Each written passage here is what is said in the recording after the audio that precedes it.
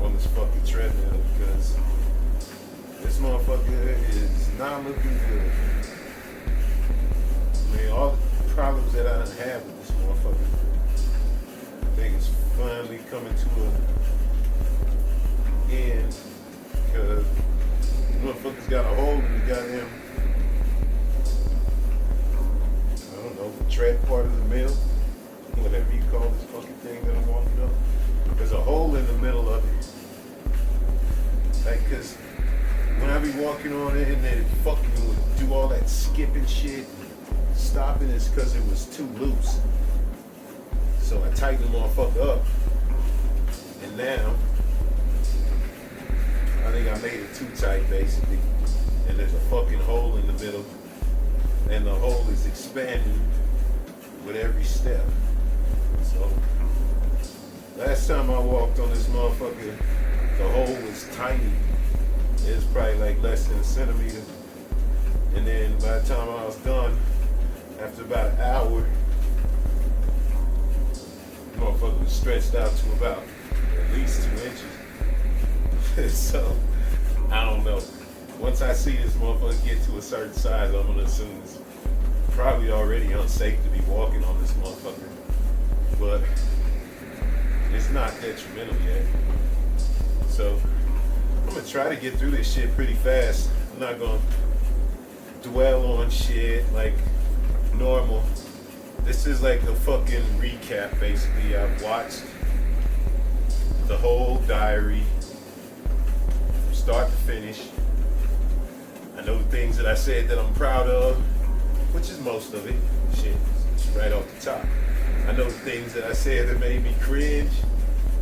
There's not a lot of shit that I said that I disagree with, flat out. I think pretty much everything I said was me. You know what I'm saying? Everything that I drew up from memory, it was honest how I seen it. You know what I'm saying? Somebody from a different perspective might see shit completely different. But the way I see shit,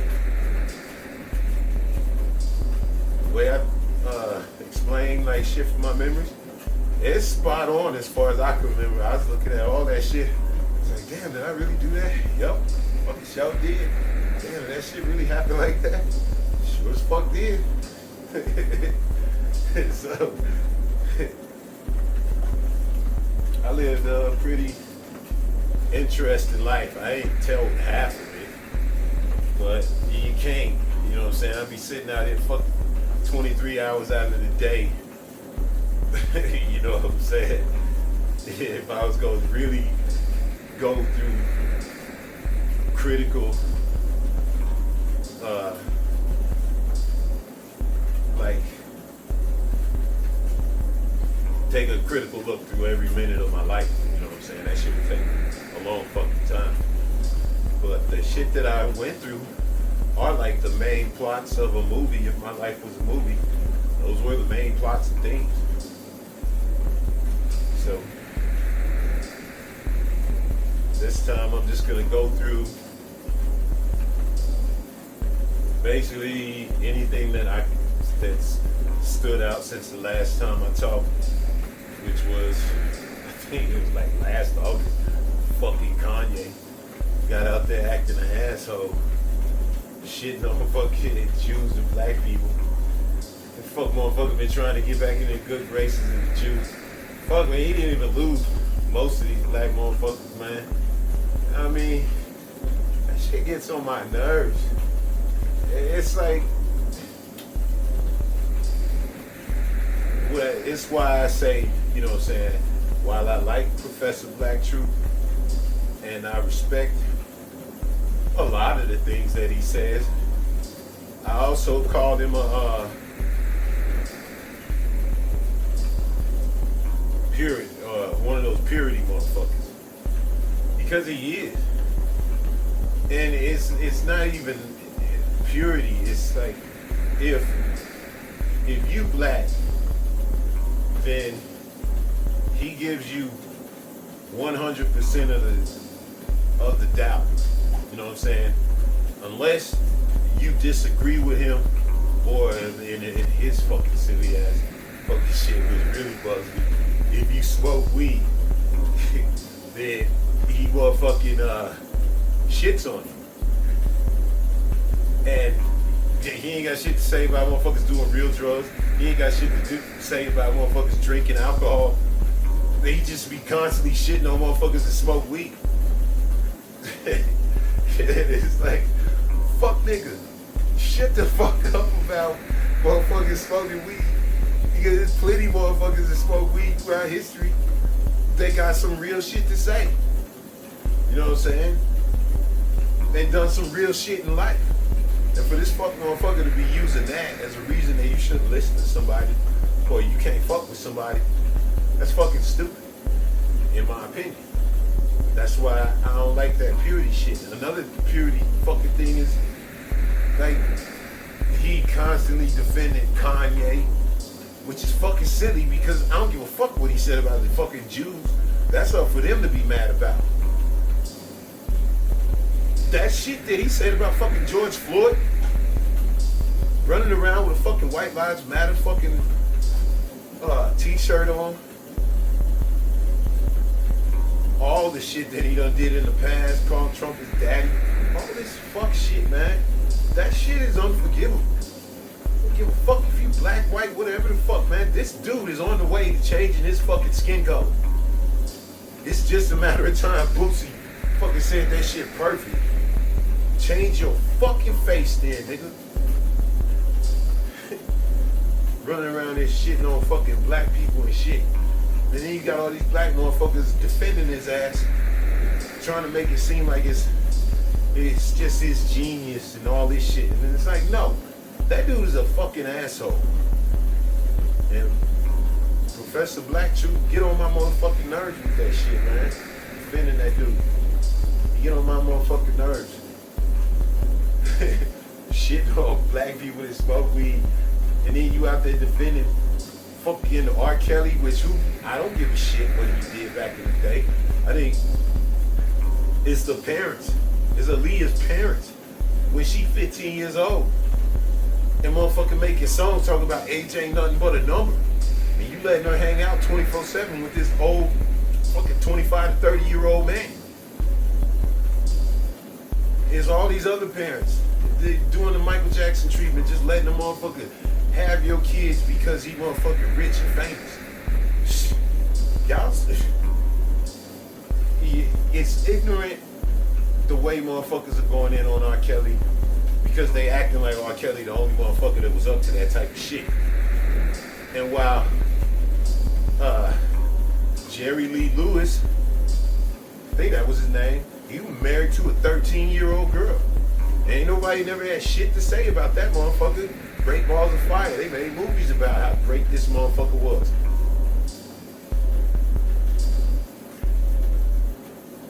I'm not saying what R. Kelly did was right, especially fucking with younger girls under 18.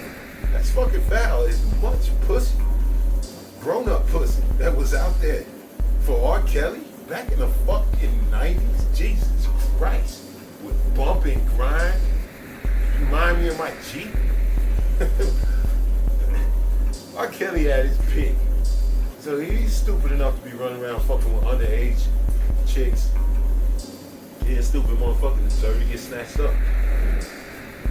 But just fuck all these motherfuckers pretending that R. Kelly is the only motherfucker that was fucking around on some foul shit back in the day is fucking silly. Pretending that these black motherfuckers is the only ones that be doing it. Like these fucking rock stars and these goddamn country motherfuckers ain't out doing the exact same shit. It's fucking silly and it's fucking gross. And it starts to piss a motherfucker off.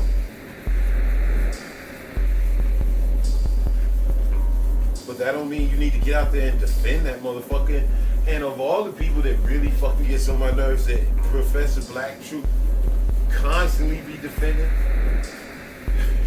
fucking Bill Cosby. Because once again, I don't give a fuck personally about what fucking Bill Cosby did.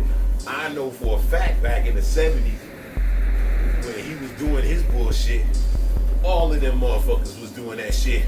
And 85% of the fucking broads knew goddamn well what them drugs that he was giving them was gonna do. Now, somebody coming over for career advice and you take advantage of them and fucking drug them and fuck with them, you are a fucking piece of shit. You're a fucking rapist. And that's what fucking Bill Cosby did. But there are several times when motherfuckers is just out partying and taking drugs. And now, if he's fucking taking advantage of bitches after they pass out, that's fucking foul. And in any circumstance, it's never gonna be okay unless it's your wife and y'all got, or your girl, and y'all got that type of relationship where it's cool. But to do that shit to a stranger, you know you foul. You know you foul when you doing it. So, to me, Bill Cosby ain't fucking gross because he supposedly fucking banged a bunch of chicks back in the 70s and shit. Bill Cosby is a fucking hypocrite.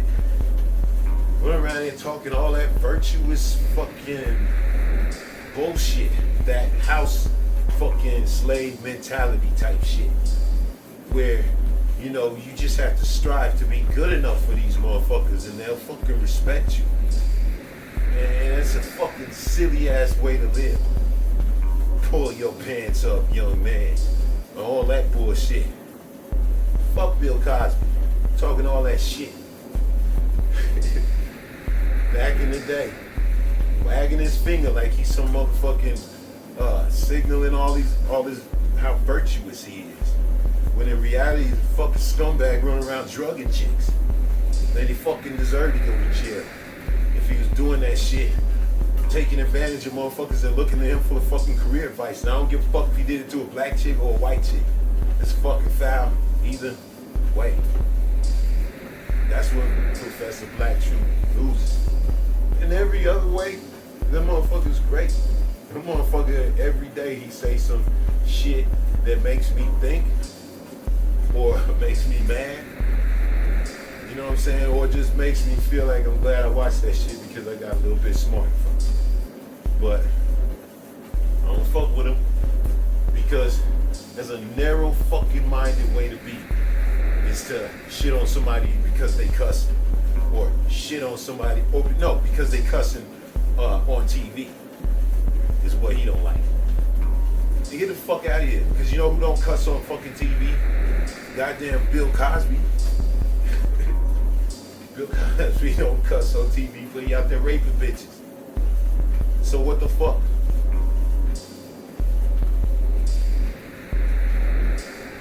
I don't think you showing your blackness by motherfucking forgiving everybody, even the hypocrites and the liars and the rapists. I don't think that's motherfucking being B1. I think put black people first. Fuck yeah. I look at myself as black first. Because if I motherfucking see any other part of society, any other group from society jumping on a black dude, I'm gonna jump in that shit. I'm gonna fight for that motherfucker. I've done it. Fucking strangers. Gang of motherfucking Polynesian motherfuckers jumping on one black dude. And I fucking jumped out and fucking did something about it. So I know I will fucking do something about shit. If I see any motherfucking group fucking with a black motherfucker, I'm jumping in for the black motherfucker. With the one exception, if it was a gang of white people, I wouldn't give a fuck. If they was jumping on a fucking black cop, I would not jump in that shit. I wouldn't. I mean, if I knew the motherfucker personally to be like a good person, then maybe I would. But other than that, if it was just a stranger and it was a cop and he was getting fucked with by a bunch of white motherfuckers, fuck no, I would not jump in there. I don't think black people are black. I mean, black cops are black. That's something I just absolutely, when I fucking watched my motherfucking diary, I came to that conclusion of how I believe. I'm not saying this is fucking how motherfuckers should believe or society or any of that shit. From my interactions with motherfuckers, that's just how I believe. Fuck. It is April 15th, 2023. Walking up the treadmill probably for the last time. I ain't watching no motherfucking TV. I'll just put some goddamn music over the background later when I edit the shit. I've been editing my shit with U-Cut. You know what I'm saying? Trying out different experimental shit. It's kind of fun fucking with that shit, but there's just a lot more important things to do than sitting around playing on the goddamn editing machine. So, you know, I'll throw some music in the background and shit like that, but I ain't trying to get too fancy with it because it's just no sense. But yeah, I mean, that's some of the stuff that's been going on. That's like the main motherfucker I've been watching lately off YouTube is Professor Black Truth. I like that motherfucker up to a point. He ain't no Dr. Claude, but even Dr. Claude ain't perfect. You know what I'm saying? I think it's just disappointing because, I mean, like I said, I've still never seen Professor Black Truth. He could be a white dude in reality because he sound white. Like his voice inflection, he ain't got no bass in his voice, and everything he say is black as fuck. He even shit on the church, even though a lot of the fucking virtue signaling sound like it comes straight from the fucking church. But he'll get down on the church too. I don't mind motherfuckers that say, hey, you can do better with your life if you try this and that. You know what I'm saying? But to straight up impugn a motherfucker as being bad or not worth listening to simply because a motherfucker smokes weed, then you ain't got shit to say about motherfuckers drinking and doing all kinds of fuck shit against your race simply because they bad. This motherfucker, even he was trying as hard as he could to not fucking do it, but he couldn't help himself. He was defending Clarence Thomas because fuck motherfuckers are coming after Clarence Thomas, who is a fuck motherfucker himself. So fuck that motherfucker. Let that motherfucker go down. Hopefully replace him with somebody that actually gives a shit about black people. But no, because motherfuckers are fucking with goddamn Clarence Thomas ass white media, this motherfucker gotta go out and all but, you know what I'm saying, go after the fuckers that are going after fucking Clarence Thomas. He was defending Clarence Thomas. Not necessarily defending Clarence Thomas, but showing indignation at the white motherfuckers that were going after Clarence Thomas because they don't go after the other white motherfuckers, scumbags on the Supreme Court that we know are up to the same fuck shit. But once again, those white motherfuckers, dirty white motherfuckers on the Supreme Court, fuck them. What the fuck are you gonna do about them? It's the people that are fucking down with that shit that are the goddamn problem. But Clarence Thomas is one of us, and he's fucking us over, so we should have more wrath for fucking Clarence Thomas. Just like the fucking feminists should have more wrath for fucking whatever that chick, I forgot, Amy, whatever the fuck, the Supreme Court asshole. That's the last one they got put on the Supreme Court. Feminists should have way more problem with her. And the shit that's going down with abortion than any of the men. The men are fucking scumbag and you know goddamn well where they stand. But she is the one that is stabbing you in the back. And the other motherfucker that you should have enough fucking room for a little fucking wrath sent her way was Ruth Bader Ginsburg.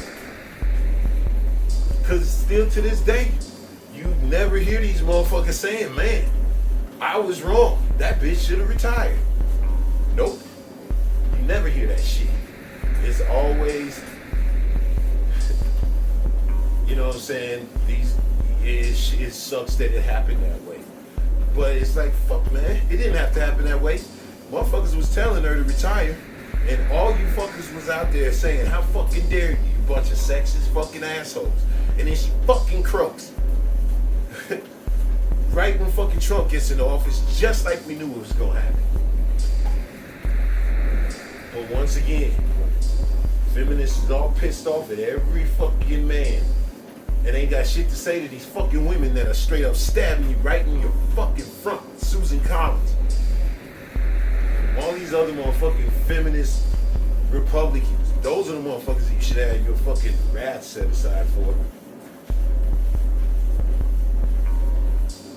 Professor Black Truth shouldn't give a fuck about no goddamn Clarence Thomas getting fucked with. Basically, I guess that's the gist of my fucking problem with this dude. I like what he say. I don't like the fact that I don't know what he looked like, and I could be cheering on a motherfucking white dude that just talks black. I don't know. I mean, I feel like I could probably find out who he is. I just don't like Googling people. I think that's like fucking invasion of privacy and shit. The motherfucker want people to know who he is and what he look like. He will put it out there. He clearly doesn't for some reason. So, whatever reason, that's on him. God, that would be fucked up if this dude turned out to be white.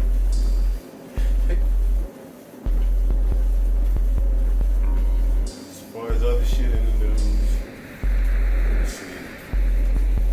God damn, it was way back in August the last time I talked. I think Brittany Griner was either about to get out of jail or had just gotten out of jail last time I talked.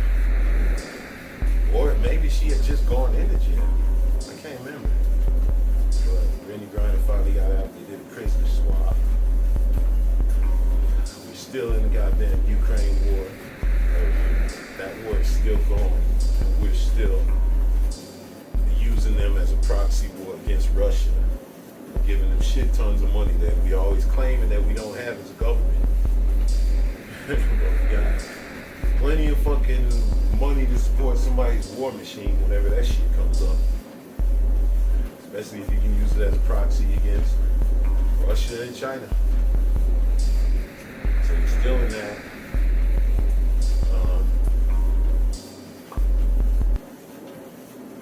That fucking Anna chick from the Young Turks has been getting kicked in the dick by the supposed left. Because I'm so sick of these fucking soft ass bitches. Like the Rational National getting acclaimed. Who and what the fucking left is. These dudes, if they are left, they so fucking pussy that it's like, shut the fuck up and get to the back of the fucking bus. If we ever had any real fucking static in this country, do you really, as a fucking Democrat, as a fucking liberal, do you really think if shit came down to it, you could count on motherfuckers like the Rational National to help? Does anybody just so fucking mistakenly, I mean, unless you a gay dude or a fucking trans dude or somebody that needs goddamn that type of superficial fucking help, yeah, these motherfuckers would be there in an instant. But I'm talking about physical backup from motherfuckers that are trying to bring drama to your ass. You believe the Rational National and them type of dudes would do anything other than run? You are fucking tripping. These fuck motherfuckers are constantly, with the shit they talk, are constantly trying to get us to fight the fucking Republicans. Physically, I think. But definitely mentally, they want a constant war with the fucking right. But do you think if that fight ever got physical, those motherfuckers would do anything other than just straight up run and hide like a bunch of bitches, leaving us to truly do the actual fighting? Get the fuck out of here, lefty white motherfuckers. God damn, y'all prove every time to be disappointing. Seriously. I don't even like Anna. I think she's like a shitty person. As like last time I fucking was talking to her, I think I described her as one of those fucking lefties that are turning liberal right before our eyes. She's turning into a fucking Hillary Clinton. Because she called Whoopi Goldberg, who does say a lot of stupid shit over fucking her time being on The View and shit. She has said a lot of dumb shit. But for Anna to call Whoopi Goldberg stupid because she said Jews are not a race, they're a religion. That shit was stupid of Anna, and it fucking pissed me off. And she was living in the same fucking silly ass bubble where you can't even mention the word Jewish without being anti-Semitic, unless you're a white Jewish person. If you black, shut the fuck up. It's basically what she was saying. And that bitch pissed me off with that shit. Now she getting kicked in the dick because she said, I'm a woman. I'm not a bleeder. I'm not a breeder or a chest feeder. Like these fuck motherfuckers be calling women. And goddamn, it's like she fucking took a fucking gun and shot somebody in the fucking face. You would think the way the Rational National and these fucking white lefties reacted to that shit. They're like, oh, she can't say stuff like that because she's perpetuating violence against the group that's been being attacked like they've never been being attacked before. Because she said she's a woman and not a breeder. Like, his fucking rationale, this Rational National, his rationale why she shouldn't fucking say something like that is because she is using conservative Republican talking points by saying that she's a woman. By saying that she's a woman and not a breeder or a bleeder is somehow fucking offensive to these fuck motherfuckers.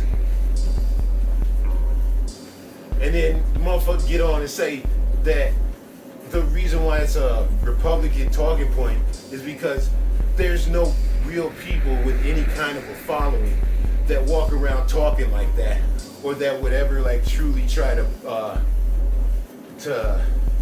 change the definition of woman, or change how you describe a woman as a breeder or a bleeder. But it is fucking bullshit. I've heard it. I don't even be on the fucking social networks. Barely ever. You ain't never gonna catch me on any of these motherfuckers. I might be on Facebook once in a while, and I've been off of that shit for a long fucking time. You ain't never gonna catch me on that shit. Except for fucking YouTube. And I see fucking trans people like snarky in a like real condescending way, talking shit. And I don't give a fuck what kind of fucking following they have. I don't give a fuck if they got one motherfucker watching their video. If you calling somebody a fucking bleeder instead of a goddamn woman, that is fucking disrespectful. You know it is. So why the fuck are you acting like it ain't? That's what's so fucking insulting. It's like, you know goddamn well some motherfucker walk up to your mama and call your mama a fucking breeder, you would have a fucking problem with that shit. Rational National. But you act like you wouldn't. You act like we shouldn't. That's fucking insane. Man, these motherfuckers get on my nerves with this fake shit, because I know in real life, like I said, they don't react that way when it's somebody fucking with them. But Anna's supposed to sit back and be like, oh yeah, I'm a breeder, I'm a bleeder. I see these motherfuckers every single fucking time I see one of these motherfuckers, they talking about cisgender this, cisgender that, this cisgender male.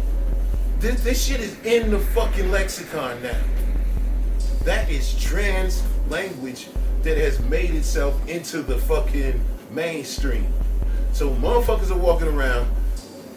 You might not fucking run into people like that, Rational National, because you try. I think you're lying, honestly. I think that motherfucker is lying. That motherfucker knows goddamn well that language, calling women breeders, and shit like that. You're not even just women, calling all fucking people that are straight that shit in a real insulting way. that shit goes on fucking social media, and you fucking know it, and you're acting like it don't, and it's just real fucking. It's disrespectful. You know it's disrespectful.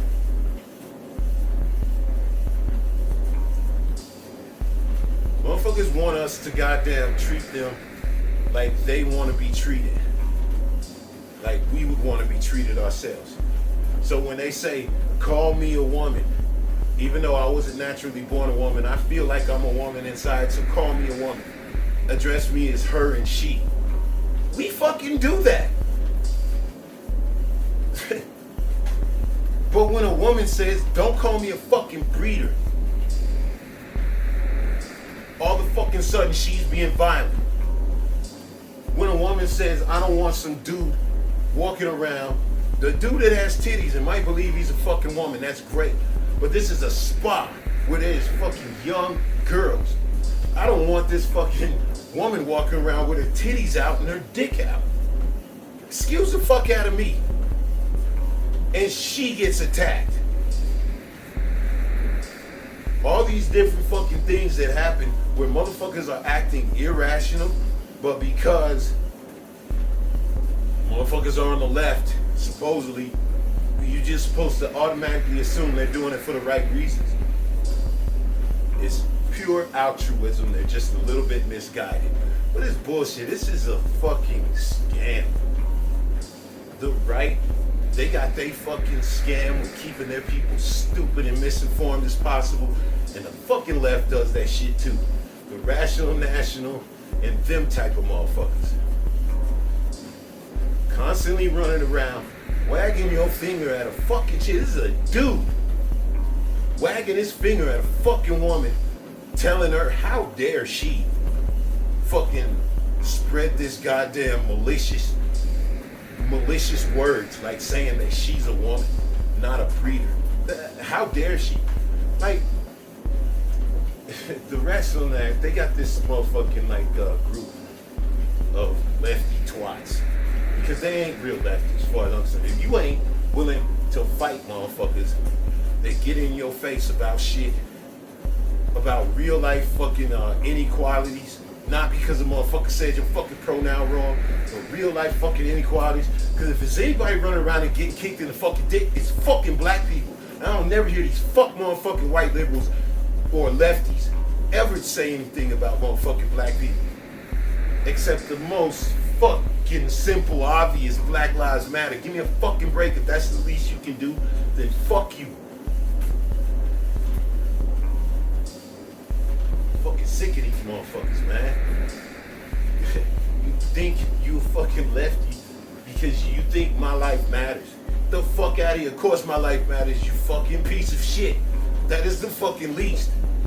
You ain't a fucking lefty. If you only fucking things that you are running around here and you, injustices that you see is the fucking shit that these sensitive ass trans motherfuckers are going through. That shit is a personality quirk. It's insane the way a big chunk of fucking people in this goddamn country have just totally fucking bought into the fact that little kids that want to fucking be a different goddamn gender, let them do it.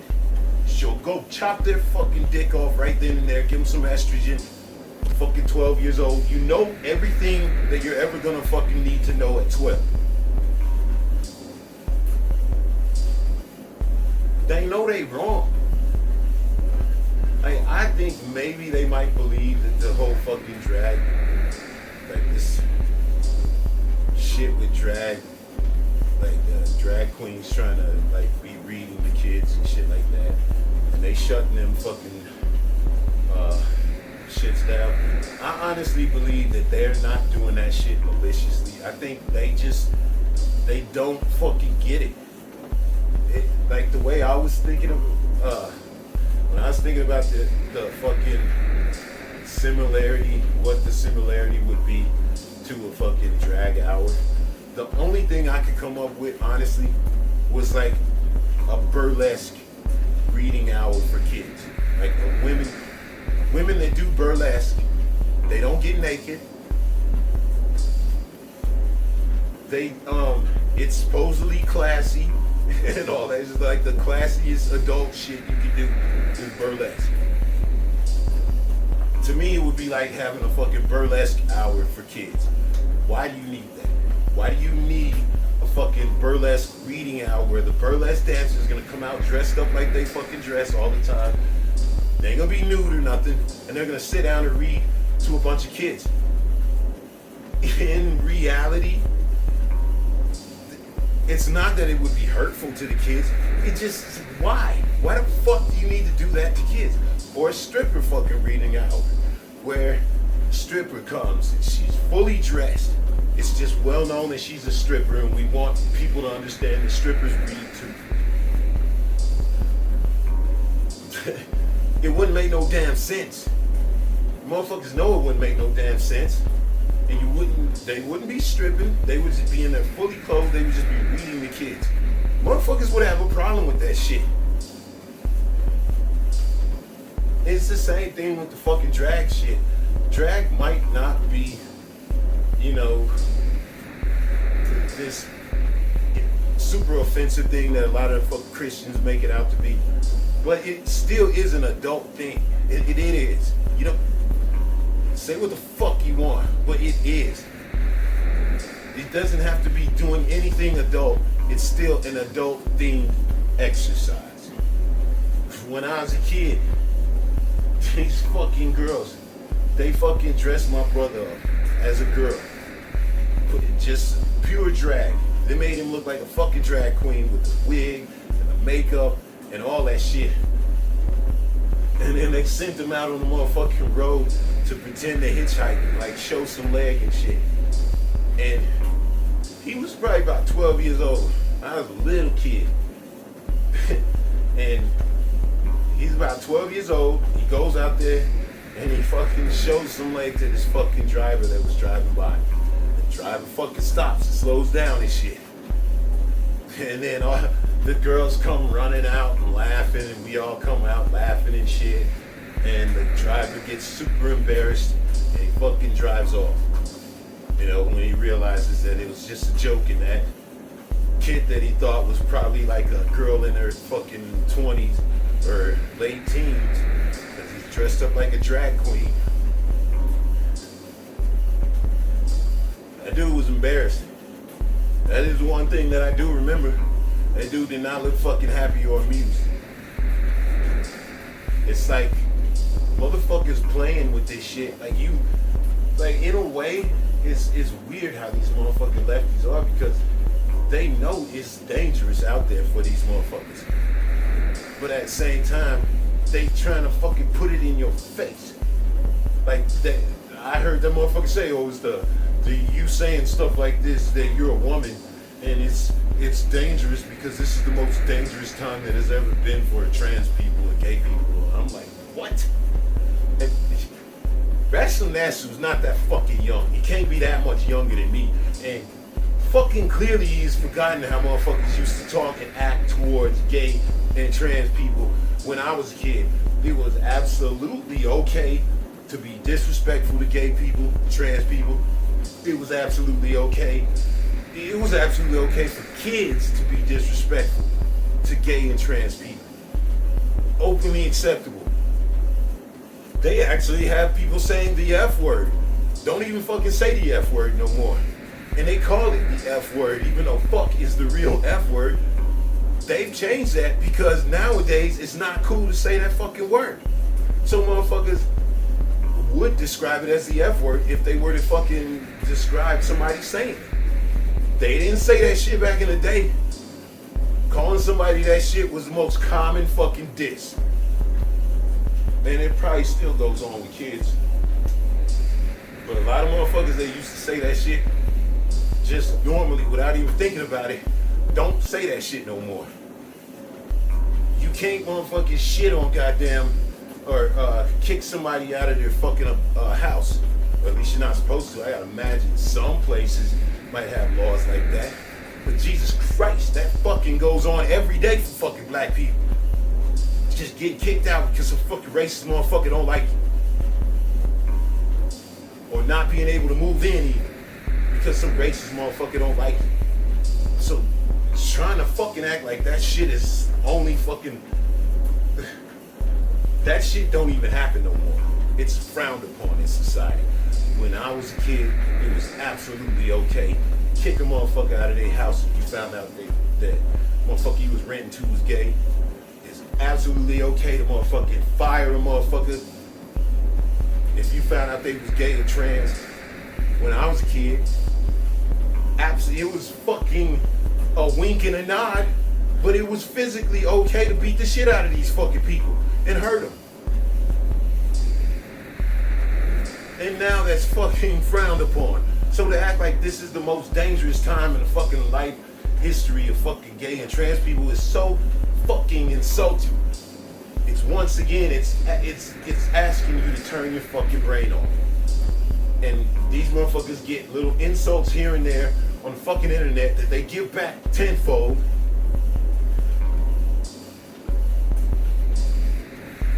And that equates to being the most dangerous time in fucking history. When I've seen fucking, I haven't even seen the fucking most dangerous time in fucking history for gay motherfuckers. But I know it was gay motherfuckers getting killed and getting beat up. And I knew it was absolutely okay to disrespect grown-up gay motherfuckers when I was a kid. And that shit ain't like that no more. So it is not the most fucking dangerous time in history for fucking gay and trans people. Matter of fact, most of the time you see gay and trans people on the fucking internet, you see them getting in motherfuckers' faces. 10 fucking gay dudes fucking snatching at a fucking dude's sign and tearing his sign apart. I ain't fucking forgot about that shit. A bunch of gay fucking dudes and trans dudes and girls getting up in this chick's face because she was fucking protesting the people for not kicking that fucking dude out there swinging his dick in front of a 9 and a 14-year-old. But they're under such fucking danger that they can get out there in these crowds and fuck with people and yell out, he's got a weapon and shit like that. And that's supposed to be okay because these motherfuckers have been persecuted. But you fuck motherfuckers ain't got shit to say to people that have been truly persecuted because we don't fit your motherfucking criteria because our fucking skin color. Fuck you fucking white lefties. And obviously the right ain't even worth a mention, but you white lefties are fucking disappointing. Seriously. The shit that you fucking assholes be bitching about when all this real shit is out there. Real shit going on every day. You fuck motherfuckers ain't got shit to say. It's a fucking con job. Anyway, that's basically the goddamn news I've been watching. Lefties kicking themselves in the dick over this silly ass bullshit. Goddamn, if it ain't fucking Dave Chappelle, it's the baby. If it ain't the baby, then it's fucking Anna all of a sudden. Somebody who I really don't like, but she didn't say nothing wrong. It's such a stupid argument. How dare this woman say she's a woman? Y'all people suck. Seriously, I am so fucking done with the Rational National. I tried. Every once in a while, like, it seems like every time I watch this motherfucker, he say something so stupid and annoying that I just can't do it, and I won't go back for a while. And I just tried it again, like today. I was like, man, let me see what this motherfucker talks about, because sometimes I do agree with the shit that he say, but he's so soft that I just can't stand it. And it just was just totally confirmed today when I check in with the Rational National, see what these motherfuckers got going on, and he's bitching about Anna saying that she's a woman. And he's bitching about the fact that she didn't come out and apologize. She doubled down, tripled down on it. I would have apologized. You a fucking Canadian. Of course you would have fucking apologized. It's fucking disgusting. White fucking liberals, man. God damn.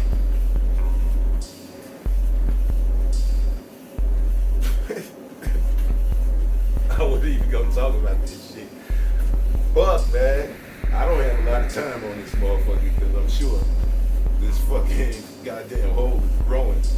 Fucking dwelling on these fuck motherfuckers and they weak pussy assness. God damn.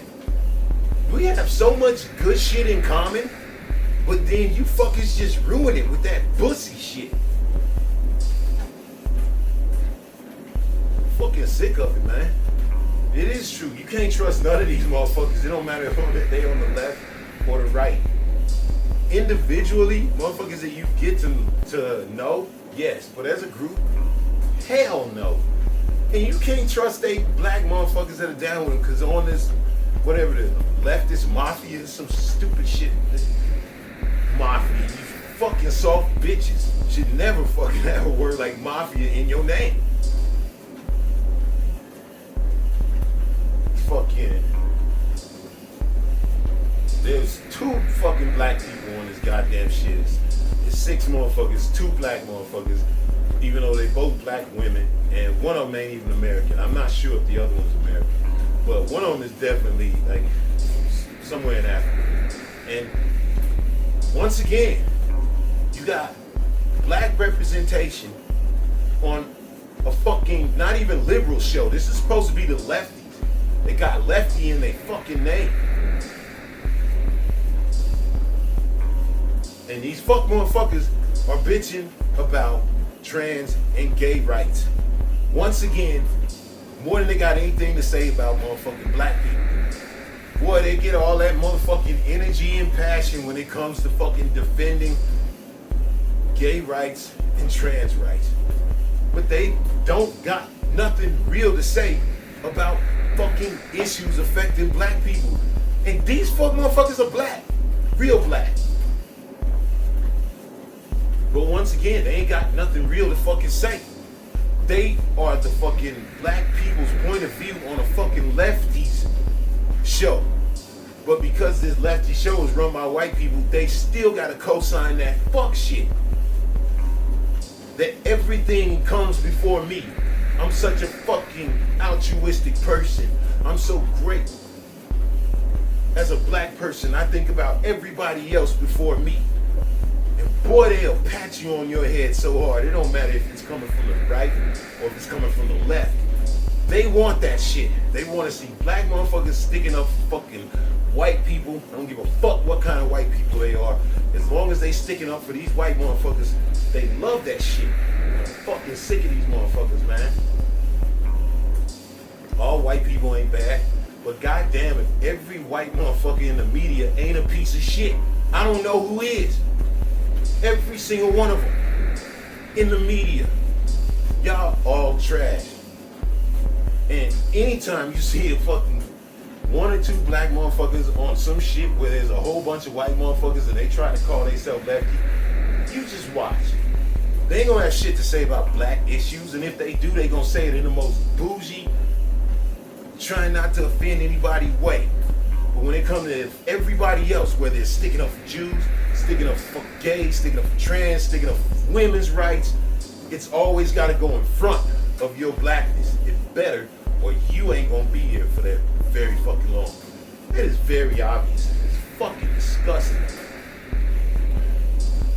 Because in reality, what's the difference between Ben Shapiro and the Rational National? What's the difference between the Crowder fucker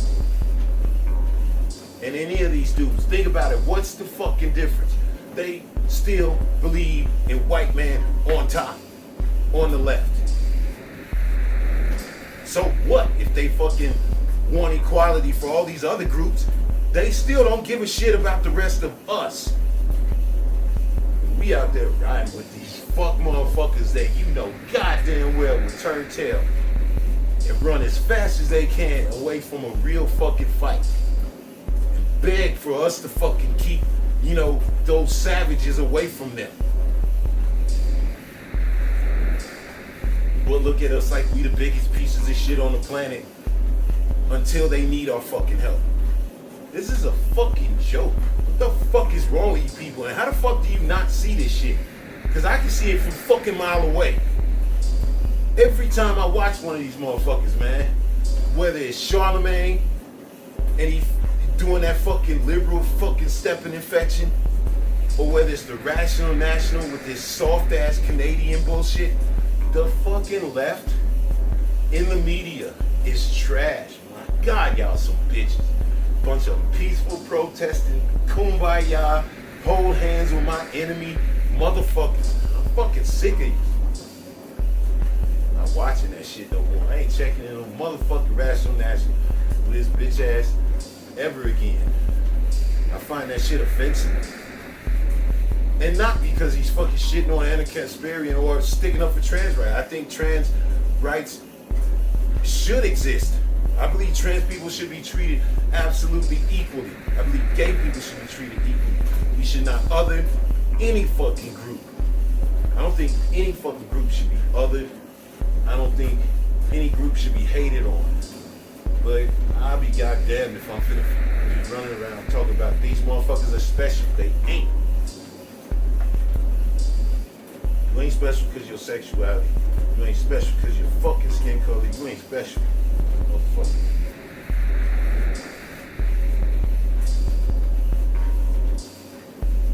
Damn, what the fuck is this motherfucker doing? Don't tell me this motherfucker dead already. Fucking kidding me.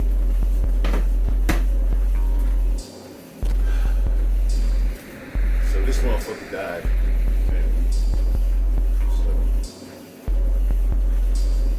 I don't even know what the fucking next subject I was gonna talk about. Because I got fucking yapping about this stupid ass silly fuck shit. Fucking charge this fucking piece of shit over.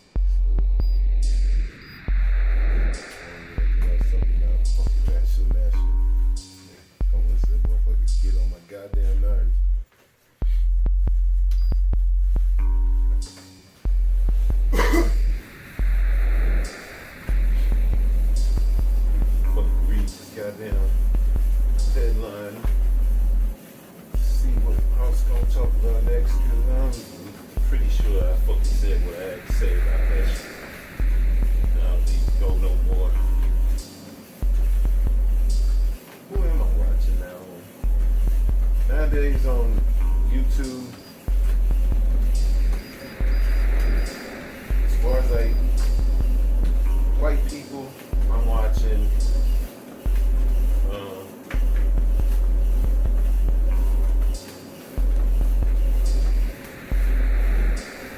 still April 25th, 2023. Walking on a treadmill. It's fucking colder now, so I put on a goddamn bigger jacket. I ain't trying to be like wearing a bunch of different shit. Hoping this motherfucker don't die before I get done. But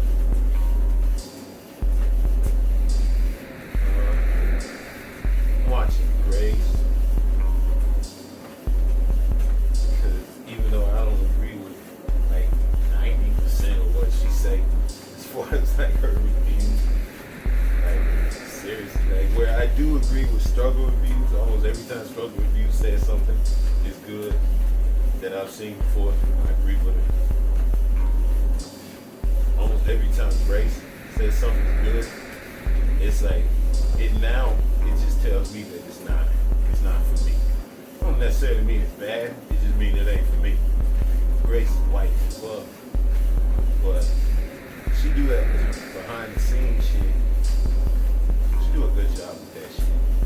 As far as like yapping about what goes on behind the scenes in Hollywood. I like that part.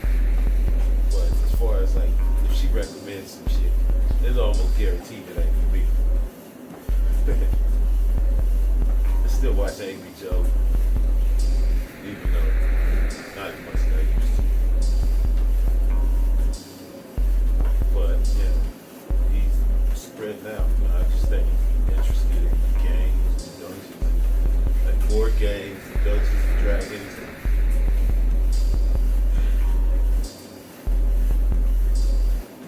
lot of the game and shit, man. It's just not for me. I don't mean it bad. I mean it ain't for me. As far as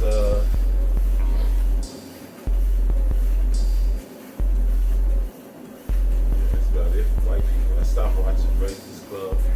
Like, I watch that shit once in a while, and it's got to be purely just entertainment. Like, where I know they ain't gonna be talking about nothing serious. Fucking walk in, peek in real quick. And if it's about something entertainment that I care about more than average. Like, I'm not gonna look at every little thing that they put out and shit like that, like I used to. Cause, yeah, I think I might have watched maybe one segment, one like 5-minute segment of it in like the last 2 weeks.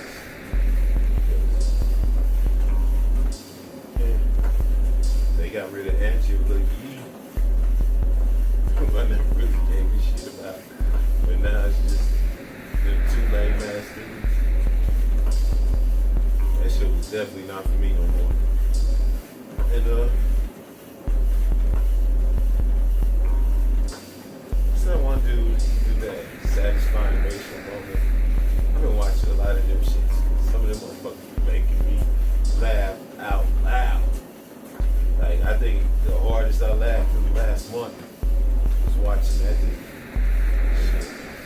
He be putting out some daily dose of internet type shit, but they always win. Some white motherfucker getting they come up with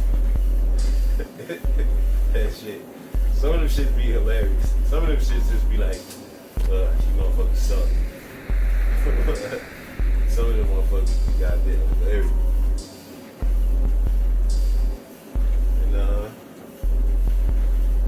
watching a lot of Professor Black Truth.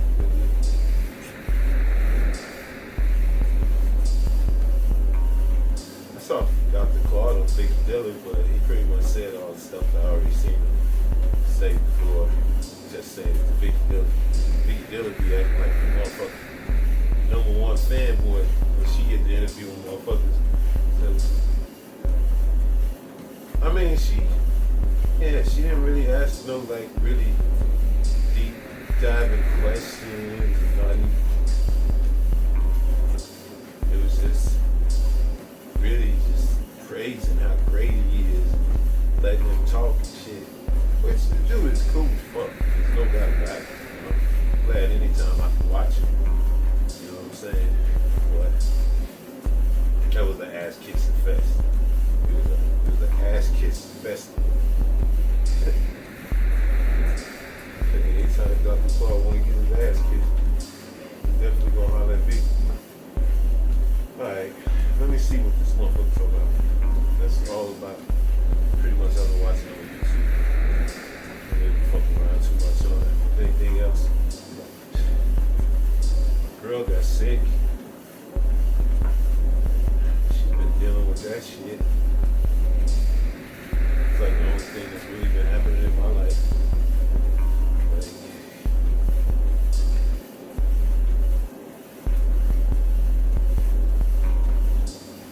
I don't know. Just rooting for it. Like, fucking weird. But I don't know. I don't know how much she's gonna be talking about that shit on my diary. But I'm rooting for it. Just leave it at that.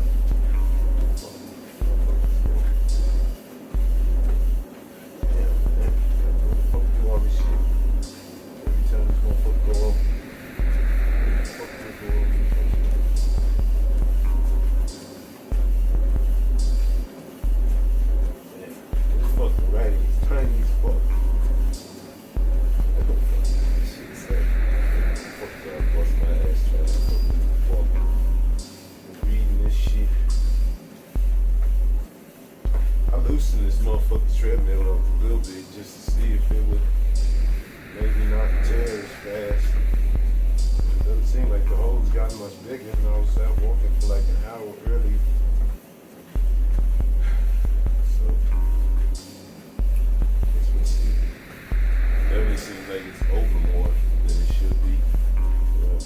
It's so hard to fucking this motherfucking shit right. It's fucking annoying. I just don't want to bust my ass.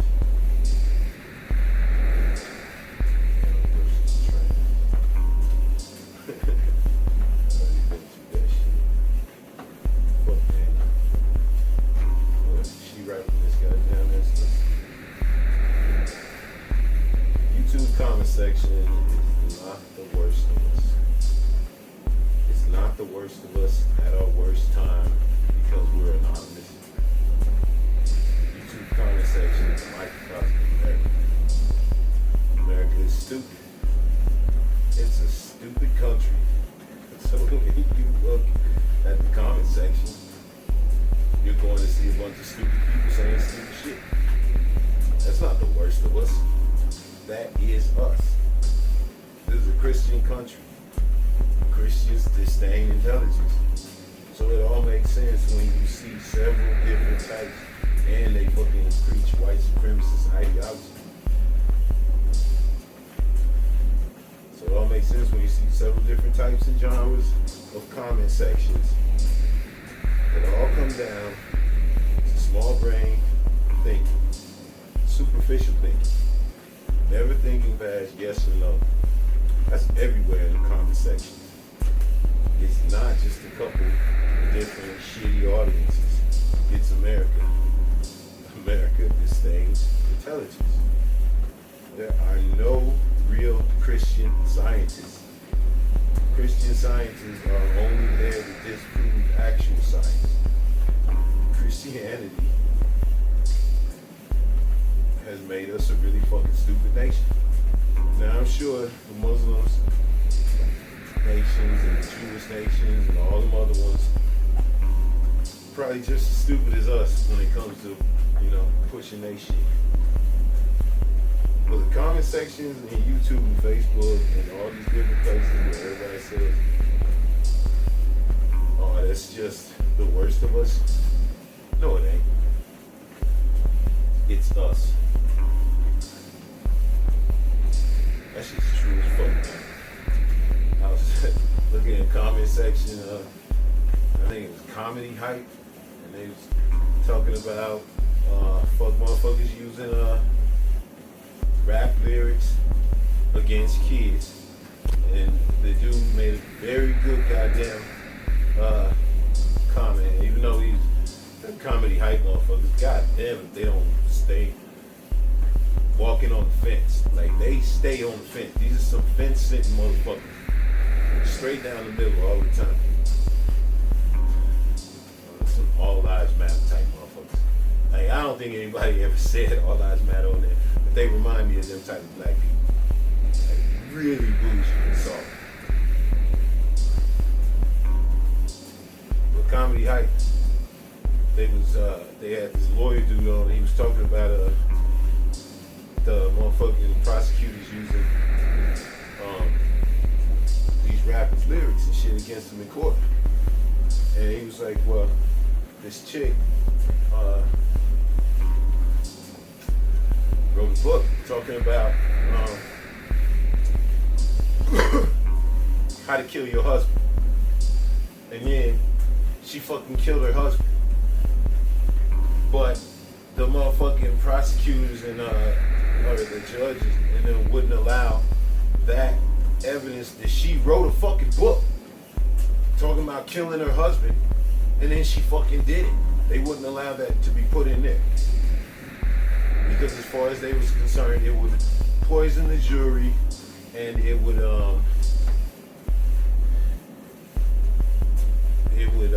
affect her innocence before being proven guilty type shit. So they didn't allow it. But in the same breath, you got all these fuck motherfuckers that will acknowledge that shit happens and they okay with it. And they think that it's okay to be locking up rappers for the shit that they say. There was a fucking interview with this Peckerwood prosecutor. I think it was either in Wisconsin or Minnesota. One of them fuck motherfucking sounding motherfuckers. And The motherfucker said, if a rapper says something in his fucking lyrics, then I'm gonna hold him to that as the truth. Like, he said it was that simple. Like, the reporter was like, wait a minute, like, you don't even, you've never heard of fiction? And he's like, no, this is not fiction. These guys are killers. It's just that simple. A black motherfucker says something in a goddamn song, if it is violent or negative in any way, and this motherfucker says there's no such thing as fiction or First Amendment when it comes to these fucking black kids. Fucking white dude can say whatever the fuck he wants in a country song. They can say whatever the fuck they want in heavy metal. But it's these black kids. There's no such thing as fiction. Like, fuck motherfucker actually got up and said that shit, and he's probably still fucking employed. You got fuck motherfuckers like Fanny out in fucking Atlanta doing that shit. And I made a fucking point that Jay-Z fucking said, because one of the fucking, this main lyric that this asshole, Fanny, is trying to say that fucking Young Thug is some kind of goddamn mafia boss, is he said something about, I ain't never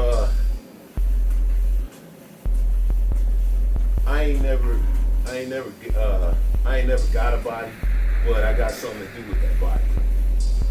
He said something to that effect.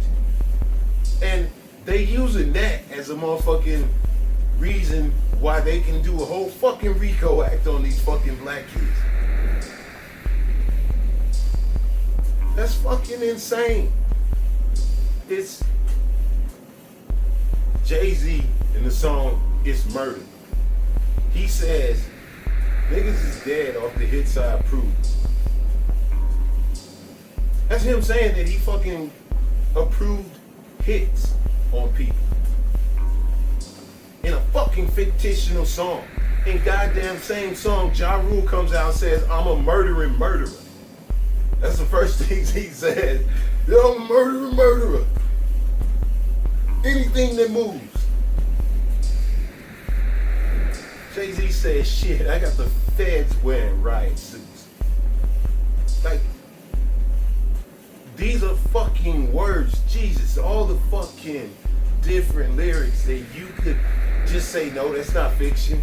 That motherfucker said it. You could lock up every single black motherfucker in the goddamn history, or at least from the 90s, in rap. You could lock them all up for some shit that they fucking said, if it was that fucking simple. But these simple-minded dipshits are fucking doing it all over the goddamn country because this fucking country is racist and stupid. It's just a fucking fact. These motherfuckers in this comment section were talking about, well, it was really this simple. These guys are saying they committed crimes. So they shouldn't be surprised when the cops and the prosecutors go after them. That's what 90% of this lame ass comment section was fucking saying. That what? Fiction? Fiction don't count for these fucking black kids. Black kids are fucking violent. And these black kids are fucking rapping about violence. So we should lock them up. And I'm telling you, that is the fucking prevailing winds in this fucking comment section. Of motherfuckers that think they being fucking witty and smart. And they literally heard a motherfucker tell you that a white fucking woman wrote a fucking book about killing her fucking husband, then it wasn't allowed into the fucking murder case against her when she actually killed her fucking husband. But you fucking dimwits totally fucking ignored that shit and just said, no, fiction, First fucking Amendment does not count when it comes to fucking black kids. That's the fucking problem with the comment section. You get some fucking illiterate talking that type of shit, and then you get a bunch of motherfuckers that have no fucking interest in nuance or fucking just looking past yes or no. They don't. It's fucking motherfuckers are like, yup, he's right. Kids shouldn't be saying that type of stuff. This fucking country motherfucker or old school rock, I don't know what the fuck he is. Motherfucker, can't remember his name. But he fucking starts out the fucking song, I shot a man just because I wanted to watch him die. What the fuck?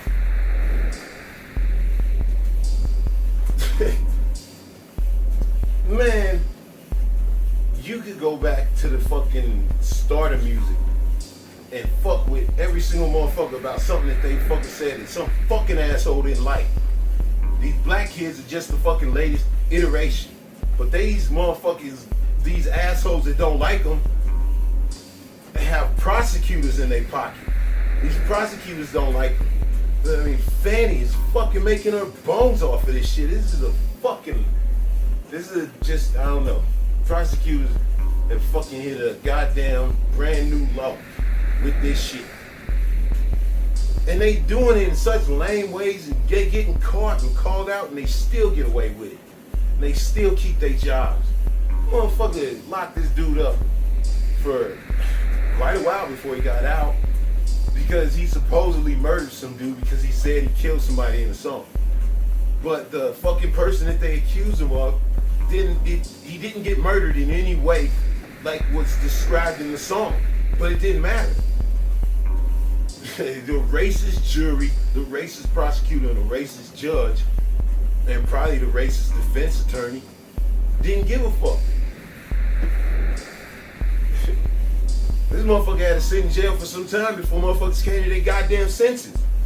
This is a fucking problem, and to have black motherfucking prosecutors out there co-signing this bullshit, man, I hope your kids get caught up in some fuck shit like the type of trash ass bullshit you putting out there, man. You put that shit out in the universe, man, it's gonna come back to you. Man, I fucking hope, because you fucking scumbag. And yes, I'm talking to the black ones. Obviously the dirty, disgusting white motherfuckers, they don't do that dirty, disgusting shit. But black motherfuckers jumping in on that shit, going after other motherfuckers' kids, boy. Fucking prosecutors. Recognizing your kids don't got no motherfucking freedom of speech neither. They better watch their fucking mouth. When they get snatched up, boy, don't come looking to the goddamn black community to fucking defend you fucking pieces of shit. That's real. Other than a goddamn cop getting jumped on by another group, a fucking prosecutor getting jumped on by another group, or a shitty defense attorney. Yeah, I would not fucking help. I would not fucking twitch a muscle in their direction.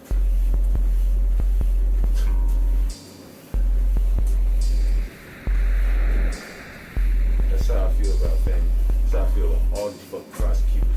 That's how I feel about all these fucking people in America that are up to this fuck shit. The comment section is not the worst of us. The comment section is us. Bunch of no-thinking motherfuckers that automatically say what the fuck pops into your brain without any kind of motherfucking thought behind it. I've seen so much of it. You know what I'm saying? I stay the fuck out of that shit most of the time. That's probably the first time I've been in the comment section. But it was such an obvious thing to fucking comment on from the way I'm thinking that it's like, what the fuck is wrong with you people? This motherfucker literally just said there's white people out there that say all kinds of shit that doesn't get held against them in court. But you, at the same time listening to that, you ignore it and say that it's okay to do that shit to black kids. That's either you fucking stupid as shit or you racist as shit. Either way, you need a fucking smack. That's all I got for that shit. I'm a fucking. The comment sections in Facebook and goddamn YouTube are definitely toxic. I gotta imagine Twitter and fucking Instagram, Snap, all these motherfuckers ain't no better. It's just the dumbest fucking opinion that can ever fucking come in. It's fucking sad because that's gonna be the fucking people coming out like that are gonna be taking over the world and taking over shit. It's these low information comment section motherfuckers. The comment section is all of us.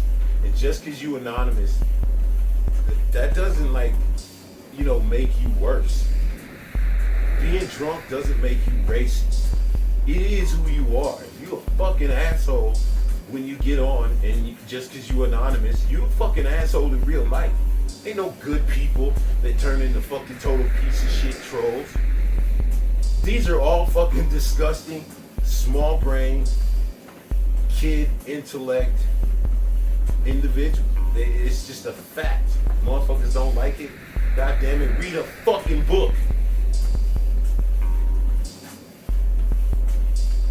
It's fucking God damn. Shit gonna get me all fucking eating to be out here fucking ever talk about this shit. But it's true, man. I could go on forever about the fucking shit I see in the comment section. The meanest I've been was being mean to some chick that was being a dick to Jay-Z on the fucking 90s hip hop comment section. This chick was being a dick. There's no doubt about it. You know what I'm saying? She come on the motherfucking 90s hip hop, shitting on Jay-Z, some blonde fucking chick, skinny white girl. So, motherfucker put her in her place because it was way too many motherfuckers congratulating her on her motherfucking lame ass snitching and bullshit.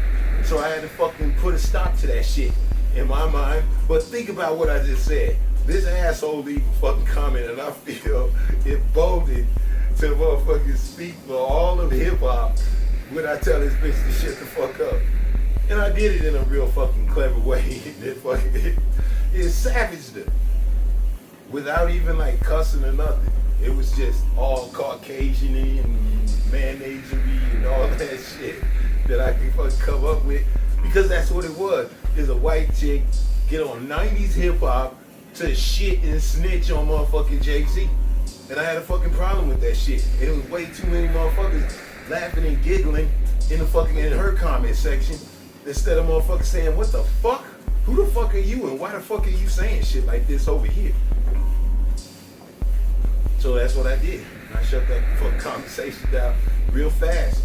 But when I fucking think about it, that was probably the fucking meanest that I've been to somebody. You know, I don't know this person and shit, but I typically ain't mean to people.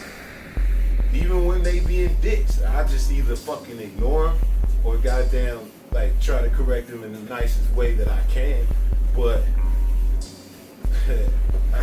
definitely the meanest I've been individually. But like I said, I didn't even cuss at it. I just kind of talked the way I talk right now. Except I was, boom, laser aiming at a motherfucking individual who a lot of people was praising.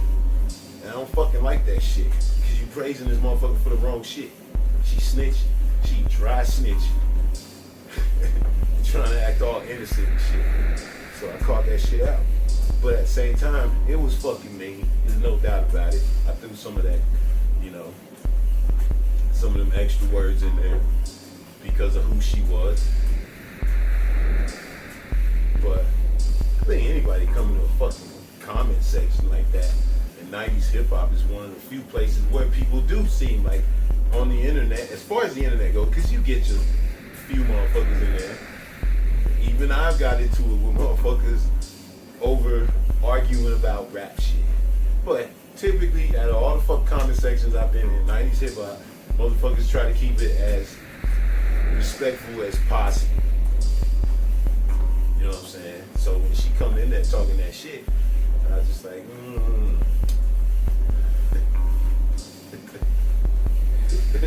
It was stupid.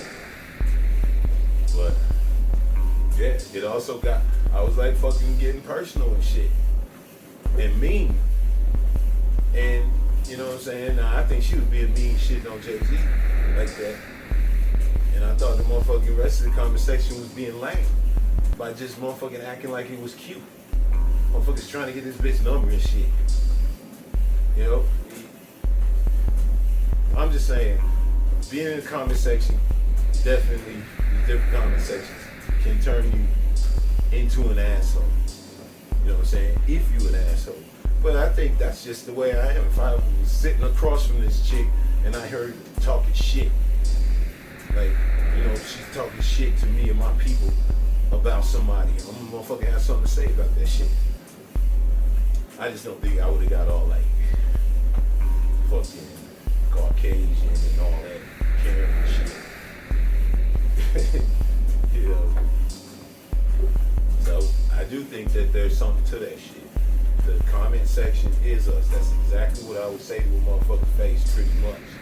Might not be as mean, but I think I would have something to say if some motherfucker came up to my face talking that type of shit.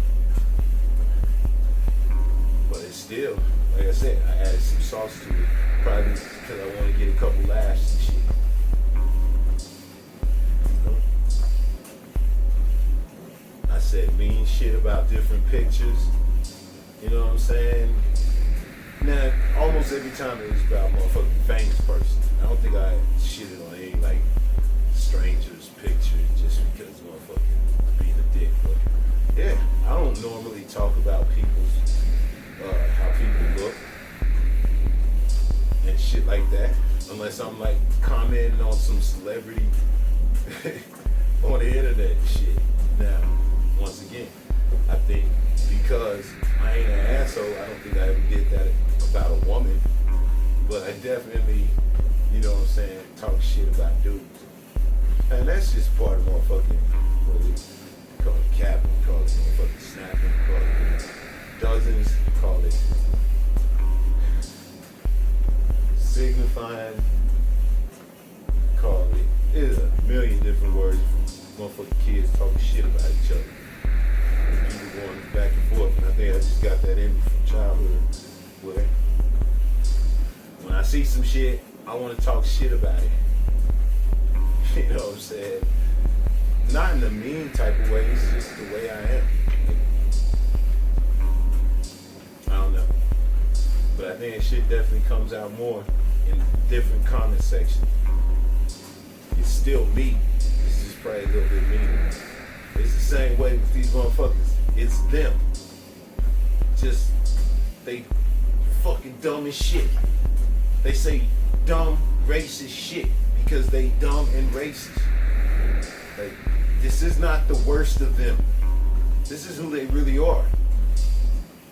Dumb, racist motherfuckers. This fucking country we live in. And look at all the shit that fucking Ron DeSantis, this fucking Abbott asshole, once again, Texas and Florida, fucking shit up for everybody. With all the shit that they doing. This asshole going after Disney for some stupid shit in Florida. Such a dumb fucking fight. While Trump is constantly kicking him in the dick. They call him a moron DeSantis. I think Trump didn't even come up with that. Somebody in the black, I think Professor Black Truth, first motherfucker I heard saying that shit. But I think that is a perfect goddamn nickname. If Trump ever get a hold of that shit, you know he's gonna start hitting with it. Trump been calling him Ron DeSantis. That's a stupid fucking nickname. All that nickname game shit is stupid as fuck. But if you gonna do it, come up with something clever. Moron DeSantis is like, wow. Like, you fucking nailed it. This Abbott asshole, just this motherfucking week running around talking about he gonna goddamn pardon this dude who definitely fucking killed somebody. Fucking, he killed a motherfucker at a protest. He like shot him and shit. And once again, you got a bunch of dumb motherfuckers saying that like midnight shit. Like everybody was white on white motherfucking crime, so we ain't got no fucking problem. But this white motherfucker was at a goddamn Black Lives Matter protest. Like I said, I don't agree with peaceful protests, but this motherfucker was a fucking ally with us. for us to be like, man, fuck that motherfucker. That's two white motherfuckers going at it. No, it ain't. That motherfucker would have shot any black motherfucker even if he got a chance. It just happened to be the white motherfucker that was around that he shot. Dude was racist and he was looking to kill somebody. He killed somebody, and this fucking governor is out there bragging about how he's definitely gonna fucking let him out and pardon him. This disabled dude, this dude running around in a fucking wheelchair is one of the worst people in the fucking country. The people that we always are told that we're supposed to be watching out for because we gotta fucking take extra care of these motherfuckers. My God. The most famous of these motherfuckers is the most low-life fucking piece of shit that I've seen in a long fucking time. He's worse than Ron DeSantis, which is pretty fucking hard. It's fucking true. That Abbott dude is the worst. He's a fucking lowlife. He gets off on it, and it's... I don't know if it's the fact that he's fucking disabled and everybody in society is taught, because of course you should look out for the disabled, that makes it so fucking insulting that he is such an extra piece of shit. But my God, it is fucking true. That dude is the worst. The fucking Texas governor. Just killing his people with his lame ass fucking infrastructure. Shit, pipes bursting all over the fucking place. From that shit to defending them fucking cops in Uvalde, Texas that sat on their fucking thumbs while those kids were getting murdered. To bragging about how he's gonna fucking pardon a motherfucker because he thinks the jury was motherfucking radical left. You can't have these radical left locking motherfuckers up for killing people. What? What's wrong with killing people? So what? He killed somebody that was an asshole.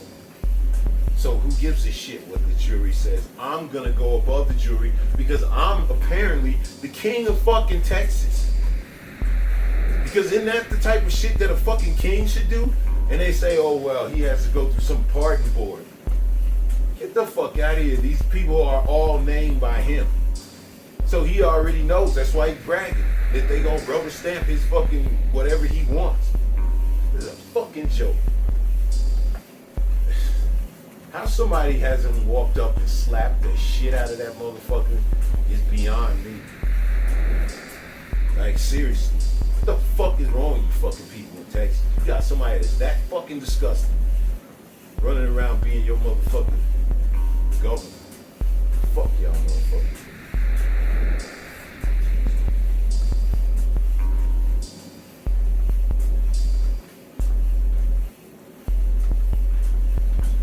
Don't be greedy. Don't be a dick. Don't be a simp.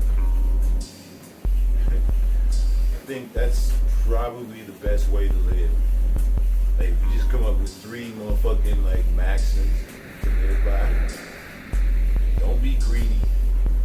Nobody likes a greedy motherfucker running around taking everything. It's okay to be industrious and motherfucking confident and try to get what's yours, but don't be that fucking dragon. This goddamn trying to take and sit on it so nobody else can get it. People fucking suck that are like that. Don't be greedy.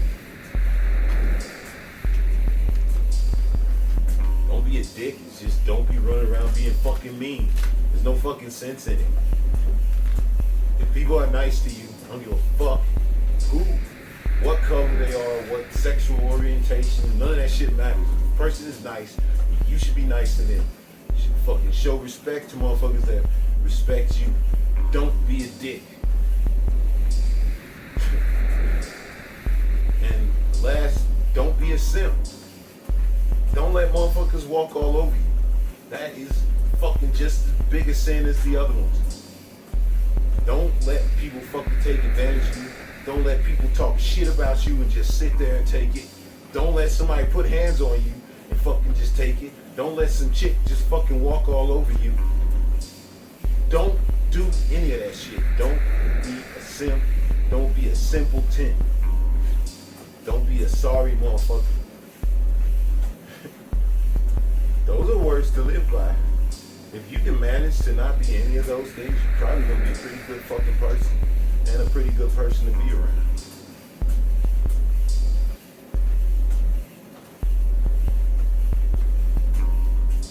Second law of thermodynamics. Disorder always increases with time. I remember when I was trying to think of the fucking second law of thermodynamics. Cause I got the motherfucking, like, my girl crocheted and shit because it's one of the fucking things that, like, that I came across that really fucking struck a nerve with me because it's true. It's fucking math, motherfucker. Disorder always increases with time. I think when I was trying to think it out, I was like, chaos always wins, which is kind of what it is. And I think disorder always increases with time is kind of my spin on it. The second law of thermodynamics is way longer, or at least it's like a paragraph or so. So this is clearly me breaking it down to the way I think it should be interpreted. And it's true. Disorder does always increase with time. Or maybe it is the exact word. I can't remember. But that is the second law of thermodynamics. Disorder always increases with time. And it's fucking true. Take this goddamn garage. It's fucking disorder. It's chaos. And it will never get better with time. Time, it'll just get more disorder, more dust, more dirty, more things will be added to it. The pie will get bigger. The only way to fucking interrupt disorder is to come in and fucking clean it up. But there ain't nothing in nature that comes in and cleans shit. It just stays disorderly and gets more chaotic. That's the universe we live in. It's pure chaos and it's only gonna become more chaotic. I think it's fucking beautiful. This goddamn chats use. Creating havoc amongst the sinister youths of our society.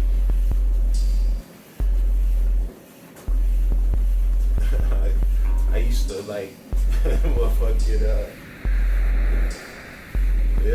not live by it, but I really fucking embrace the fucking theory of chats use and second law of thermodynamics. Chaos is just fucking natural. It's the most natural thing out there. Probably besides life and death. It's fucking chaos. And disorder.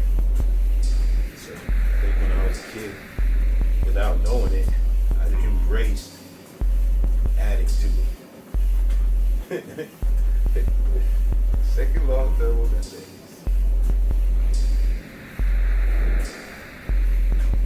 A dream from back in the day, it was like being dropped into a multiplayer. And I'd obviously never seen anything like that. When I was a kid, I'd never experienced anything like war. Personally, I think if anything, it's a past life experience. And that's what that dream was. Yeah. I had that vivid ass dream when I was like 4 through 6, where I would have this reoccurring dream that I was falling. I was in a helicopter and I was going over this motherfucking lush, green, bulbous tree type forest. It almost looks fake now back in my memory. I'm in a helicopter and all of a sudden I'm falling out of the helicopter and I fall into this fucking forest, and for some reason I don't get hurt. I think I might have even done one of them superhero type landings that they show, like when you just step off and you just boom, land down and you just come down on one knee almost. I feel like I did something like that, or if I fell through on my back and I like almost cat turned, or somehow I landed and I wasn't hurt basically. And I land and I hear some like motherfucking troops like marching towards me. So I don't got no gun, I don't got nothing. So I look around and I run, silently. I'm running through this fucking forest. Nice cleared out path type forest.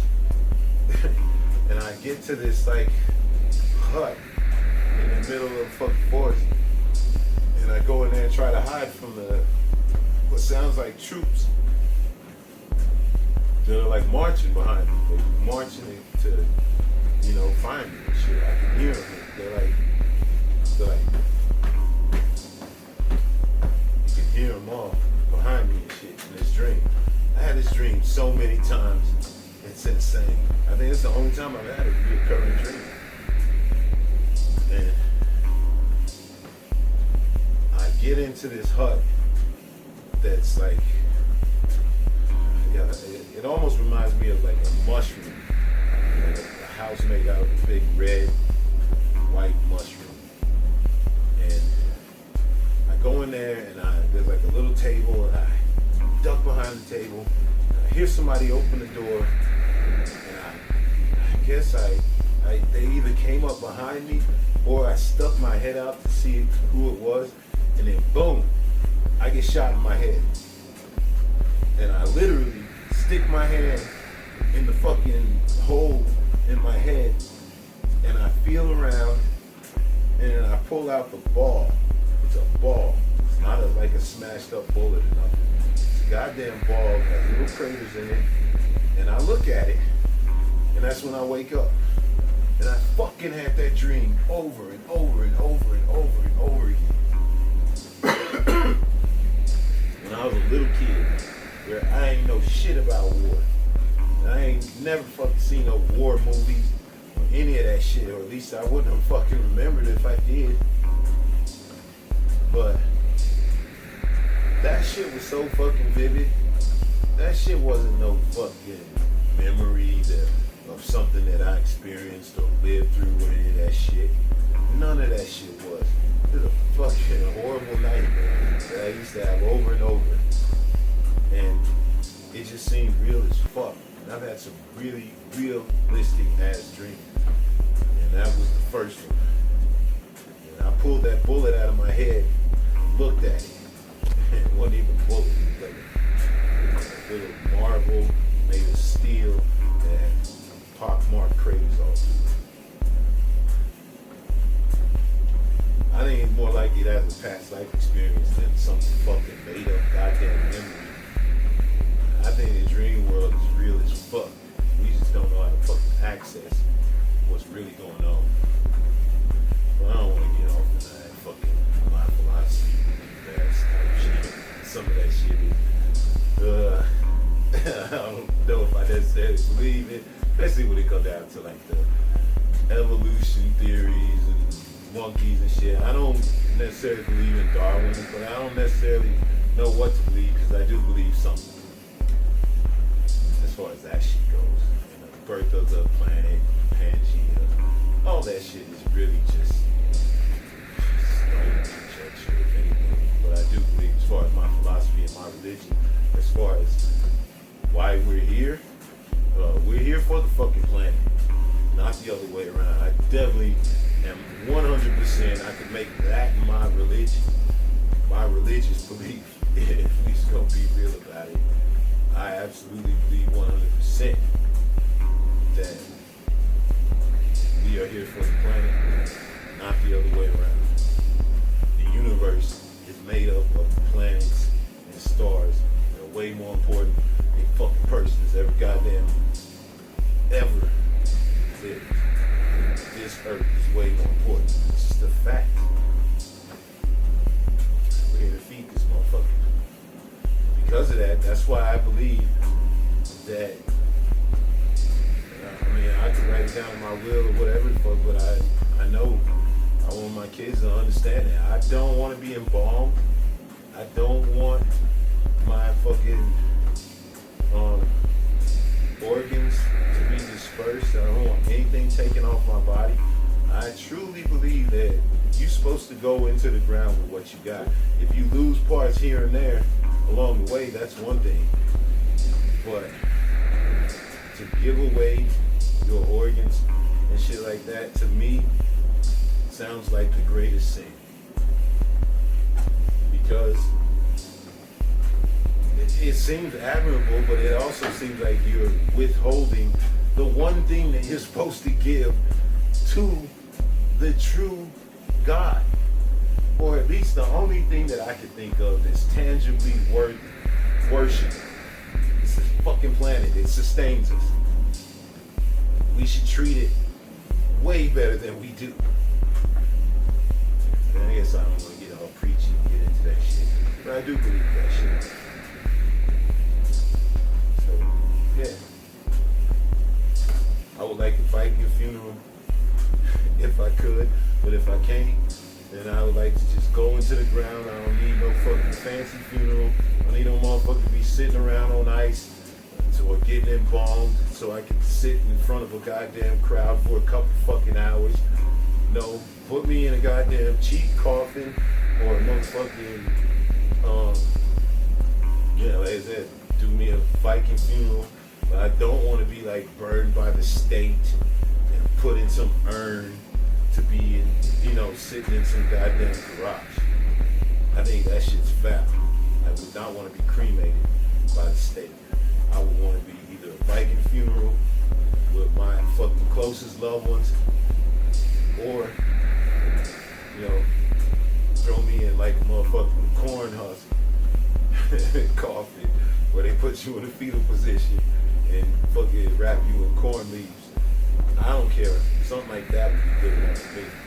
I don't need nothing fancy. I want to become energy as quick as possible. That's what I believe in. Don't care what other people believe in, because I don't have no respect for y'all religious beliefs either. I think 7-day theory is stupid as fuck. I think the 70 fucking 2 virgins or 71 virgins or however many virgins you idiots think are waiting for you is fucking stupid.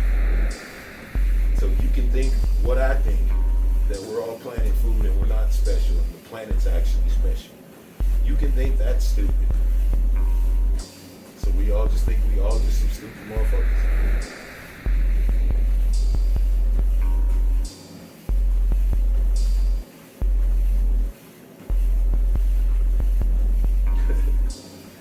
Yeah, this thing fucking guys. So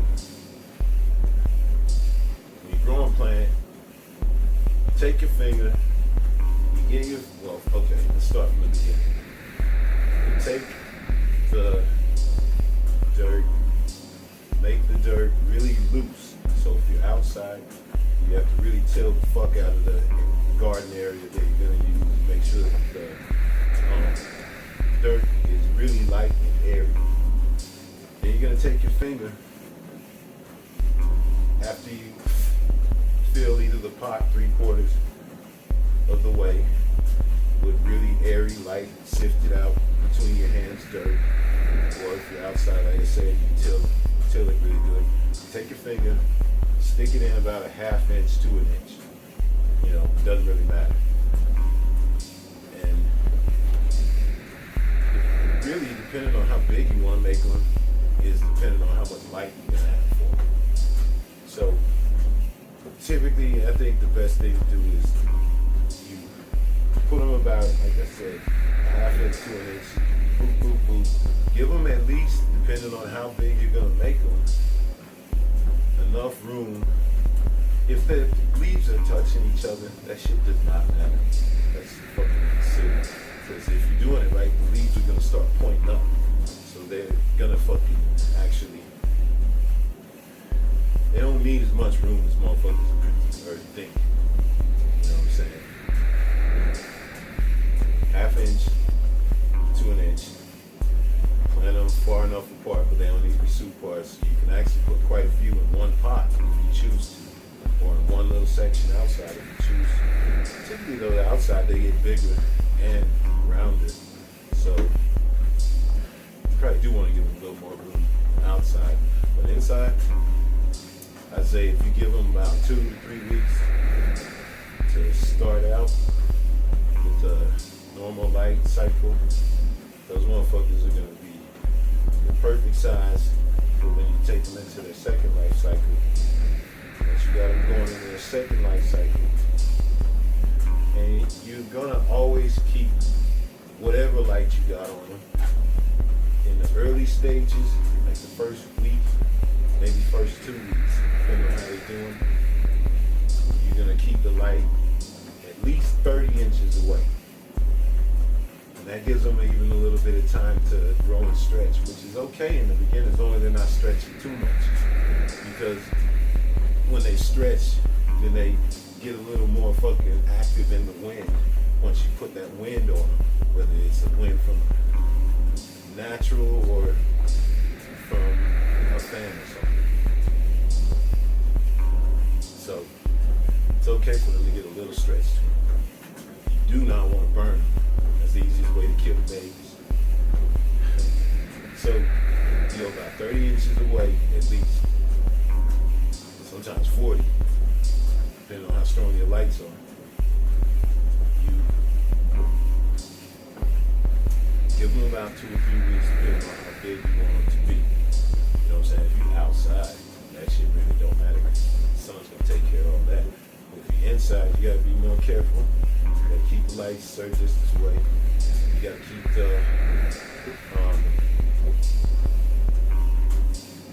you gotta recognize that there's going to be a canopy. So the part of the plant that's up top is going to get the most sun or most light. And all the stuff underneath either needs to be cut away so it's not taking up energy, or you just need to recognize that you can't let it get too big. Otherwise it'll be too big of a separation from the top, getting all the light to the bottom. Not getting no light, so they're not getting as much energy. They still get energy, and they'll still grow a little bit of energy. It's not really worth the shit. But once you get them going, it's like, I say 3 weeks at the most when you're indoors. Unless you just got like super nice lights and all that shit. And then, basically, there's 3 things that they need. They call it NPK, nitrogen, phosphorus, and potassium. It's K for some reason. Nitrogen, easy to get, well available. Potassium and phosphorus also. It's potassium, you get plenty of that in fucking bananas. So you can grind bananas down and make banana water. Use the whole banana. I mean, not the hard parts, you don't want to fucking blend it up. But use the whole banana, the peel and everything. It doesn't matter if it's raw, like brand new bananas, or if it's, old, mushy, disgusting bananas that are super rotten and you would never eat. Use them. It all works the same. For the potassium, coconut covers the phosphorus. So make coconut water. Same thing. Blend water and coconut in a blender. Fucking use it. When they're little, you don't give them as much. Because it's like a kid or an animal or anything. You don't give them as much right to eat. But as they get bigger, they need more. And you wouldn't give a kid or an animal just water. You give them food. So you're giving these motherfuckers NPK. You give them food. So you give them not a shit ton when they're little, but as they get bigger, they can take a lot more. It's just like, kids and pets. As they get bigger, they can take a lot more food. Give it to them. Give them more. And the end is the easiest to get out of all of them. It's piss. There's plenty of nitrogen in your piss. So you don't want that fucking nitrogen to turn into ammonia, which piss starts to turn like into ammonia. You can kind of smell it if you smell, piss has been sitting around for a while, it starts to stink. That's that shit turning to ammonia. So you don't want to be giving your plants old piss. You give them that new shit. Anything over 6 to 8 hours is probably getting to the point where it's not going to do much. You want to be brand new, basically. Water them all down accordingly. At least, I would say it should be like 10-1 water in all circumstances, whether it's banana water, coconut water, or piss water. They should all be watered down to where it's at least, where it's like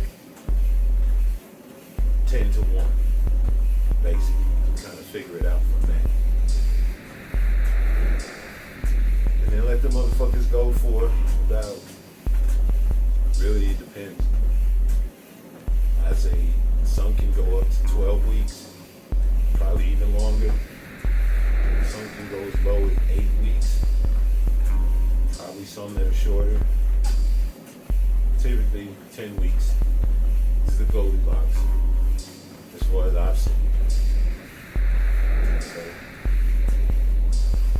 let them go for 10 weeks at the second stage of light, and just be patient and lead them motherfuckers along, unless you got them, you know, trimming off a leaf here and there, shit like that.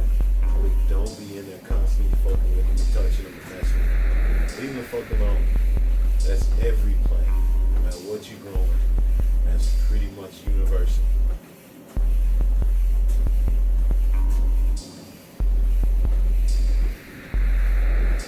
I don't like it, but I do understand Carlos' psychology more. Now that I think about it, I don't agree with it. I also understand my psychology. I also understand my psychology more. But when I think about it, a lot of the fights I got into, I didn't really want to hurt the person I was fighting. I just wanted to let them know that fuck it. And when I look back on that fight,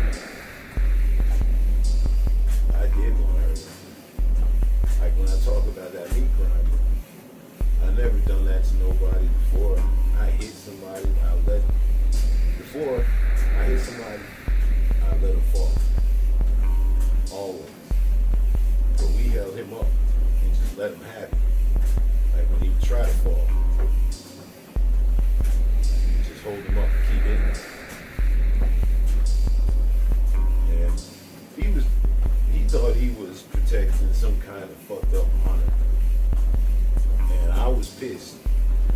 The motherfucker put me in a position where I'm out here fighting over this trifling ass bitch. So I wanted to hurt him.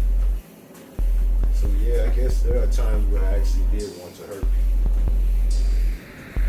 I'm not innocent. I don't be walking around talking like I'm innocent, so I don't know why I said that. But as far as like, yeah, I think I kind of understand why that dude was so mad. He was like, man, you see what y'all did to my face?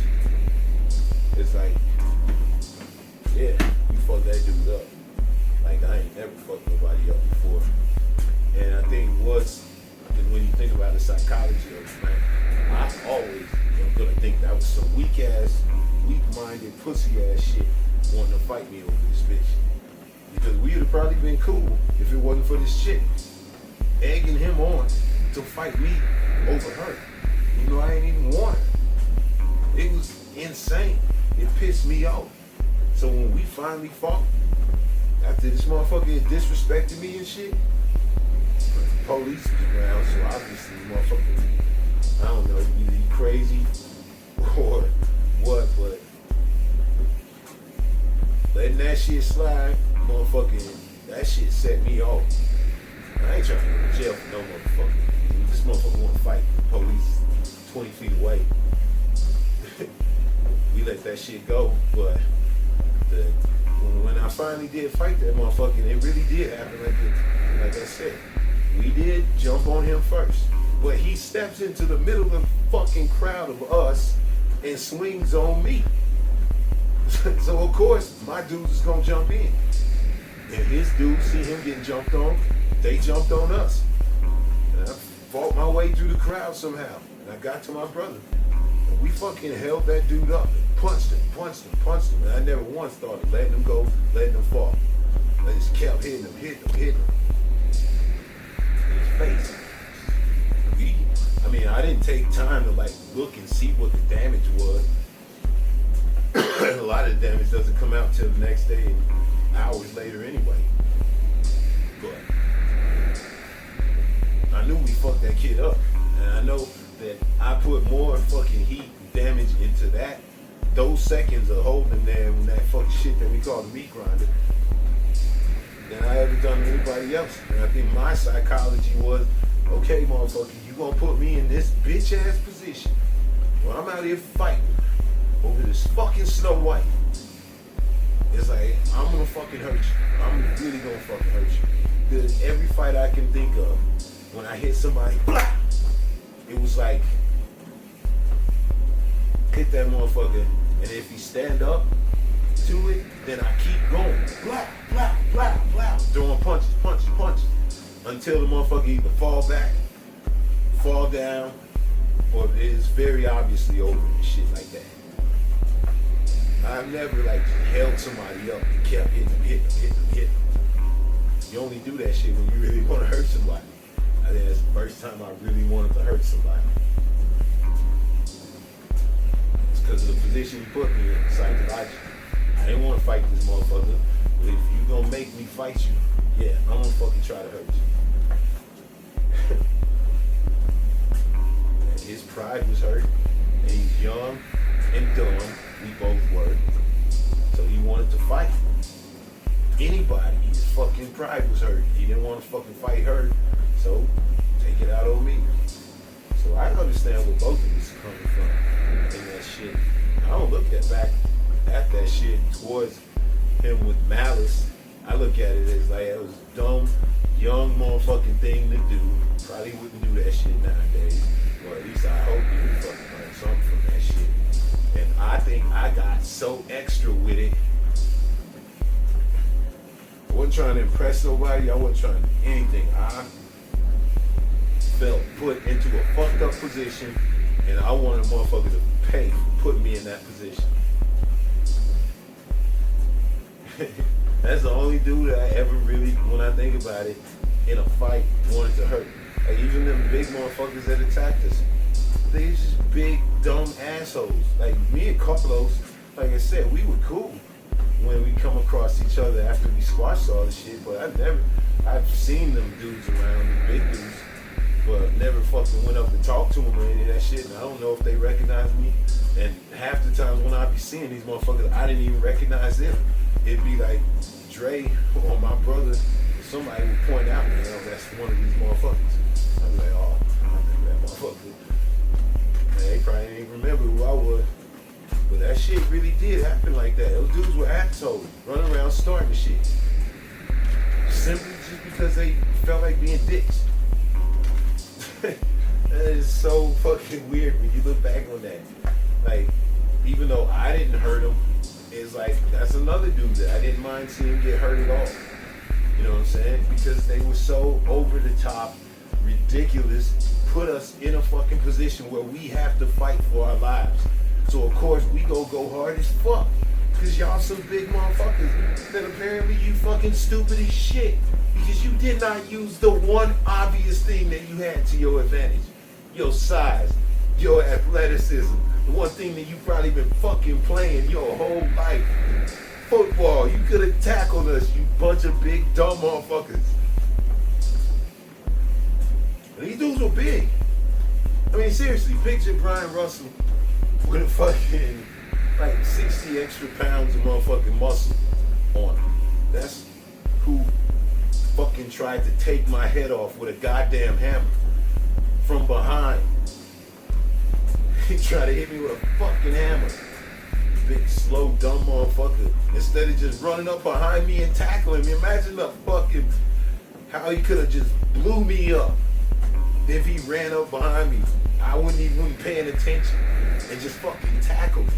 He could have done whatever the fuck he wanted with the hammer after that. I would have been done. These dudes were stupid as shit. So I did have malice for that motherfucker. I did want to hurt that motherfucker too. And I'm glad he did get hurt. And I never would fucking apologize for any of that shit that went down on our part because them motherfuckers, in every way, shape, form you could start something, they did. Stupidest fucking shit ever. But it was dope as fuck. I wish we had that shit on camera. Cause it happened just like that. They walked up on us like we was some bitches.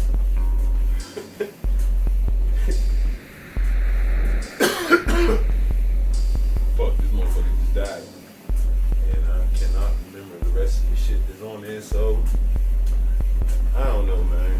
This motherfucker's starting to stink too. That's another thing that happens with this motherfucker as it's like breaking down. Like the times where I would walk like 3 or 4 hours at a time and shit, it would never smell like this. It's starting to smell like burnt rubber. Like I can smell the burnt rubber. Now there's burnt rubber that they put out there in the cement that you can kind of smell all day long and shit because they were covering some shit up. But this smell that I'm smelling right now, it fucking emanates from this goddamn treadmill. Every time I go like more than an hour, since I went like an hour earlier, and now I've been on here for what? A little more than an hour. It's starting to smell like burnt rubber. So, I'm gonna get this shit done. What are we talking about? Maybe it didn't die. It's probably bouncing.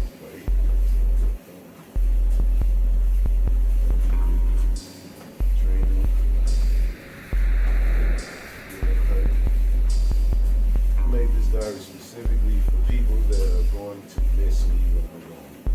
And for people that want to know me. Like the way I want to know who my grandparents are. Beyond just the legend, I want to know the actuality. That's real. It's like one of the great mysteries in my life is wondering what my grandparents is like my granddad's, because I know a little bit about my grandma's. Dope in her own way. I'm sure my grandma Davis was dope in her own way. Didn't know hers much. And it's not like my grandma Cooper was perfect. She's dope. And I imagine that I'm probably a little more like her than my dad. It's like the shit skips a generation. My grandma cusses a lot and she wanted to fight the motherfuckers. My dad is like super patient. I don't know if my grandma drinks any of that shit. I know she was all up in the church. So she did drink. I'm sure she wasn't doing it all public around us kids. But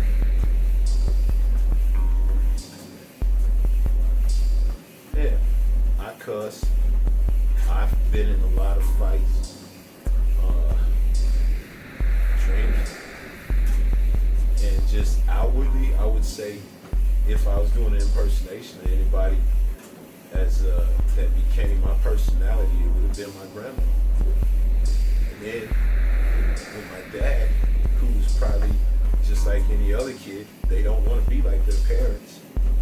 You know what I'm saying? They see how everybody sees how flawed their parents is. There's no fucking Bill Cosby show motherfucker out there. You know, everybody's got their fucking flaws. Leave it to Beaver and any of that bullshit where the motherfucker just knows all the answers. That is fiction.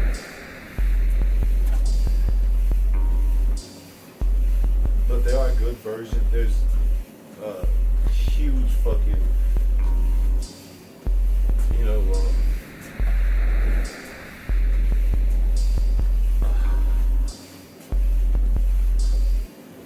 there's a huge spectrum in between good dads and bad dads. There's so many motherfucking versions in between what makes a person a good dad or bad dad.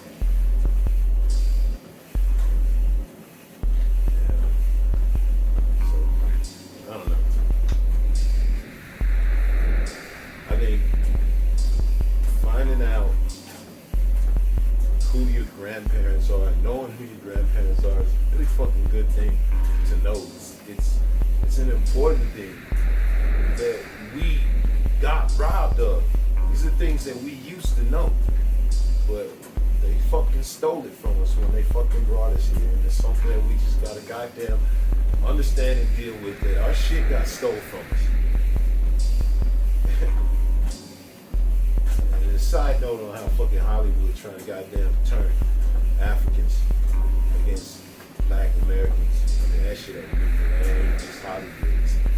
These motherfuckers been doing that shit for a long time. I ain't gonna fall for it, but I do see a lot of motherfuckers falling for that shit, where it's, you know what I'm saying, us against them. And I do acknowledge the fact that these fucking Europeans didn't do that fuck shit on their own.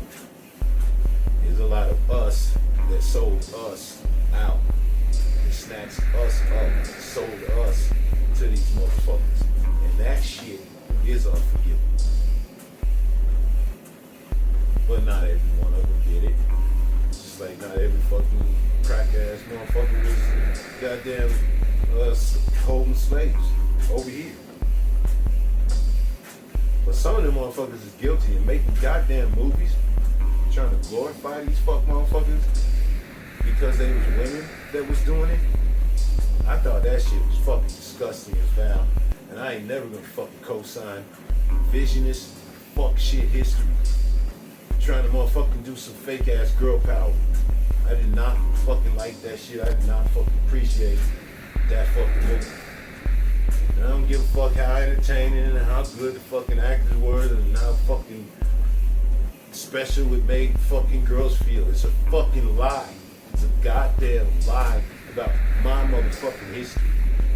Fucking made a glorifying, you made a movie glorifying slavers. But because they was black and because they was women, it was okay to glorify them. That is a fucking disgusting way to think. And for black motherfuckers to fall for that silly shit, you know, a lot of y'all motherfuckers, a lot of black motherfuckers didn't fall for that shit. But some did. And goddamn, it wasn't so many fucking white motherfuckers, especially corny ass white feminists, running around creaming they fucking panties, watching these fucking savage ass broads running around killing people and chopping their dicks off and selling them into fucking slavery. But then they started feeling some kind of way about all the mean things that they were doing. So we're supposed to say, oh, well, these are the good ones. These are the good slaves. Fucking Hollywood, when you make a goddamn movie about your fucking good Nazis, they just happen to be women, so they were good Nazis that were running around helping the Jews. You make a fucking movie like that, and then you can fucking come holler at me about this fucking woman king bullshit. Otherwise, that shit should have been so fucking offensive that they would put a fucking revisionist, fucking dirty Peckerwood spin on fucking slavery that basically said these were the good slavers. And you fuck motherfuckers want to support that shit to the point where you hope they make other shit like that. They already making these trash ass racist motherfucking films. We got Viola Davis fucking adding her goddamn, I don't know, she's a decent actor, but she also just be going a little bit too far. Like, it's one thing to get lost in your role and really become somebody else. It's another thing to be always snotting all over the fucking place. That's what I see with her acting all hard and shit. So acting so hard that she don't even care what fucking snot rolling down her fucking shit. Nah, I mean, I fuck with Viola Davis, but I think that shit was foul. Now, I think the whole Wakanda Forever fucking controversy and shit, I think that shit was kind of silly. Not real. But the Woman King, that's some real shit that happened, man. The homie tribe that was motherfucking documented in that shit, the last motherfucking slave that was sent to America was kidnapped by those fucking assholes. So for motherfuckers to be acting like, oh, they changed their heart and they felt bad about what they was doing. Motherfucker, they sent the last motherfucker. They did. And they probably sent the first motherfucker. And you fuck motherfuckers are gonna make a movie about that shit? trying to act like they was the good ones, trying to paint these motherfuckers as the good slavers. No, there was no such thing as a good slaver. I don't give a fuck if they was African. I don't give a fuck if they was women. I don't give a fuck where they from. If you fucking running around enslaving people because of the fucking way they look, you a piece of shit. Whether you fucking African or fucking European. Fucking disgusting motherfuckers that would make goddamn movies like that and call it fucking girl power. Man, y'all motherfuckers need to seriously look at the fuck you motherfucking taking in as propaganda. Fucking wonder why these motherfucking feminists got y'all motherfuckers hating on your race. Fucking supporting shit like that. It's a fucking problem.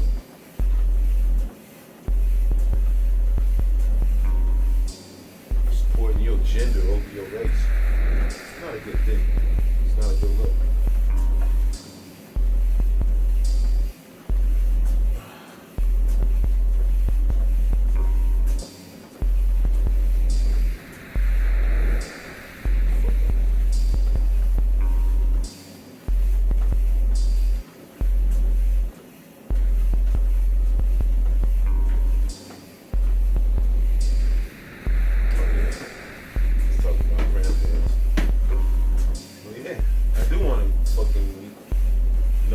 Grandparents is, and it was stolen from fuck motherfuckers like the Woman King. It was stolen, and I want to get it back. And the only fucking way that I could get that shit back is to somehow fucking hit the lottery and the goddamn DNA, and they fucking tell me something about who my grandparents are. Like, I will never know who they truly are. You know what I'm saying? This was not about vanity. At first, when I first started doing it, I wasn't sure why. It was like, maybe vanity was in it at first, but after, I think the first time when I told that story about when I got locked up and they beat the shit out of that dude to the point where the fucking cops put him into a fucking seizure and carried him off probably somewhere to die. I think that's when I realized, oh shit, I can actually talk about real shit that, you know what I'm saying, could fucking really get past the, you know, the yapping about politics, you know, on a daily basis, but actually talk about who I am and what made me who I am and why I fucking talk the way I talk and act the way I act. It became more about, well, these are things I'm probably never gonna fucking, a lot of these things I'll never even tell my kids, you know, or if I have, I've already told it to them so much that they don't want to hear this shit no more. But these things are fucking important because they give you a real fucking idea of who I am and why I am the way I am. If you fucking listen to that diary, there's no way you can listen to a year out of a fucking person's life and not get to a really good idea of who they are, for good and bad. Nobody perfect. Well, that diary tells a really good fucking story of who the fuck I am. And I believe my grandkids, and my great-grandkids, and so on, are gonna be interested. And my kids, like when I'm gone and they don't have me to talk to no more, they'll have something to where if, you know, they feeling nostalgic and lonely, they can look and get a real fucking, you know, dosage of nostalgia. Or my grandkids or my great-grandkids be like, man, I wonder who my, you know, my ancestors was and what they was thinking and shit and this and that. There's some bullshit out there about how Trump was the greatest president ever and all this, and, you know, critical race theory is talking about evil gay people. Just, you know, the silly shit that Republicans do to fucking rewrite history. I want to be able to motherfucking say, or my kids to be able to look at this shit and see the way I talk about Trump and the fuck shit that he got up to. And even if it's known in every history book that this was the greatest president and he did all this great shit. But they'll have my motherfucker, even if this shit gets kicked off of YouTube, they'll have my shit on the fucking flash drive. I had this big ass terabyte hard drive that has all my shit on it. They'll never have to just fucking say, I don't know, he's this guy, really, you know. People always, when they explain who their elders are, it's typically reverently, almost legendary, or if you didn't like them, it's filled with disdain, or, you know, it's always pretty superficial. Like, look at any obituary or any eulogy. Nobody's gonna really come out and say what they really fucking think. That's typically how people are. They keep this shit in, so you never really know who these motherfuckers are. I want,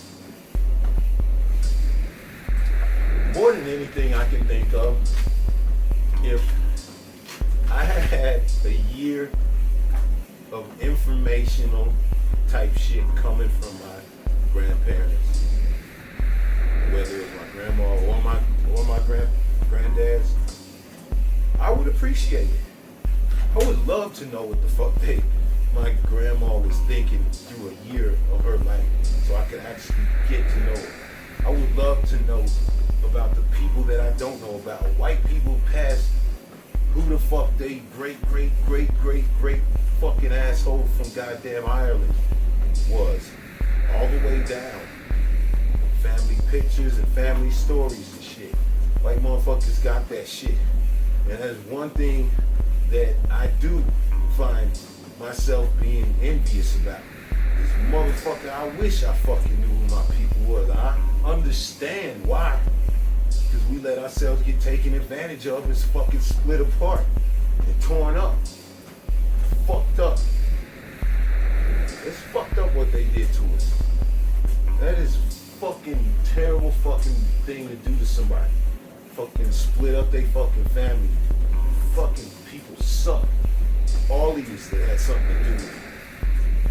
But goddamn if I wouldn't like to fucking know who these fucking people are. That's just a fact. And to know their names almost would be good enough. But to know an actual year's fucking worth of thought, and all it is just getting out and talking about what's going on in your fucking brain today. That's it. Everybody should do that shit, especially if you black. Every fucking black motherfucker that sees this should do this. Not out of vanity. Out of fucking historical reverence. Because we don't have that shit. We don't have what everybody else has. Because it got stolen from us. So what I'm doing, this fucking diary, it was the fucking right thing to do. I'm sure about it after watching it. Not thinking like, oh, it was so great, or oh man, I said so much smart shit, and wow, it's gonna blow people. No. When my fucking grandkids sitting around wondering who their fucking granddad is, they can actually find out. They might not like what they hear. My fucking thoughts are unpopular. I see it all the time in the comment section. That's why I think the comment section is fucking dimwitted. Because I am clearly do not have popular American opinion. You know, my grandkids might think that there is no such thing as gender. You know, there might be a total new way of fucking thinking that I think is fucking insane. And they might think I'm a total asshole. But at least they'll know who the fuck I am. Versus wondering. My granddads could be the dopest motherfuckers out there. I could be just a clone of one of my granddads. And I don't even know it. I could look just like them and talk just like them. And I don't even fucking know it. That shit sucks. This right here, doing a fucking diary, it was the fucking right thing to do. Anybody that thinks it's about vanity is a fucking small brain. Black motherfuckers need to be putting down who the fuck we are so our goddamn grandkids don't have to be sitting around wondering like I am. Something about no fucking vanity.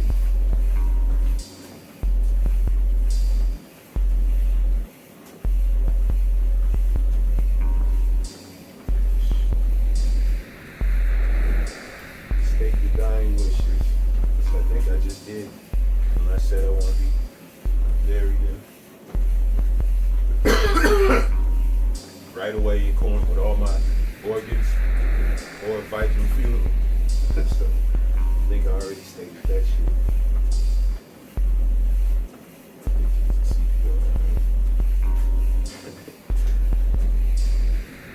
I got an opinion on CPR and the Heimlich maneuver that might not be based in science, but to me, the way I always see motherfuckers get pulled out of water and motherfuckers right away go to pounding on their fucking heart, doing CPR on them and shit, or hitting them in their stomach, pushing on their stomach to try to get the water to come out. But they're on their back.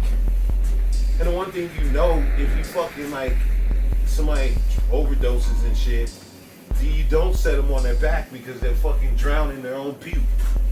I'm gonna assume that's why you fucking don't let somebody that's throwing up be on their back. So a motherfucker in these goddamn TV shows and all kinds of media, they always show people get taken out of the fucking water and they do these fucking maneuvers on them, and then they fucking expel the water out and they turn their head automatically and they just fucking spew out the water to the side. But that's not real life. If you fucking throw up on your back and your head's back, you're just gonna fucking throw straight up and it's gonna fucking go back into your mouth and your nose. So that, to me, just never makes sense. And since I never came across a fucking drowning person, I wouldn't know exactly what to do, because that shit that we see on TV and fucking movies typically is wrong. So, and if it doesn't make sense, then it is almost certainly wrong. I think if I pulled somebody out of the fucking water, I would goddamn, I wouldn't put them on their back or any of that shit. I mean, I guess if you have to do CPR on a motherfucker, it's one thing, where you like gotta hit that fucking shit to get their pulse going. But to expel water, I think I would put them on their knees, almost in like a doggy style type position, where they're like on their elbows, their faces to the side but on the ground, and their butts up in the air higher than their shoulders. And I would try to hit from the back, try to hit them in the back forcefully, or kind of a Heimlich maneuver, similar type of a Heimlich maneuver, not a real Heimlich maneuver, but similar to the fucking Heimlich maneuver. While they're, face down, ass up, with their face to the side, try to fucking expel the water from there, because then the water comes out, then it just goes out. It doesn't puddle in their fucking mouth and drown. Because I think that's what's going to happen if you do that shit with somebody on their back. They're not going to expel a big fucking fountain of water that comes shooting out and fine. It's going to come gurgling out, and then it's going to fucking go right back into their mouth if they're on their back.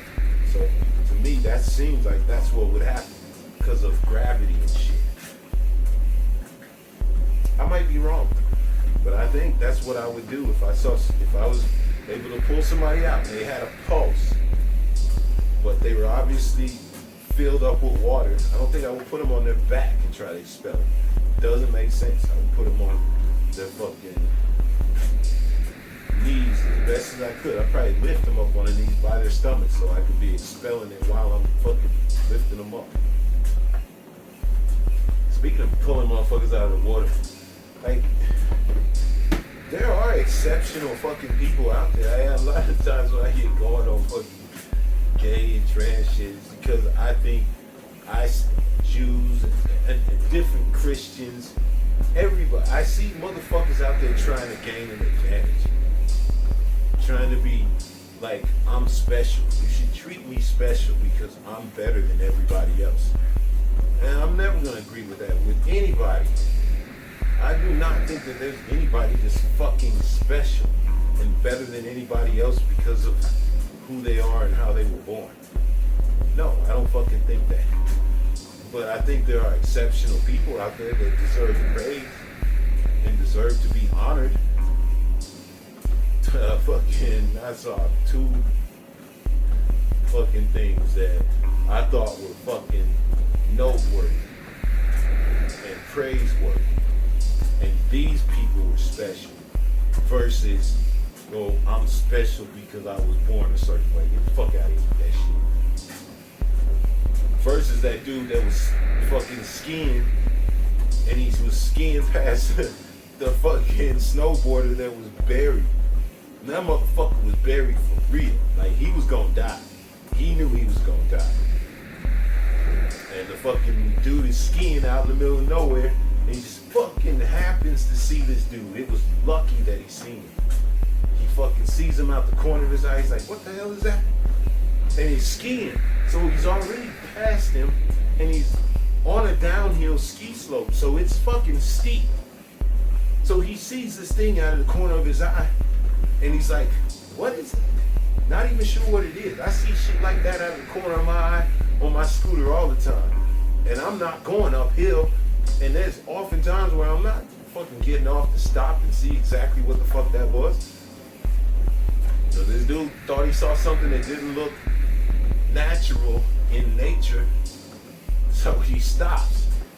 And he fucking struggles his way back uphill with fucking skis on, which is hard, clearly. And he wants to see what this is that he's looking at. These motherfuckers are off trail. The likelihood of anybody ever seeing this fucking snowboarder that was buried is so fucking unlikely. And for not only for a motherfucker to pass him by and see him and notice and be like, what the fuck was that? And actually go through the struggle of going back up about 20, 30 feet to see what the fuck that was that I just passed. And he sees that it's like the snowboard is moving a little bit. So he's like, oh shit, that's a dude that's fucking buried. So he right away just gets in there and starts fucking, trying to shovel this guy out with his hands. Then as he's fucking knocking the fucking snow out with his hands, more snow is coming in, because that's how it is when you fucking around with snow. I played in enough snow to definitely remember what the fuck this dude was going through in Minnesota.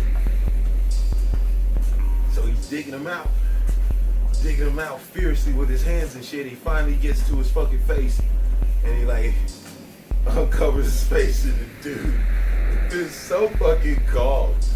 Because to me, I would have been like, oh my God, dude, man, thank you, holy fuck, man, I was about to die. But the dude was just like, oh my God, thank you. I'm okay, thank you so much. I was about to die.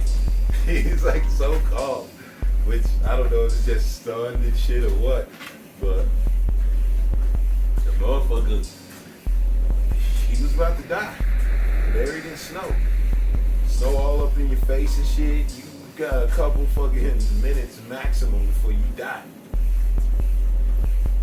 And that dude just happened to come and see him on a fucking unmarked trail. These motherfuckers are the type dudes that just get out there and go. They don't give a fuck about no trail. They make their own trail, and they probably been down that part of the mountain enough that they don't have to worry about it. They're what you call experts and shit.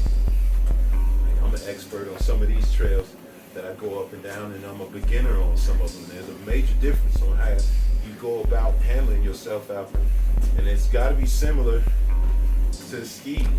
You go on an expert trail when you really know what the fuck you're doing. And it's not just you're a good skier, but you're a really good skier on this trail. Because you've been down so many times. You know where to go, where to slow down, where to chill out because there's a curve coming up, shit like that. The likelihood that somebody comes across this dude fast enough, that comes across this dude at all and sees him is lucky as fuck. Comes across him fast enough to see him before he fucking suffocates is lucky as fuck. The person that seen him had the fucking wherewithal and the gumption and the give a fuck about people enough to go uphill on skis to check on him, to check and see what that was that I just saw. A lot of people ain't gonna do that. And then dig him out with his fucking hands, and digging. That shit gets tiring fast. And then the motherfucker had a shovel so he could really dig him out the right way. All that shit is luck. And it all is fucking culminates in you really lucky that you got fucking saved or you got spotted by an exceptional fucking person. That dude deserves praise. That dude deserves to be honored. And I don't give a fuck how he was born. I don't give a fuck what color he is. I don't know none of that shit. I don't care anything about this dude. The one thing I know is he's a fucking hero. And he did something, he saved the motherfucker's life, and he did something in a way that a lot of people would not fucking do it. A lot of people would not fucking go back uphill at a fucking glance. Not a steep uphill on fucking skis. Not a lot of people gonna do that. That dude is exceptional, and he deserves to be honored. And I seen two white kids, out on the beach. They was chilling out, and I guess they motherfucking seen two girls flapping around in the water and shit. So motherfuckers was like, we didn't even think. The fucking kid just runs and jumps in to this fucking crazy ass ocean with waves and fucking slamming kids around. So it's clearly you jumping into some shit.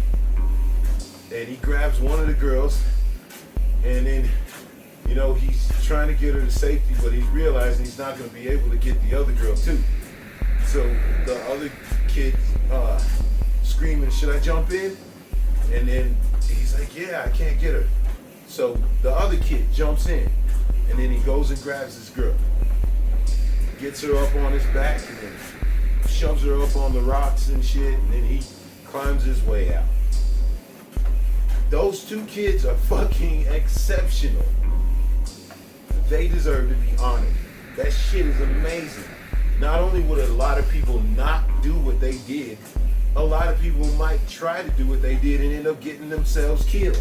And they managed to fucking save the kids, the little girls, and they managed to save themselves also. It's fucking great. Those kids are exceptional, and they deserve to be honored. There are people that are fucking exceptional, that deserve to be honored. But all this fucking bullshit out there where motherfuckers have to pretend that people are special. No, the fuck you ain't. Ain't nobody in this motherfucker special. Not even the people that I just described. They ain't special. They are exceptional. And they deserve praise. But ain't nobody in this motherfucker special. Ain't nobody better than nobody else. Ain't nobody deserves special fucking treatment. I guess that's the gist of that shit. Speaking of Minnesota and shit, man. A lot of times, what was I saying? Growing up in Minnesota wasn't all bad. Probably sucked, but I had so much fun. So much interest and shit to do, really on my own. It made me kind of independent. It's like the scenery.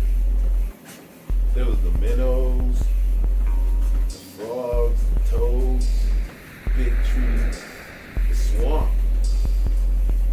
It wasn't just me fighting racist motherfuckers every goddamn day in snow and cold. I did a lot of motherfucking goddamn interesting, crazy shit out there on my own. And I've seen a lot of crazy shit like animals and just different things that a lot of people don't get to see out in the wild. That's true, man. I came across almost every kind of fucking animal that's in North America. I've seen wolves, I've seen bears, I've seen deers, all up close. I haven't seen a wolf up close, but I've seen a wolf. I've seen coyotes up close. Seen, did I see? I feel like I've seen a moose, but I don't know. Maybe I didn't. But I've seen so many different kind of animals, raccoons,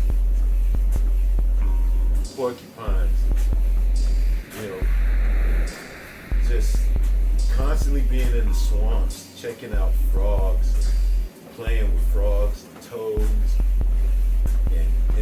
and the little minnows that would fucking be hanging out in the swamp, fucking scoop them up and you go fucking cook them. Ugh, it's just, when I think back, they're not fucking delicious. You be hungry and you eat them motherfuckers.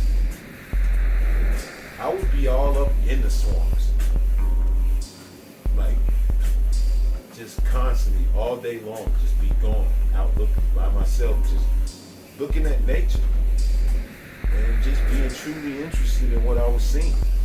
Like, I really did a lot of that shit. Just constantly being out, climbing trees, and just being in the swamps, and running around in hills, and just having my own kind of fun. I had to, because I ain't had nobody around for miles. It was either sit in your room and read all the time, which I didn't want to do as a young boy, or get out there and just motherfucking explore. That's what I did. I had a lot of area to explore. So it wasn't all bad. And my dad gave me a lot of space. I'm thankful for that. My dad did a lot of things I don't give enough credit for, as far as like letting me be independent. And while he might have conservative leanings, pushing me to read things like Roots, which I didn't like at such a young age. I think I was like 7th or 8th grade when I read Roots, and all that shit did was piss me off. And I thought the black people were soft, and I did not like Roots. But he also, like in 8th or 9th grade, gave me a Malcolm X autobiography to read. And he gave me the book Aztec to read. And so he's given me a lot of subversive literature, even though he's been a conservative person. He's given me a lot of subversive, lefty-leaning type of shit to read when I was younger. Maybe that was a way that, like, he knew I would get brainwashed in Minnesota if I didn't have shit like that. So maybe that's what he did. So even being conservative, he didn't want me to be brainwashed. So I think that's cool. You know, nobody's perfect. But I do appreciate that he let me run wild. This fucking treadmill is stinking. Like, it smells like straight up burnt rubber in this motherfucker. I think that's ready to go. So I think I'm gonna do the rest of this tomorrow. I was gonna try to get this shit done, but it looks like shit. You can't really see, but it doesn't look like the hole has grown much since I've been walking. So maybe I'll be able to walk on it a little bit more, because I did loosen it, and it does feel a little bit like it hasn't been skipping or anything, but it hasn't been ripping the fucking shit more either, so maybe it'll last a few more days. Hopefully. Either way, I've been out here for, what was it, 50 minutes earlier, 50 something, and then, shit, I'm over 100 right now.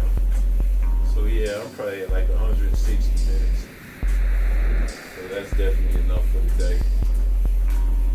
And I'll probably finish this shit up tomorrow or whenever. Not no rush. This is probably gonna be the last diary unless it's just something major that I just need to motherfucking get out and make sure, you know, the next generation know about. Other than that, I just don't see myself getting on this motherfucker. No, I mean, I'm gonna walk on this motherfucker until I definitely can't no more. So this whole, it's like getting off, like all fucked up. It's like it's fucking up my walk. It seems alright so far. So, yeah, I'm gonna keep it going. And I'll probably talk some more tomorrow. And if I don't know. Probably within a week, I'm sure I'll be done with this shit.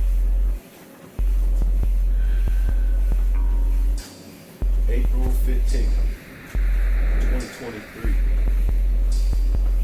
Walking on the treadmill.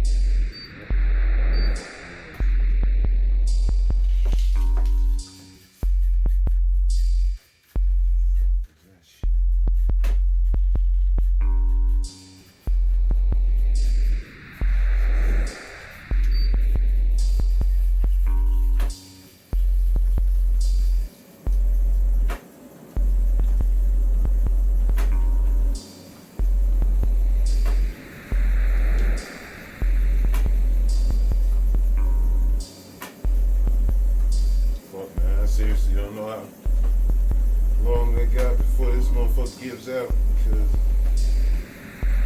it's just fucking up.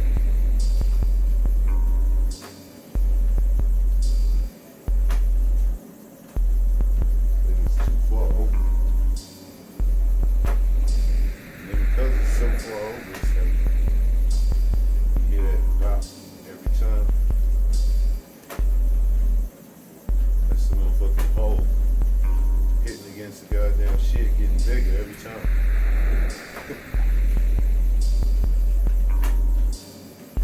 This motherfucker is definitely unsafe, man. Fuck. Abnormal.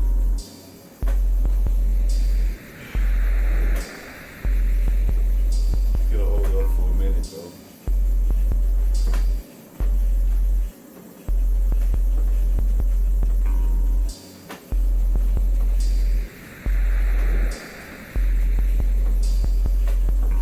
Alright, so it's April 17th, 2023. Walking on the treadmill. There ain't a whole lot of news. They still talking about that leak. Repercussions from it.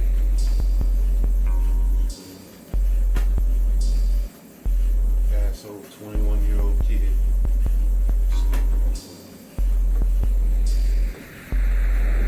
But really, even that shit is only like fucking at most you get like 10 years. Most likely you probably get like 5 years smack on the wrist. Being young and dumb.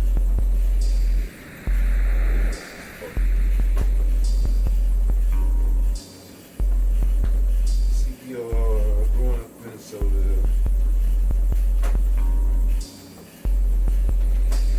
People that think their kids are trash.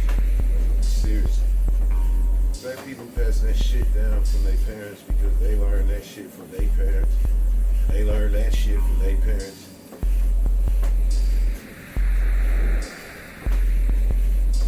You need to stop right there. They learned that shit from the slave owners.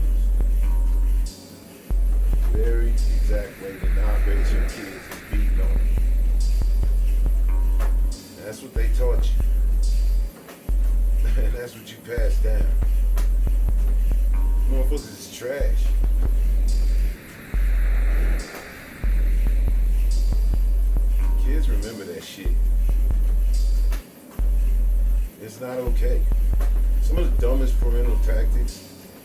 passed down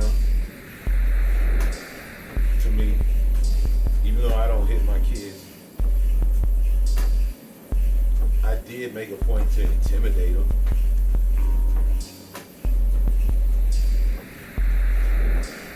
One worst time I could think of parenting that I did was getting into a goddamn physical wrestling match with my kid. Not only is it embarrassing, but I was actually about to hurt him. I actually might have hurt him a little bit before I realized I was about to fucking hurt my own kid because he wasn't listening. I mean, it was annoying. It was stupid.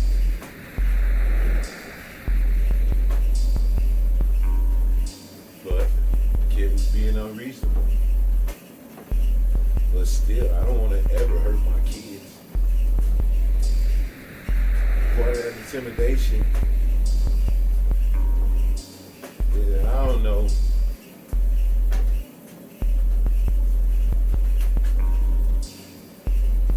It's a weakness. A big part of the whole shit while I was mad because it was like a snitching situation going on. And I was probably more mad at me than I was probably more mad at myself for not teaching him to not be snitching and be more reasonable and don't try to motherfucking like gaslight people and shit like that. Like I never taught him that shit because I never thought I had to. I never thought I needed to have that conversation, and I probably should have. Like kids and their parents get into disagreements all the time. It's like it shouldn't get physical though, because it's not teaching them anything other than might is right. But also, there's got to be some kind of fucking consequences. Like I said, when they little, you can fucking put them in timeout. When that starts working, pop their hand and shit like that. But when they get older, they're not listening to you by the time they're older. That's gonna be a fucking problem. Because hitting them ain't the way to go. Me and my siblings, at least me and my brother, me and my sister ain't never really ever talked about it. But we both remember getting hit by our parents. And neither one of us appreciate it. Neither one of us look back on that shit like, yeah, that was the right thing to do. It wasn't. It very obviously wasn't. What the fuck is wrong with y'all motherfuckers for even thinking that shit? I mean, our parents would hit us. Our parents let our fucking teachers hit us. It's like, what the fuck, man? Y'all got taught by a bunch of motherfuckers from down south who got taught by a bunch of racist motherfuckers that were their owners. And you took that fucking information and incorporated it into the way you gonna fucking raise your motherfucking family. And you pass that shit down generation for generation for generation. The stupidest fucking time in my parenting was when I fucking almost hurt my kid. Because he wouldn't listen. It's true. The motherfucker wouldn't listen. And he was like playing the motherfucking gaslight shit. Trying to do that shit on me. It's pissing me off. But the exact wrong way to fucking handle that shit is to snatch him up. Like, I think I put him in like a choke move because I was really just trying to get him to motherfucking confess. Instead he started yelling out, basically screaming loud for everybody to hear that no, he was telling the truth. And I'm the one that's completely mixed up in what went wrong. Basically saying that I told him he could take his phone, even though he was grounded away from his phone for like a week. In which he was, and he knew he wasn't supposed to take it, but because he wanted it, and these fucking kids are irrational about the goddamn tech, he fucking took it anyway, and then tried to say that I told him he could. Try to use a Jedi mind trick over your shit. That shit pissed me fuck off. But as I said, the exact wrong way was to try to get him to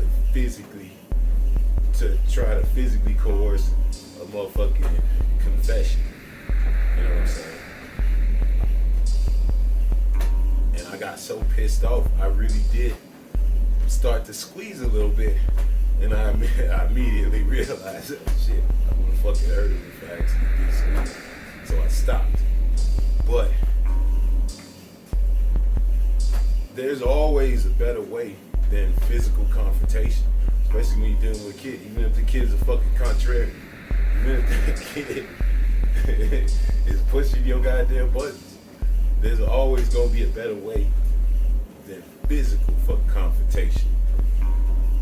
Now, the way I was raised, it's actually pretty good that that's the worst that it's got. Because I was raised by motherfuckers that'll hit you with a stick, or a switch, a fucking electrical cord, or a shoe, or whatever the fuck they can get their hands on. It was ridiculous. They were taught that shit by fuck motherfuckers from down south that would get off on beating on us. You know? Don't fucking pass that fucking bullshit down to your goddamn kids. If it happened to anybody, let you be the last fucking generation that raises kids like that. You don't have to raise your fucking kid to be one of these little asshole Johnnies. These little Johnnies out there that's disrespectful as fuck and don't listen to shit. No, you fucking get control of that shit real early, and you don't have to get physical with it. Man, there was all kinds of bad ideas that I had as far as fucking punishing these kids without actually hitting them and shit. Some of that shit is terrible, man. I fucking put Tyson into a cold shower, like when he was little. Like when he'd be being bad and he just wouldn't listen to shit and he wouldn't fucking work, timeout wouldn't work, and popping him on the hand wouldn't work. Motherfucker threw him in the cold shower. Man, that motherfucker did not like that shit. That's probably another one of the fucking worst things I did, because I think I took that shit from some shit I see on fucking TV as far as like, what the fuck was it? It was that show about polygamists just living in normal society. It was back on it was on HBO back a long time ago. This fucking dude had like a block, and he got a different chick in every house and shit, raising his families. Like Big Love, I think. I wonder if it's from the motherfucking owner of Big Lots, something like that, because they call it Big Love. But whatever it was the way a lot of them fucking polygamy motherfuckers get control of their kids way early on is they just dunk them in motherfucking cold showers and cold baths and shit like that all the time, just for like any little infraction. Motherfuckers get dunked in some cold shit. That's the way they fucking discipline their kids without beating on them. So I think that's where I got that shit from. But it was a fucking terrible idea. I didn't like doing it, and fucking kid definitely didn't like that shit. But he was so little when I did it that it's probably something that he wouldn't even remember unless you motherfucking sees this shit. It gets reminded. But of sucks being the oldest kid because you get experimented on. You know what I'm saying? A lot of shit that I experimented, not purposely experimented, but the shit that you try out with your first kid, you learn what works and what doesn't work. And the second kid doesn't have to go through as much because you learn. It sucks for the first kid in many situations, but I still, as much as my kid would get on my nerves sometimes, cause I mean, there was like once I fucking thought about it, almost every time I realized I was really mad at him, I would get really mad at him over stupid shit. Like the kids playing, you know what I'm saying, boys being boys, just dumb shit, playing grab ass sometimes, but it's just dumb playing around shit. They wasn't doing nothing wrong, and then I would get all bent because they either ain't listening or motherfucking or I think that it's something more because of my silly shit going on in my fucking brain. Like I mean, it's funny when I think about it now, but when I remember seeing it, I got all fucking bent out of shape. That it was so stupid. Because it was Tyson was having Franco, he farted in his face, basically. And he fucking, it was like making him smell his farts. And I think it was totally innocent, and it was just kids being kids. But I think me also being a smaller, the youngest in my family, I didn't like seeing that. I felt like Tyson was taking advantage of it. So I got all fucking bent out of shape and shit. And I remember I opened Tyson's face, cussing him out about doing that shit. And you know, he's just a little guy. You know what I'm saying? He was probably like 6 or 7 years old. But it's like I fucking took that shit all serious. Way too serious. And it was a fucking mistake. And you learn from it. Parenting does not come with any real fucking handbooks because every kid is different. And every situation is different. And parents grow and learn along with the kid. It's not like, yeah, it's the first kid gets experimented on. And it sucks. Because, yes, there are handbooks for parenting, but they're generic. And kids are not fucking universal. Parenting is not universal. I'm a totally different person than I was 15 years ago. So, I don't know. The one thing that is universal is you shouldn't fucking hit your kids, basically. God damn it. Because in the end, you'll regret it. You'll look back on it and be like, that's fucking stupid. What the fuck is wrong with you? Or at least you should. Motherfucker, if you was hitting your fucking kids and you look back on that shit like, yeah, that's a boss thing that I did. Fucking hitting my kids. It was real smart of me to beat the shit out of my kids. If you look back on your fucking life and you thinking that way, man, did you miss the fucking point. Seriously. There's way too many of y'all motherfuckers that got taught that shit by the church. And the church got taught that shit by they fucking slave masters. I mean, goddamn, stop passing that fuck shit down generation. That shit stops with my fucking generation. And I really fucking hope my kids never fucking pick that bullshit up. Because that's all it is. It's something that was passed to us by fucking people that hate us. Motherfuckers got beat in them goddamn fields by these dirty fucking peckerwoods.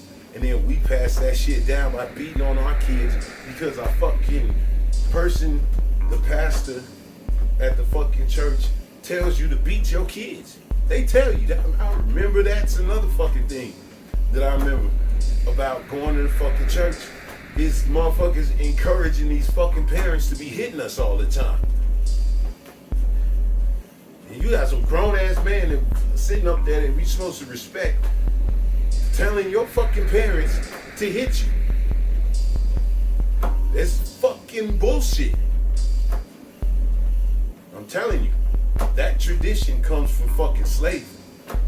Motherfuckers need to stop that shit. You don't gotta let your kids run wild.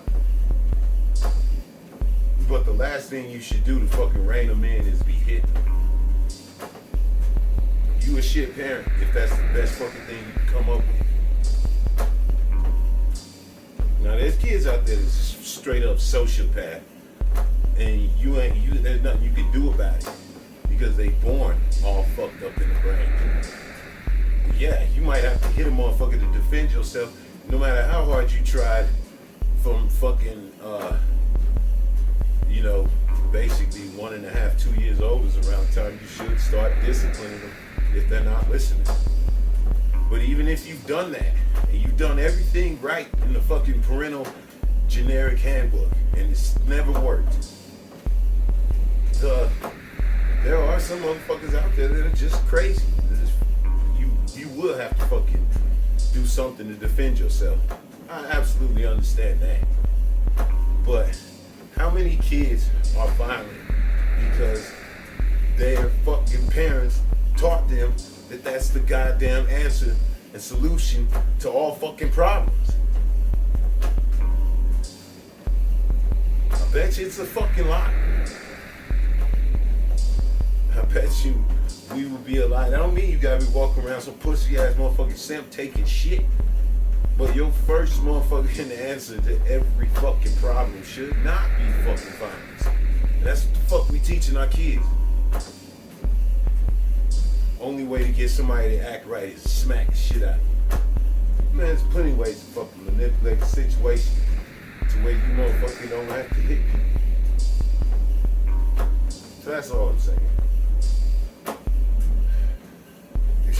You parents that run around fucking hitting your kids, you are trash. I can motherfucking guarantee that that is the worst thing that you can fucking be doing as far as disciplining your kids. A million fucking things out there that you can fucking do. Black motherfuckers be acting like, oh well, that's just a tradition. My mama hit me, so I hit my kids. Fuck that shit. You an asshole. You an unfucking thinking bastard. Nobody want to hear that shit. Your mama raised you wrong if she fucking hit you all the time. So it's that fucking simple. You know what I'm saying?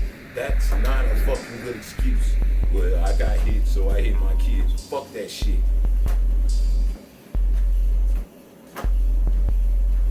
And it's coming from a motherfucker that stopped getting hit around like 8.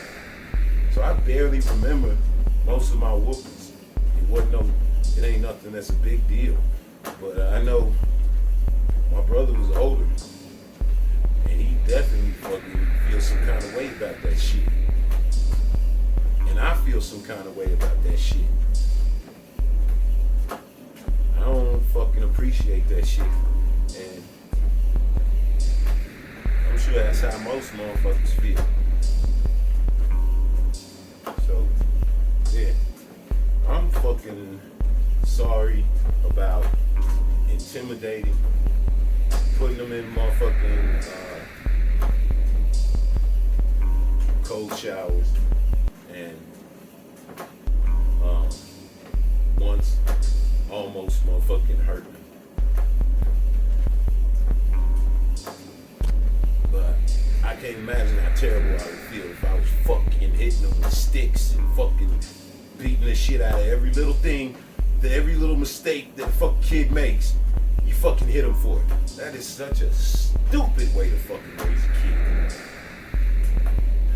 How the fuck you motherfuckers didn't see that you was being manipulated by a fucking slave tradition that is so obvious? It's goddamn shameful. You are perpetuating a fucking tradition from slavery. Where you beating on your black kids, motherfucker. Fuck wrong with you? That does not make you a good parent. give a fuck what the fucking church tells you. Beating on your kids is wrong. It does not make you a good fucking parent. It makes you the opposite. It means that you can't fucking think. As far as timeouts and shit like that was some shit my girl thought of. But as far as popping their hand and fucking letting them actually motherfucking touch the motherfucking stove, or you know, before I stop them, letting them actually understand what they getting fucking making, what I call it, jump scared. Making them jump, scare them, making it psychologically scary for them to do something that they might get in trouble and get their hand popped out of nowhere and scared all of a sudden. That type of shit is absolutely okay, because you're not really hurting them and you're teaching them a fucking lesson. And you can't just let them fucking get away with shit, otherwise they'll just be assholes. But fuck that shit, man. Hitting them is the wrong fucking way to solve that shit. Damn, man, this motherfucker. I don't think the hole is getting bigger yet, but fuck. I don't know how much more longer I want to be on this bitch.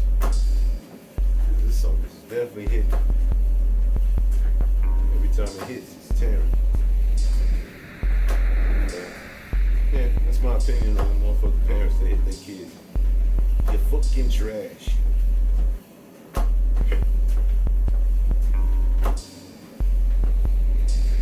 This goddamn text-to-speech shit is so fucking toe up sometimes when I'm trying to read this shit and make sense of it. Some of this shit is so far off. Look at this shit. Not only is it embarrassing, but it's like I was about to hurt my own kid, and I stopped fucking was being unresponsible. But still, I don't ever want to hurt my kids. And part of that intimidation shit is I don't know a weakness by a big part of the whole snitching situation was really probably more me being mad at me than being mad at him, because I never thought I needed that conversation. I probably should have. Yeah, how fucking nonsensical that shit is. That's text-to-speech for you, man. It's still trash after being around for this long. I think I kind of made sense of what that shit, what I was saying. I'm pretty sure that's what I was saying. About not wanting to hurt my kids and shit like that.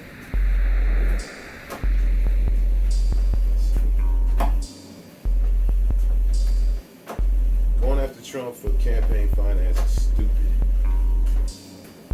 You have the perfect phone call in Georgia.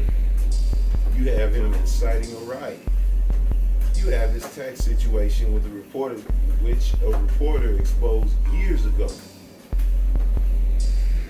And these fucking motherfuckers are just trying to embarrass him about cheating on his wife. In reality, I think it was a legit campaign payment because it helped him win. And if I'm a donor, I don't give a shit what he did with the money if it helped him win. This is stupid and lame. Democrats, once again, aren't really doing their job. It's all for show. Political theater. Trump is right on this one. Fucking Democrats are playing goddamn politics. Trump is a fucking asshole. He's been cheating in every fucking part of his goddamn life. And he has done some real criminal shit. Not only it's the inciting the riot, not only it's the fucking perfect phone call in Georgia where he's trying to either strong arm or bribe that motherfucker to goddamn find him those 11,780 votes.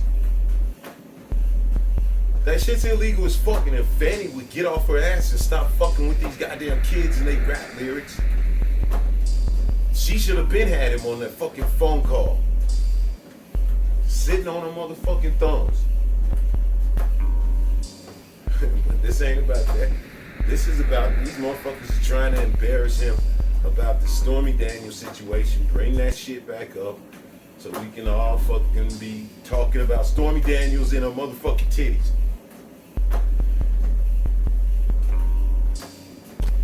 reality. It's just this dude has an actual rape case where a chick said he raped her.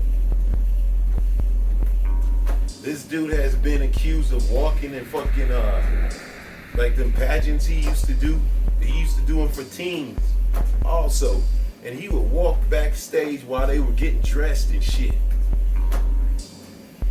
This motherfucker said he grabs women by the pussy. There's all kinds of shit. You could find somebody that you grab by the pussy and motherfucking trot them out there and fucking say that she was sexually assaulted. Because that's sexual assault. There are so many things that you could go after this dude. Including, like I said, the fucking taxes. I remember watching some shit, I think it was on 60 Minutes, like years ago, about some reporter that got a hold of his motherfucking tax situation and it showed that he had been cheating. Majorly. But nope, nobody doing nothing about that. You going after him on fucking campaign finance bullshit. I don't care if it's a fucking felony. I don't care all the business bullshit that he fucking bent the rules in as far as the Stormy Daniels shit. It's stupid. He cheated on his fucking wife. We get it. You know what I'm saying? But there is so much more real shit that motherfuckers could be going after his ass, but they don't want that motherfucking smoke. They want the fucking titillating shit, the entertainment shit to be out there. Going after him on some rape shit publicly, it makes people feel weird. Going after him on real fucking tax evasion, it makes people feel weird. Going after him on the perfect phone call, I think Fanny don't want that smoke from his supporters. I think she's a fucking coward. I think that's why she'd rather go after motherfuckers in their rap lyrics.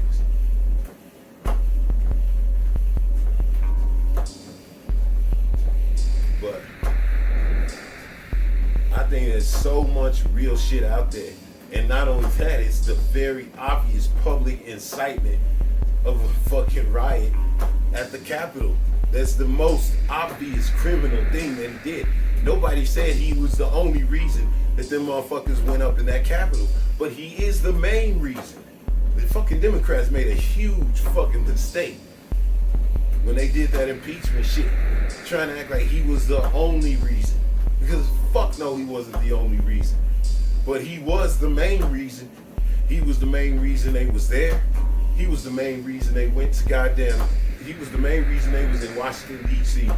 He was the main reason that they went to the Capitol after he told them to go down to the Capitol. They said he's going to be right along with them. And apparently he got into a fight with his motherfucking chauffeur or Secret Service motherfuckers because they wouldn't take him down there.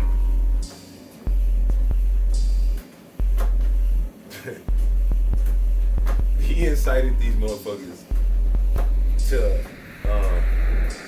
attack cops, to hang Mike Pence if they could have got their hands on him, to shoot Nancy Pelosi in the head if they would have got their hands on her, breaking into the Capitol, shitting on the fucking Capitol floor.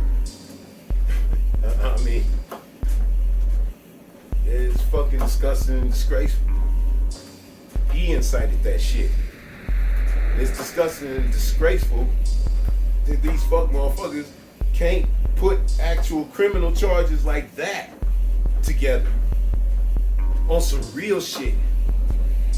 But instead they wasted motherfuckers' time with this goddamn Stormy Daniels shit. Man, they might win. Good for them. But what did you do? The motherfucker gonna get a smack on the wrist at most for any of the fucking things. But you got him strong-arming a motherfucking state attorney in Georgia. Your fucking lame-ass Fanny would get off her ass. That's a real fucking charge. The fucking shit he's got going with that old blonde lady.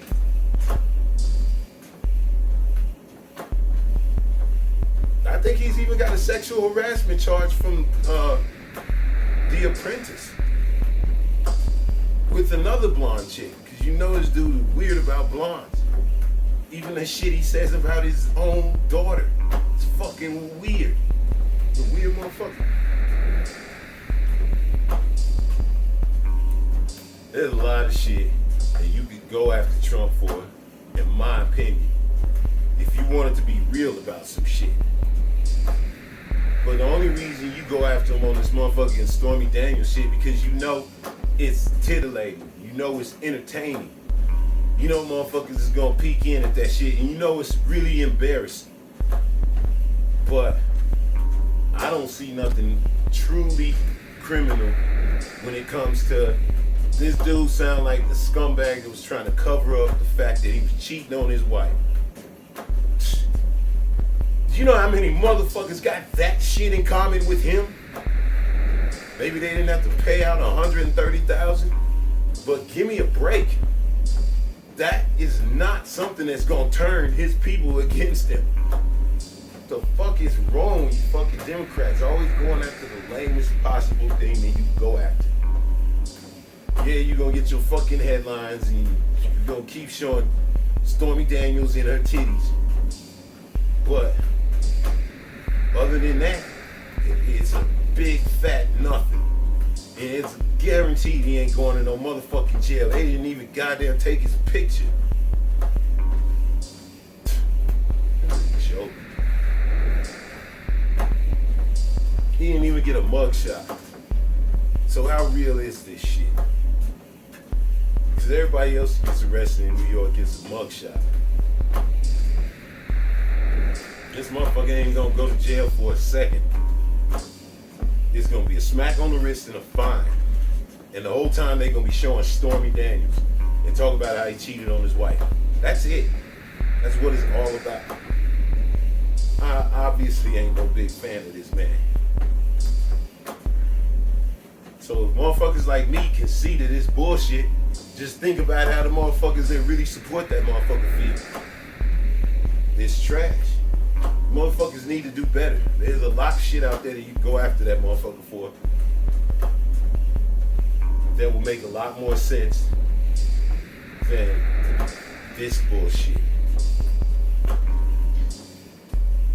It really does look like what he says. It's like y'all playing politics in the most dirty way possible because you're so scared to run against him in a normal fucking race. Which is ridiculous, because man, if anybody brings him out for him, yeah, I mean, I'm saying he brings them out for him. There's a lot of people that'll fucking vote for him. But man, he brings them out against him too. There's a lot of motherfuckers that will go out and vote specifically to vote against him. So it really does look like y'all some scared bitches. Scared to fucking run a true traditional campaign against Trump. You scared of it. So you making up these motherfucking rules and these ways to fuck with him legally. But it's lame. Because there's real things that you can do about the fuck shit that he was out there pulling. And you choosing to go after this fucking entertainment bullshit. Motherfuckers can see right through it.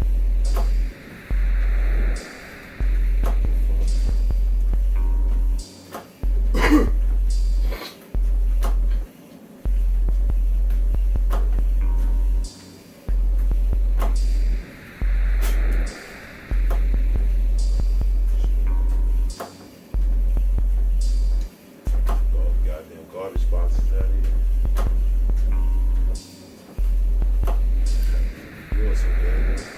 Man, I need to open this fucking window. I'm already smelling that goddamn burnt plastic.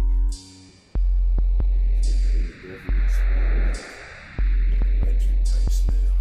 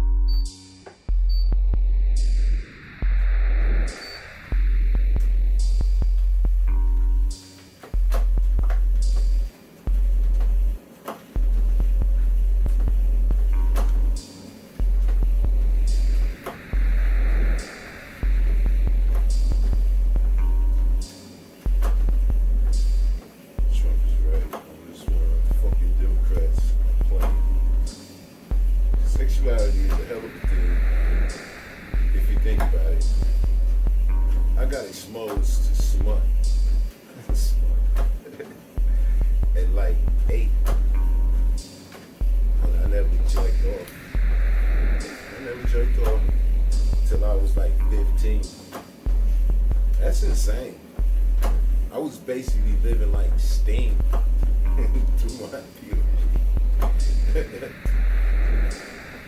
I was. Like when I look back, I think that's the thing with fucking sexuality that motherfuckers don't want to talk about. Because like when I fucking did the deep dive into my sexuality and came up with my first crush being some chick named Dallas Cedra. I still remember her name. In kindergarten. And it wasn't a sexual thing, it was just clearly I liked her more than everybody else. That's something I could trace back and say that was probably the beginning of my sexuality. Me being straight. And then when I think about it even more, it's like, man, the shit that I saw on TV, a lot of titties, a lot of ass, as a young man or a young kid watching cable growing up. The shit that would be on Showtime, Cinemax, Skinemax is what we would call it. Showtime, Skinemax, and HBO. It wasn't porn, but it was like for a young man to be watching all them titties and ass. I'm just saying. It has to fucking have some kind of impact on your environment. Like this shit. Motherfucker, the smut. when I say smut, I guess I'm talking about the shit that I would see on Showtime and HBO when I be in Chicago. And like just different like porno mags and videos and different pornography that you get exposed to and shit, man. I'm sitting there looking at this shit, taking this shit in at a very, very fucking young age. And what is looking at motherfucking porno and shit like that for? It's for motherfuckers to jerk off. But I didn't know that because I didn't understand any of that shit as a kid. This shit is just something that I'm looking at, get super motherfucking like worked up on the inside, but never having any release because I'm too much of a fucking kid to understand that that's what that shit's for. Like I was basically tantric for what? It's like half of my life before I finally fucking released. That shit is crazy as fuck. I remember it when I was in, I think about 12, maybe 11. It was either 5th or 6th grade. And they give you them corny ass 1950s cartoon that just totally beats around the bush about what they actually talking about. They don't really tell you. They just kind of use words here and there that they figure you can ask your parents about, basically. So the shit that I watched about sex and sexual education, it didn't tell me shit. I mean, I do remember some stuff about the reproductive organs and shit like that, but they didn't really tell you anything about anything as far as the process. And they would mention words like masturbation and shit like that. I didn't know what the fuck masturbation was. And I sure the fuck wasn't gonna raise my hand and ask no motherfucking teacher in 5th or 6th grade. So a lot of that shit went in one ear straight out the other.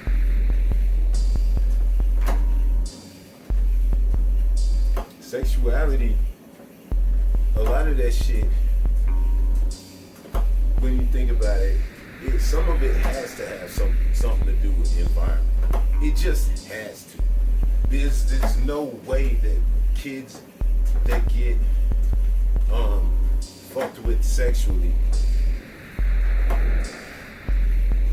like molested and shit, they typically are a little bit different, a little bit off with their sexuality when they come into age of sexuality. They're typically a little bit off because of what happened to them when they were kids. So I think that's why a lot of motherfuckers have a problem with like gay motherfucking media, or just I guess gay people in general trying to influence their kids. Like, I don't believe you can turn somebody gay. I don't believe that shit. But I do think if you're only say you take a kid like me that gets exposed to the amount of smut that I was exposed to without knowing anything about what it's doing to me internally, but have that smut be now gay instead of your normal traditional heterosexual smut which I was exposed to. I don't know. I could not say that I would turn out the same fucking way. No fucking way. Like, there has to be some environmental influence on sexuality. There is. I mean, I'm not saying that kids can't be born a certain way or feeling a certain way. I absolutely, the reason why I fucking look back on part of my sexuality or journey and shit, the reason why I look back on that shit in the first place, because that dude I used to work for at 7-Eleven told me that he knew he was gay because when he was in kindergarten, he had a fucking crush on a dude, on a boy. Like, he liked that little boy more than he liked everybody else. Like, I liked Dallas-Cedra more than I liked everybody else. It wasn't an actual sexual thing. It was just a real feeling of, I like this girl. I would like to hold hands with her or something like that type shit. It wasn't about kissing. It clearly wasn't about sex. I didn't know nothing about sex. It was just, I liked her. And he said he felt that way about a boy. So I do believe that you could be, like, so the first time I saw that dude, I knew he was gay as fuck. And he wasn't like trying to be, you know, he was at work. But there's some people that you can just look at in the first fucking second. You can tell by the way they fucking body language and shit is. You can tell this motherfucker was gay. he said he thought he was trying to fight it and he had girlfriends and shit. I mean, that made me motherfucking react more than anything, because I'm like, dude, I can see you was gay before you said a fucking word.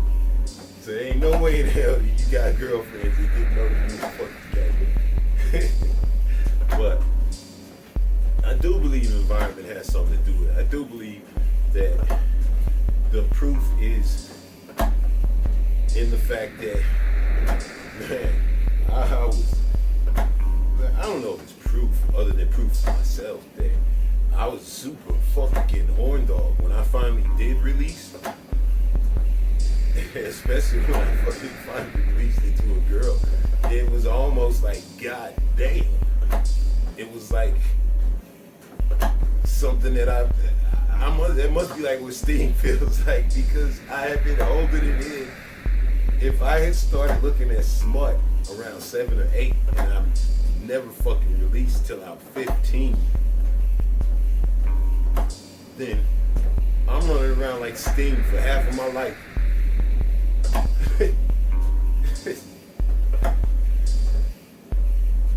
I'm just saying that would have a fucking impact if all that shit that I had seen, you flip it, and it's such a high acceptance. That's what it was. I had a huge high acceptance or tolerance for female nudity and sexuality, looking at it and watching it.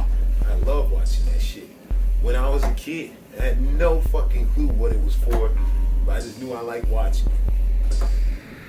If that shit was gay, I'm just saying, how could it not make a difference on a motherfucker that looked at that shit for 8 years without fucking releasing? How could it?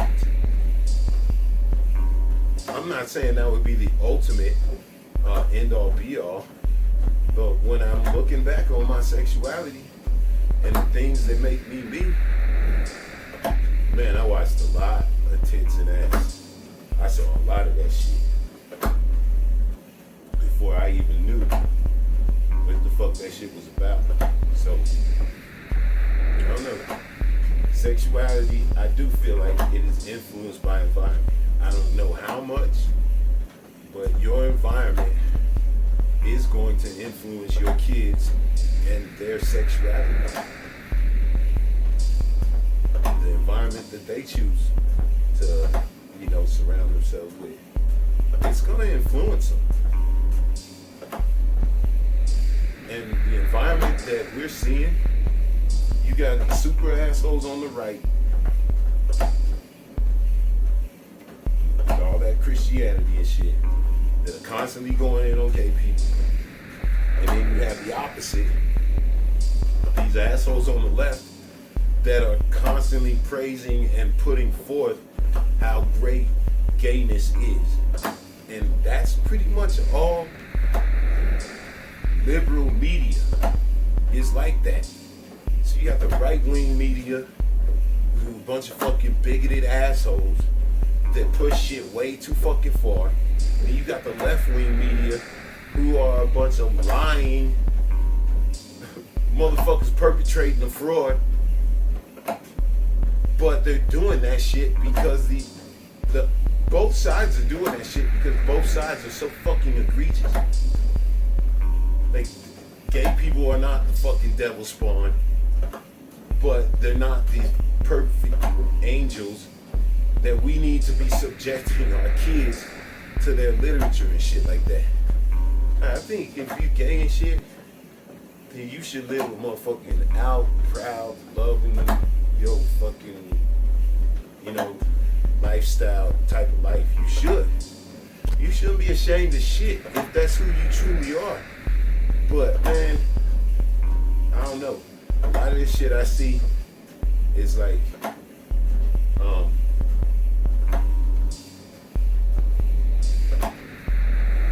I think a lot of the shit that I see from both sides is rational when you look at what they dealing with coming at them from the other sides. I think when you see these church motherfuckers being all, saying these motherfuckers are devil spawn and they trying to fucking fuck up our kids and shit like that. While I might not agree, I do see motherfuckers trying to interact with our kids a lot more than when I was a kid. And then when you wonder why, they act like you fucking tripping. Like, no, we don't fucking aren't trying to goddamn influence your kids at all. But yeah, you are. And in your mind, you're doing it for the right reasons. You're doing it because you want my kids to be more accepting of you than I was. I understand that. But I'm teaching my kids that shit to be more, accepting than I was. But I'm not teaching them to be irrational. I'm not teaching them to be brainwashed by anybody. So I don't need you to fucking be reading to my kids. I don't need none of that shit. I don't need that shit to be lumped into my motherfucking media to make me understand that, yes, I should fucking teach my kids to be nicer to people that they might not understand. To be nicer than people that are different like that than I was. Yeah, I believe you should fucking be teaching your kids to be better than you in every way possible. But that don't mean you have to push them into a fucking brainwash, you know what I'm saying, that says gender isn't real, or like, I honestly believe like gay people should be able to adopt. It's fucking stupid as fuck to say that a motherfucking kid should be out here starving and fucking hungry and shit rather than go live with a motherfucking gay couple. I think that's fucking stupid as fuck. And all these assholes that are talking like that are pieces of shit because you put your fucking money where your mouth is. If you don't want this gay couple to motherfucking take care of these kids, then you fucking take care of them.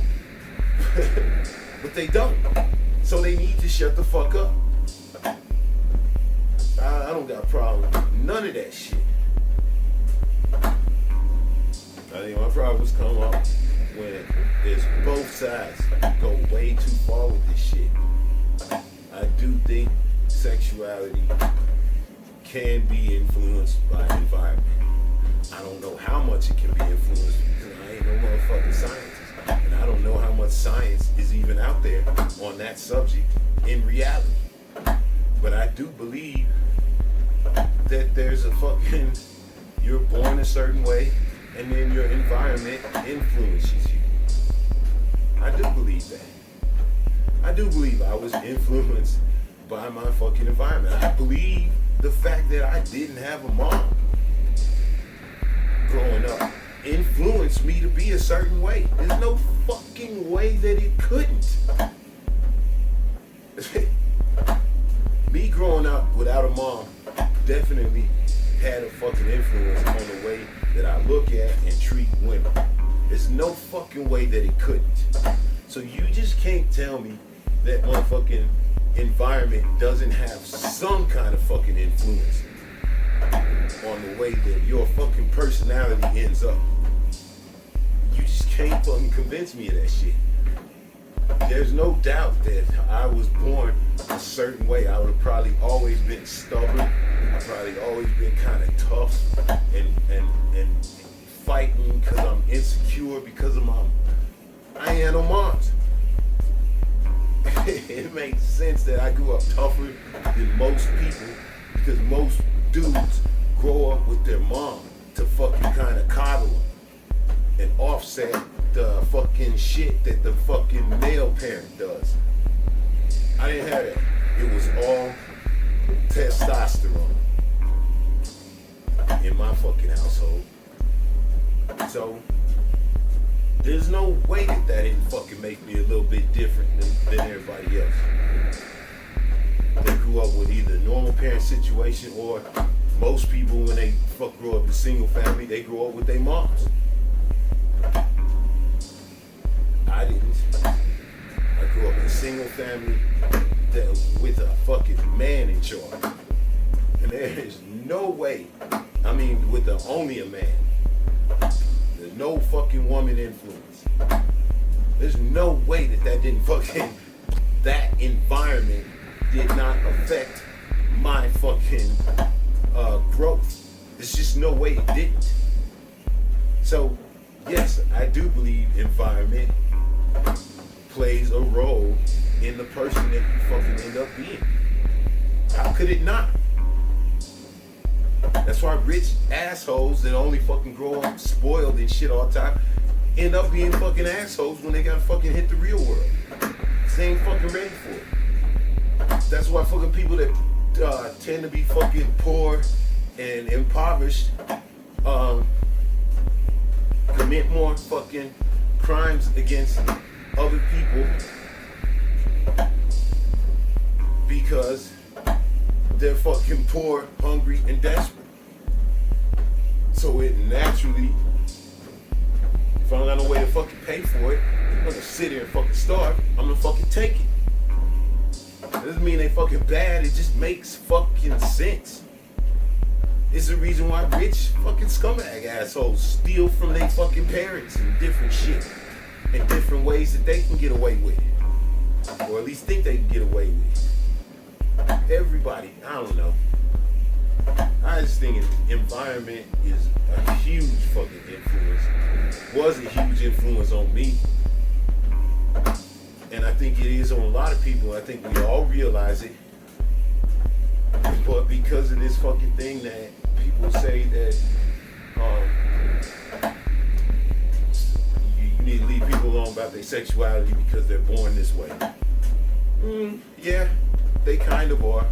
But you also have to fucking add on environment. And environment is everything. Everything that person fucking grows up in and around and sees. and interacts with, that shit definitely influences who the fuck you are. People that grow up in war tend to be a certain way. People that grow up poor tend to, not everybody, but people tend to be a certain way. People that grow up rich tend to be a certain way. So all these ways of growing up, you are likely to turn out a certain way. That doesn't mean you're definitely going to turn out a certain way. But if you're a super ultra religious person, you're likely to turn out a certain way as an adult. All of you. That's just how it is. So if you grow up in an environment that's really inclusive of gayness, or the idea that gender doesn't exist, then yeah, you're probably gonna fucking grow up thinking that that is going to influence the way that you interact with people. Which means you might have been straight if you grew up in a different environment. But if you grow up in a gay ass environment and you end up gay, that does not mean in any way, shape, or form that that's sexuality is that simple. I'm saying I think that's what most people are worried about, because we don't know. You know what I'm saying? Like I said, I do believe that people are born a certain way, but I absolutely believe that way that you're born, the person that you are, is influenced, if not heavily influenced, by your environment. I think it has to be.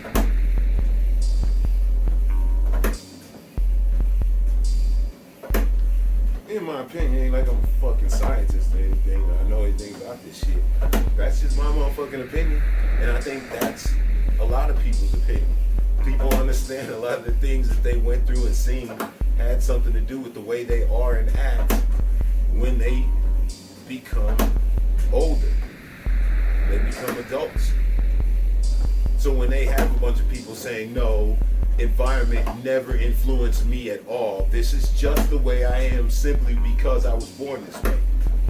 But then you look back at your life and you're like, wait a minute, my environment definitely had a fucking influence on the person that I am. So this motherfucker is goddamn lying. Damn, is this bitch about to motherfucking break?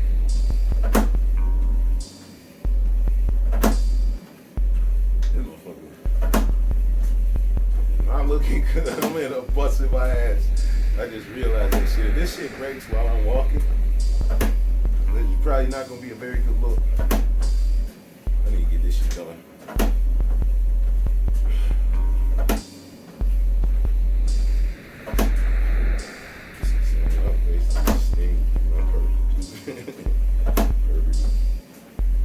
Trump was a con man that played the everyman, even though he was a millionaire's nepo baby. He just pretended to be like everybody's rich, drunk uncle. Everybody's white. That's why they love him so much. That like the shit he says is almost like he's one of the. It's like the shit he says. It's almost like he's one of the oracles from that Minority Report movie. The way they respect him, but really, he's just dumb. He's like a dumb old man. And instead of doing fucking speeches, he gets up there and spitballs. Because when he reads, it's too obvious and slow and boring. Like all that shit he was talking about fucking Obama when he's reading the teleprompter. No, Obama is a million times better on fucking reading the goddamn speech than Trump. When he fucking reads, it's too obvious and slow and boring. He'd rather be anything than boring. Ain't that the motherfucking truth? Yeah, Trump knows that he is not a brilliant orator. He knows that people just like the fact that he throws out red meat all the time to his silly redneck audience. So It's like he conned these motherfuckers in a, like he's the everyman. But this dude's a millionaire. He's born into a millionaire family. He ain't never had to do anything for himself. And he ain't never been surrounded by anybody that does, or at least since he's been grown, except motherfuckers that praise him. No matter how stupid the things he say, no matter ridiculous the things he does, people praise him. Yeah, you grab pussy, man, that's great. Shit like that. People praise him for shit that's obviously wrong his whole life. This dude is the opposite of the everyman. He con these motherfuckers into acting, or at least believing that he's the everyman, because he talks like your drunk uncle. Throwing out all that racist shit, sexist, hateful, and that's it. This dude is not a great speaker. When you hear this motherfucker talk, it's ridiculous. Like, I could never watch a full speech of his, but I do watch the fucking parts, the chunks and shit, and the motherfucker rambles on about shit that, goddamn, nobody would listen to. No normal person would sit listening to some old man rambling about fucking toilets and shit. But these motherfuckers sit on his every word and act like he's saying something that's so brilliant. Once they decipher all this toilet talk, they're gonna be turned on to some fucking QAnon level brilliance. This conspiracy that's gonna blow everybody away when you just decipher his words. Like, you that fuck motherfucker from the Da Vinci Code. This dude is not speaking brilliant secrets. It's all trash. It's all just the ramblings of an old man who's losing it by the minute. Trump's gonna be one of the motherfuckers that either dies before, or he's gonna be wandering around stumbling with dementia. You can see it. It's coming. A lot of this shit that he says don't make sense already. Joe Biden also. So it's not a fucking political thing. When you get a certain age, you fucking lose it. Trump is not a motherfucking oracle. Trump be saying a bunch of dumb shit that actually is dumb shit. It's not some brilliant shit that just once you decipher it, you're gonna be blown away. That's how they try to make it. It's just the ramblings of an old man talking about a toilet. It's a con man. That motherfucker has nothing in common with you broke ass rednecks. Except racism. That's it. And every other way, he disdains you motherfuckers. And he loves the fact that he can just dangle a little racism in front of your motherfucking faces. Like some goddamn jingling some keys. And you fuck motherfuckers fall for it. While he's picking your motherfucking pockets. These rich motherfuckers stay rich by taking your fucking money. Engagement algorithm is flawed, to say the least. I left Facebook probably the meanest I've been in years. There's way more to Facebook than just hanging out with cousins.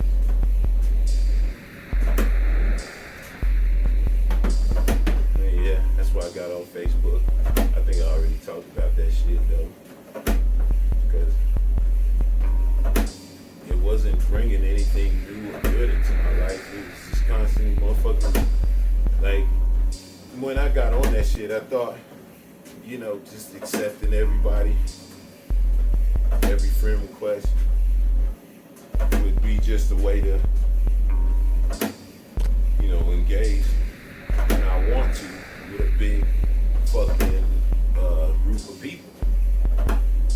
But in reality, it just made it like every time I check on the motherfucking Facebook, my story shit is filled to the brim with motherfuckers I don't give a shit about. And talking about things that I don't like or I don't give a shit about. So it just would make it like a miserable experience getting on Facebook. You know what I'm saying? I gotta go through all this shit before I get to 90s hip hop, or before I get to motherfucking like some shit about my cousins. I gotta go through all this fuck shit about strangers and religion, racism and garbage, and it's just that shit just ain't for me. Probably because I probably shouldn't have just accepted everybody and they bullshit. Live and learn.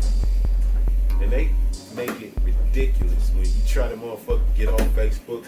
They don't make it easy. I mean, goddamn, they make you answer all these fucking lame ass questions. Ain't none of your fucking business why I'm getting off. I just want to fucking be left alone. Leave me the fuck alone. Hitting all these goddamn different reasons why the fuck I want you people to leave me alone. And then when you finally get through all this shit, they don't even let you off. They like, okay, we're gonna leave it suspended for like 30 days. Instead of just fucking cutting the shit off, leave me the fuck alone. They like leave you in fucking suspension limbo for like 30 days before they finally fucking delete all your goddamn information. It's so annoying. I don't think I'm ever signing up for that shit again. Just because it's such a pain in the ass to finally fucking get off. It's like, goddamn. If they would just let a motherfucker leave, then it would be cool. But if they make you go through so much bullshit, I don't think I'm ever signing up for that shit again. Fuck Facebook. I don't like the way Facebook would edit like my shit. Like, I never really noticed it this time around, because I guess I didn't really have much reason to fucking mention Facebook while I was on Facebook. But I do remember the first time I got on Facebook, I would talk shit about how there were certain things about Facebook that I didn't like.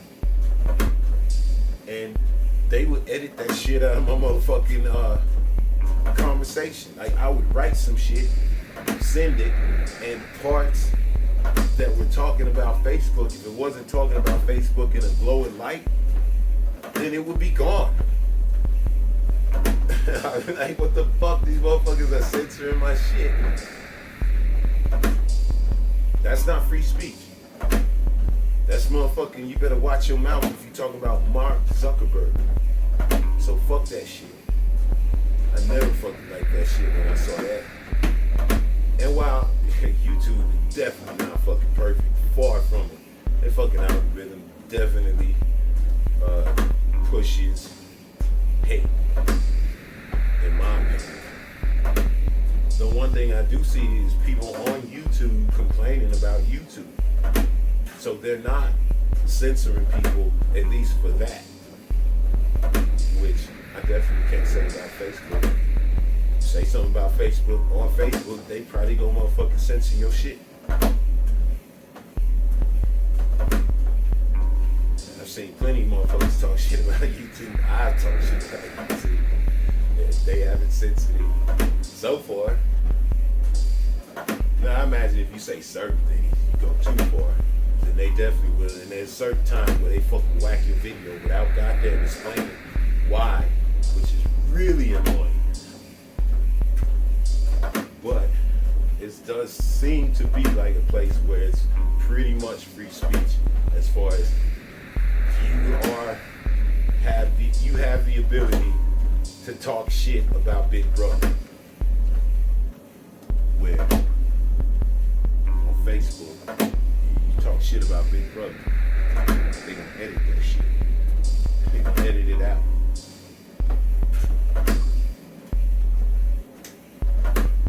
I mean, we all know Big Brother is watching, but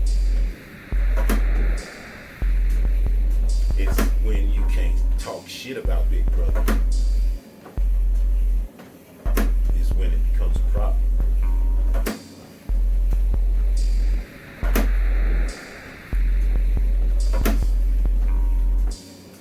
Yeah, the engagement algorithm, man, it like it pushes you to negativity. Like my kid was talking about it the other day and shit, like where, you know, you click on some shit because you're not sure what it's about, and it turns out to be some right-wing bullshit. And just because you clicked on that shit, the algorithm now, because it wants to push right-wing bullshit all the time, the next fucking few videos that it recommends or automatically pushes you to, if you have the autoplay on, they're gonna be red, like red state, ignorant, mean, conservative ideology. It pushes you to that shit automatically. You know what I'm saying?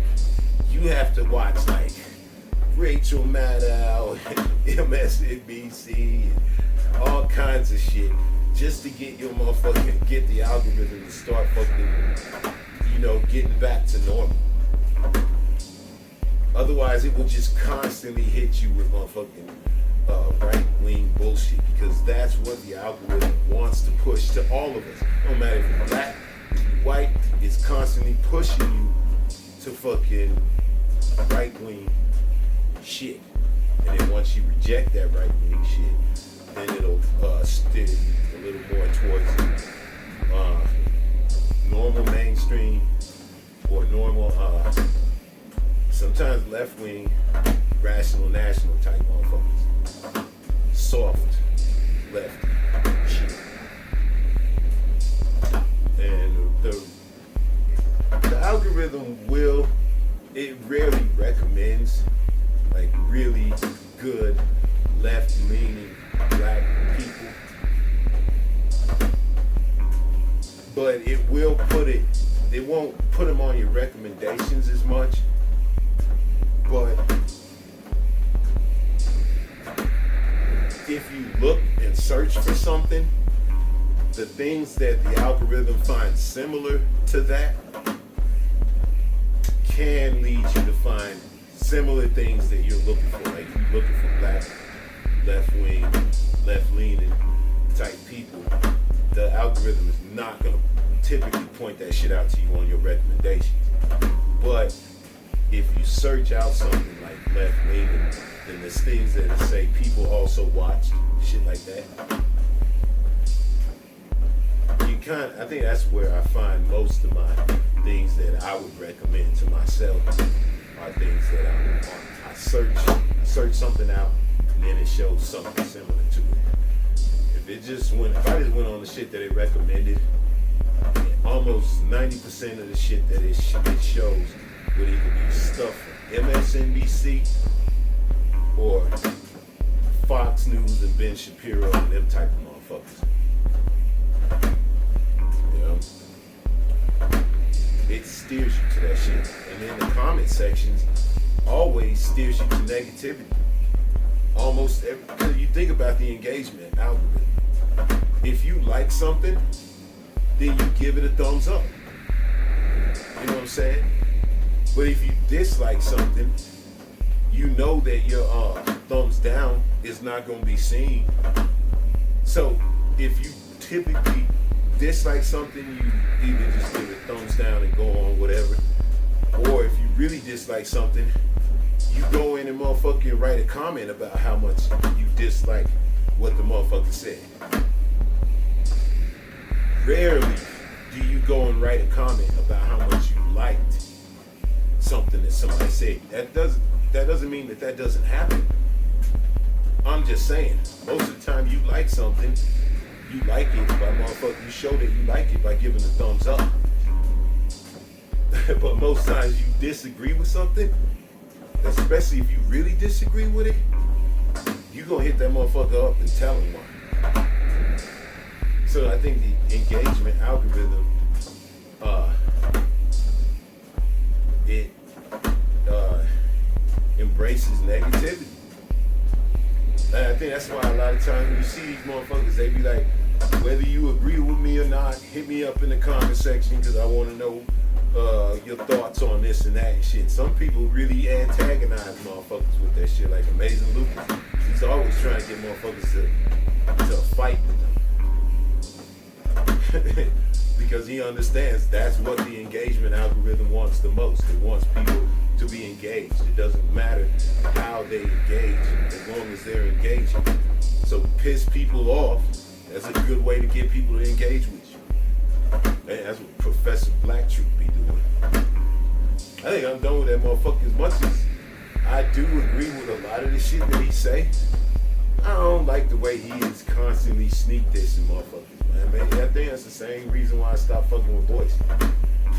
It's like, you trying to get your motherfucking people to listen to you, and you get a group of bougie ass bitches in your motherfucking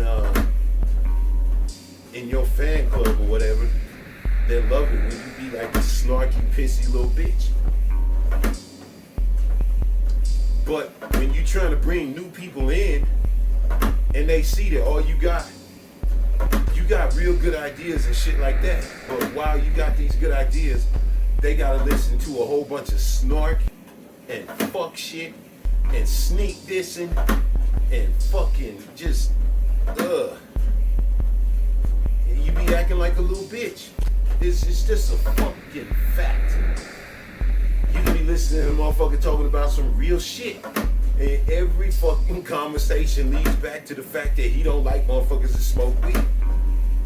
Okay, but what the fuck does that have to do with goddamn this Jewish dude shooting some dude at a fucking Black Lives Matter concert or protest?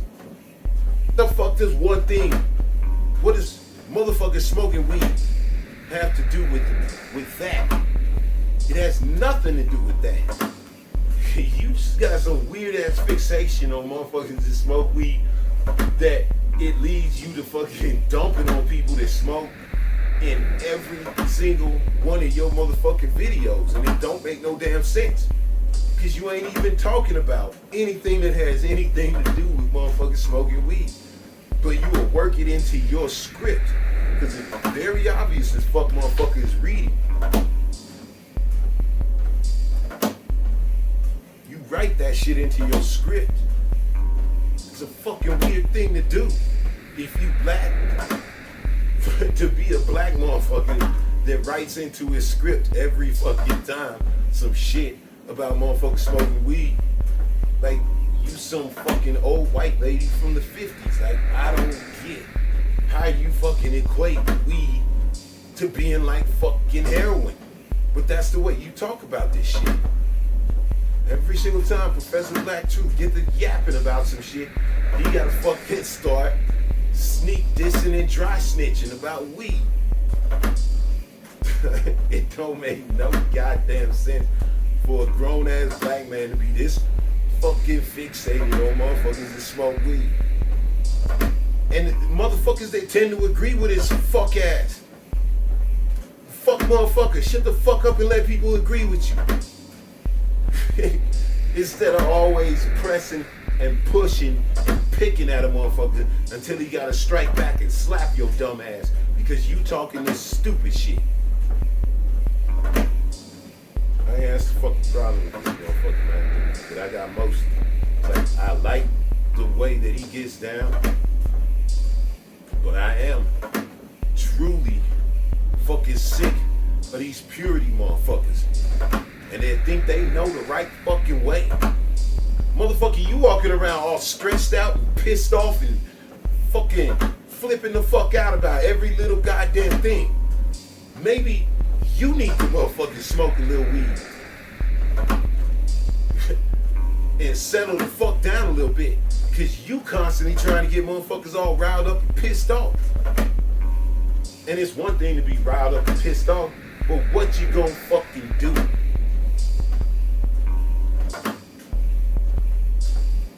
You get motherfuckers to get all riled up and pissed off so they can fucking write a fucking goddamn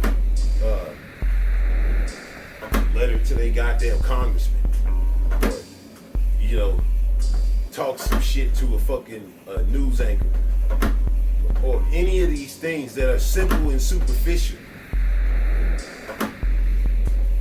But some motherfuckers will see that shit as inciting into violence. A lot of the fucking shit that you talk.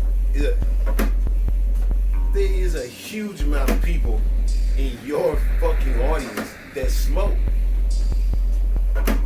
And And they could be totally into what you're saying. And for some reason, somebody that smokes weed clearly pissed in your motherfucking cornflakes at some point, and you had a fucking hard on about going after motherfuckers that smoke weed. It don't make no motherfucking sense to just constantly be shitting on motherfuckers that are listening to you, that ain't did shit to you, that don't fucking, that actually are into what you saying, but ain't finna be bitched at and lectured to by a fuck motherfucker that won't even show his fucking face. For all I know, you could be a fucking white dude from the 50s. Cause you never know with this motherfucker. He sounds like a white dude and he never shows his face. And he's constantly bitching about motherfuckers smoking weed. That fucking attitude fuck motherfuckers got about weed is the reason there's so many motherfuckers locked up in this country about weed. You silly bitch.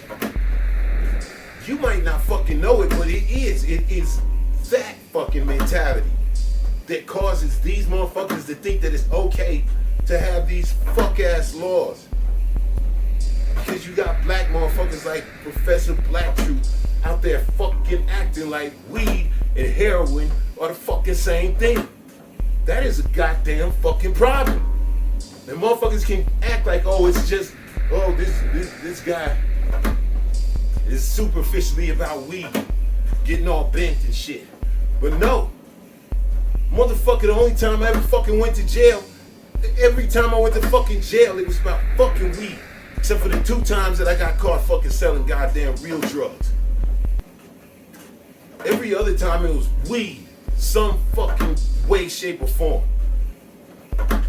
Going to jail for that shit.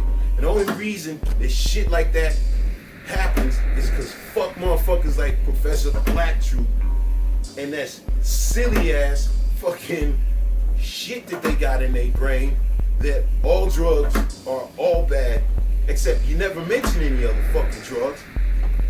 You don't even mention alcohol. It's just this hard on this fuck motherfucker got about weed. And I just can't do it. Trying to listen to this motherfucker in every fucking video. This motherfucker out here sleep this. Fuck that motherfucker. He might have the most brilliant shit in the world to say.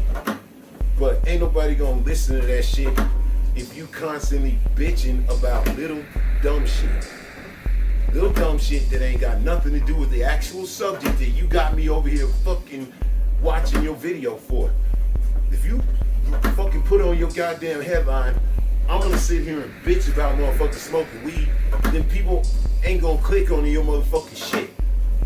But you got on your headline, motherfuckers is being racist against black people. So I want to motherfucker check this shit out. And while you bitching about these motherfuckers being racist about black people, you inevitably gotta throw in some weird out of left field fuck shit about motherfuckers smoking weed. Did your daddy die from a fucking weed overdose or something? What the fuck is wrong with this thing? All the fucking alcohol and drunk driving deaths and all the fuck shit going on with goddamn opioids and fucking cocaine and different fuck shit that's gone in just savage communities. And you bitching about weed. You the fucking reason. You the fucking reason motherfuckers is going to jail for this fuck shit. So shut the fuck up with that shit. Motherfucker, if you got some real shit to say, say it. And leave all that fuck shit out of it. You sending people to jail with your funky fuck ass opinion.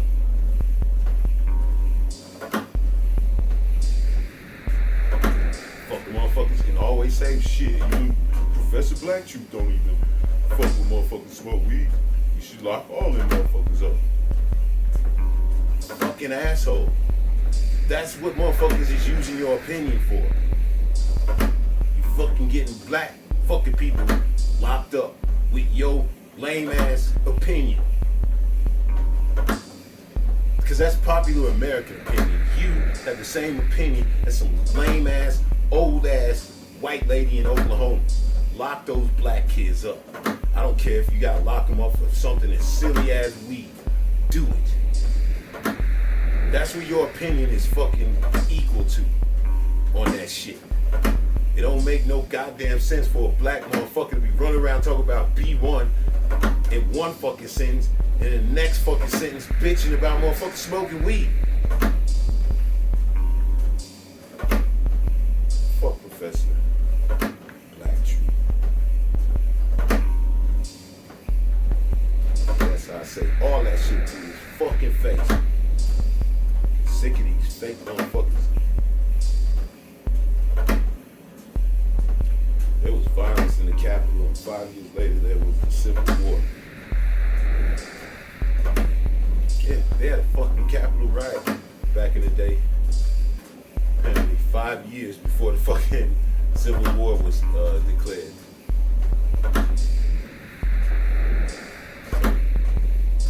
I just wonder if fucking history is truly gonna repeat itself. If it do, that means somewhere in 2026, we might have a goddamn good old-fashioned civil war in this motherfucker if history repeats itself. Back in the day, 5 years before the motherfucking actual civil war, we had real violence. Motherfuckers trying to take over the goddamn Capitol. Same shit happened. So, should be interesting to see if anything comes of that. 2026. It's all about guns. Before black people had guns, we had to take so much bullshit. Black people should never give away our guns. Ain't that the fucking truth? Yeah. After this whole fucking diary and shit, you could see my motherfucking transition into this thinking, because my whole fucking shit, there's all these shootings going on. I mean, there always is, but through 2021, there's a gang of motherfucking shootings, and as I'm watching the news all the time, I'm fucking and reporting on what I fucking see every day. Those are the things that I will be talking about. And I'm like, fuck man, we need to get rid of these guns. And I'm like, fuck man, these motherfuckers know how to get rid of these guns. They're like, fuck man, all you gotta do is get rid of all the fucking guns, including the fucking cops. And then I started motherfucking be like, well, no. If the cops get rid of the guns, then you're gonna have somebody like SWAT for motherfuckers that, you know, keep their guns illegally out in society. And SWAT would have to be the best of us. But then, who's gonna pick the best of us? And what is the criteria of who is the best of us? And then you start thinking about it, and it's gonna be racist white motherfuckers that are picking who is the best of us. And that means the criteria for who's the best of us is who is the most racist, asshole-ish of us. So fuck that. When it comes down to it, there is not one single situation where black people should get rid of our guns. There ain't. We shouldn't. We look at the fucking history of what these fuck motherfuckers used to get away with before we fucking had the ability to arm ourselves, and it would have to be pretty fucking stupid of us to go back to that. Hell no. I ain't never getting rid of my shit. Nope. Not even if the fucking nation decided that we're gonna get rid of all guns. I wouldn't do it. Then I would not fucking recommend any black motherfucker in this goddamn country listening to some fake ass fuck shit like that. Cause you know, as soon as all black motherfuckers get rid of their guns, they gonna come back with some fuck shit about, oh well, we rescind this, and I guess we gonna let y'all motherfuckers keep your guns as long as you a landowner or some bullshit like that. And black motherfuckers can't never get their guns back. Fuck that. You know, it's obviously a way out scenario and shit, but it just doesn't matter, because it would almost certainly come down to the fact that they would come up with some fuck shit to fuck with us if we were ever stupid enough to fucking disarm ourselves. We know how these motherfuckers get down. We know they would never truly disarm. So it would just be us giving up our motherfucking safety, trusting that these motherfuckers would.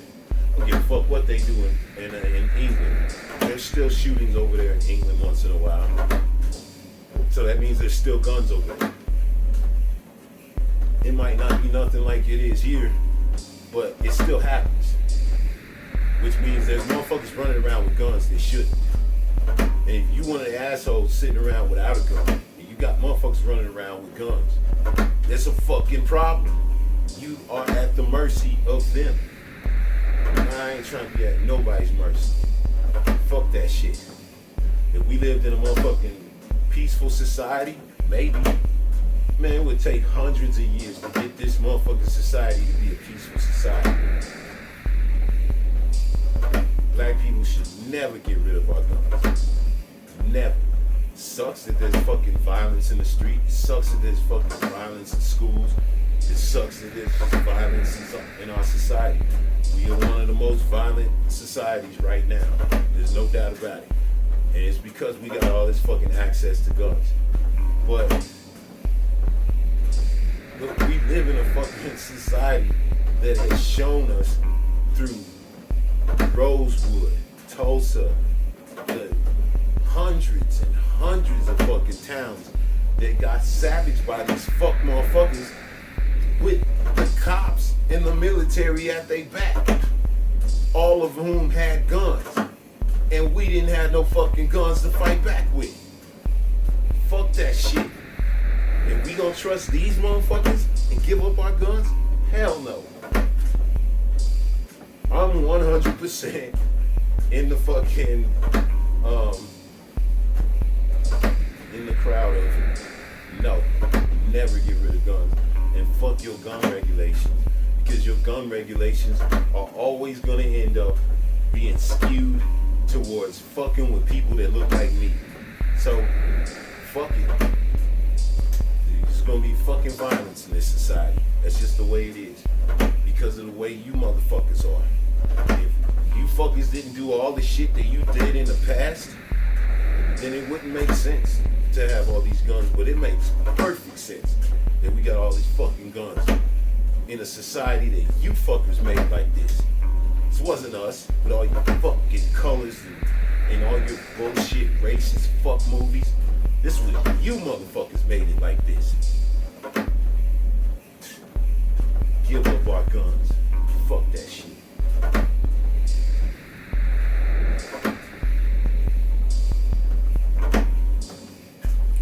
It's the allies that are fucking us up with this racist bullshit. They're always talking this shit about how this is such a hard conversation. That, yeah, fucking race is such a hard conversation. It's a fucking allies talking that I'm talking about right now. It's the allies that are fucking us up with this racist bullshit. They're always talking this shit about how this is such a hard conversation, but it's not. You fucking sit around listening to your racist uncles and aunts in silence or in complicity, sometimes laughing with them. All that racist shit. And then when you want to pretend it's time to try to solve a problem, when one of these fucking inevitable racist things happen in this country, you act like it's such a hard conversation. You don't fucking know how to talk about it. But you sit there and talk your racist, talk with your racist uncles and aunts. You defend them because they're your relatives. You act like Fox News isn't doing this shit on a daily basis. And you act like we as the people who have been oppressed are the ones that need to fix the shit. When in reality, it's always been up to the oppressors. These fucking allies are whack. These allies need to start getting in their fucking drunk uncles and aunts' faces about this racist shit, or they ain't really fucking allies. If all they got is a once in a while go out and peaceful protest, hold a fucking sign, that ain't good enough. And that's the fucking truth. These fuck motherfuckers I hear that shit. I saw fucking Jon Stewart the other day talking about, oh, this is such a hard conversation. Oh, we're gonna have to have it. This tough conversation about race. Fuck motherfucker, this is not a hard conversation. If your fucking racist uncle is out fucking yapping a bunch of racist bullshit, you should fucking put him in his fucking place. Why the fuck is it up to me to put your racist uncle in his fucking place? It's you, white motherfuckers, that are letting that shit happen. Supposed to be our motherfucking allies and all this shit. But this conversation is so hard to have. Every time there's some fucking racist bullshit that goes on. This is not a hard conversation. Black people ain't got a hard time fucking having this conversation. We talk about this shit all the time. It's our fucking white allies. They pretend to be our fucking allies, but when your racist fucking relatives are sitting around the motherfucking table talking all that racist shit, what do? You sigh. Oh. You roll your eyes. You put your head down. You hold your head like Fauci. But you don't do nothing about it. You don't say, hey, listen, you fucking asshole. Don't talk that fuck shit around my motherfucking kids. I don't want them learning that shit. The fuck is wrong with you? You don't do that. You sit there and fucking act embarrassed. You slap the shit out of one of these motherfuckers, maybe they'll stop fucking talking and being like that. But no, you motherfuckers are the goddamn problem. With your passivity. The fucking rational nationals and all that. You sit around listening to your racist relatives be racist. And then you fucking tell us about it. But the one fucking thing these stories always have in common is you didn't do shit. You sat there and let them fucking be racist. You sat there and let them influence your motherfucking kids. And then, when it always comes down to what the answer is, we have to fucking figure it out. We have to figure out a non-violent solution to your racist uncle.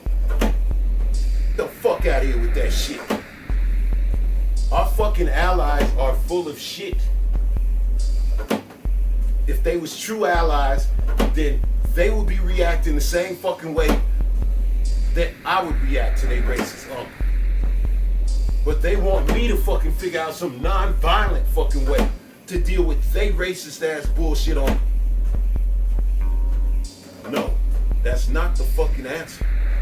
It's not up to the fucking oppressed to fix what the oppressor is doing. It's up to the oppressor to stop doing the fuck shit. This is simple. You fuck motherfuckers really don't have a real fucking problem with it. You just like talking about it in public and making it seem like you're one of the good ones because you have a problem with it. But if you had a true fucking problem with it, you would put a fucking stop to it. And I have seen that. But it's rare. It's rare when you see one of these motherfuckers truly confront one of their racist motherfucking relatives. You're supposed to want to get sympathy from me. You want to get accolades from me because you acknowledge that what that fuck motherfucker said is racist. But you didn't do shit about it. You fucking sat there and let that motherfucker talk all that shit in front of you and in front of your motherfucking kids. You ain't a true ally if that's how you get down. And you know it is way too many of you motherfuckers running around here rolling your eyes and talking about how this is such a tough conversation. I see it way too fucking much. This is not a tough conversation. It's you are a bitch. You a fucking pussy. Scared to motherfucking goddamn confront somebody that needs to be confronted. So you leave it up to me, the fucking person that's been oppressed by these fuck motherfuckers. And then you want it to be non-violent on top of that. So I have to fucking break my brain figuring out a fucking non-violent solution to the fuck shit you motherfuckers are pulling. Get the fuck out of here with that shit. You want a solution from me and your motherfucking racist uncle, it's always gonna be violent. So if you wanna fucking fix this shit without violence, you fuck motherfuckers, you allies, you people that are supposed to be fucking rational, you are the ones that need to fucking fix that shit.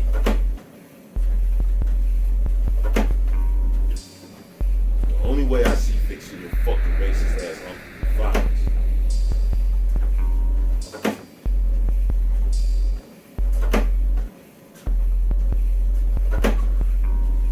Next time some asshole tries to play Dangerous Minds with a class full of black kids, them black kids should answer back. If it's a woman, like when these fuck motherfuckers is always talking about, okay, let's fucking break down the word, the N-word.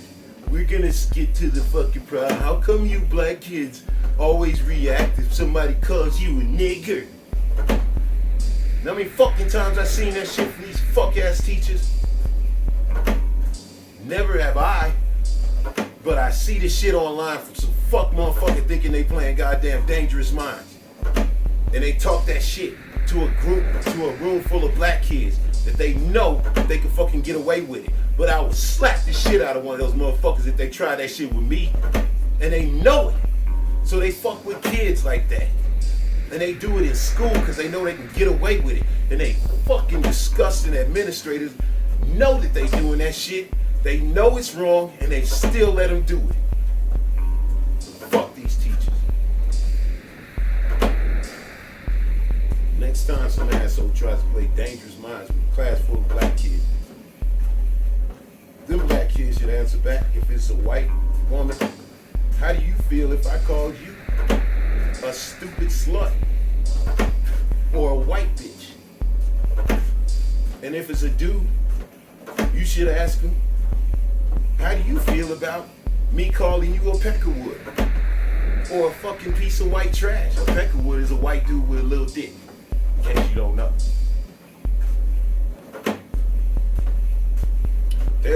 There's hurtful words for every race, and these fucking assholes know what they doing.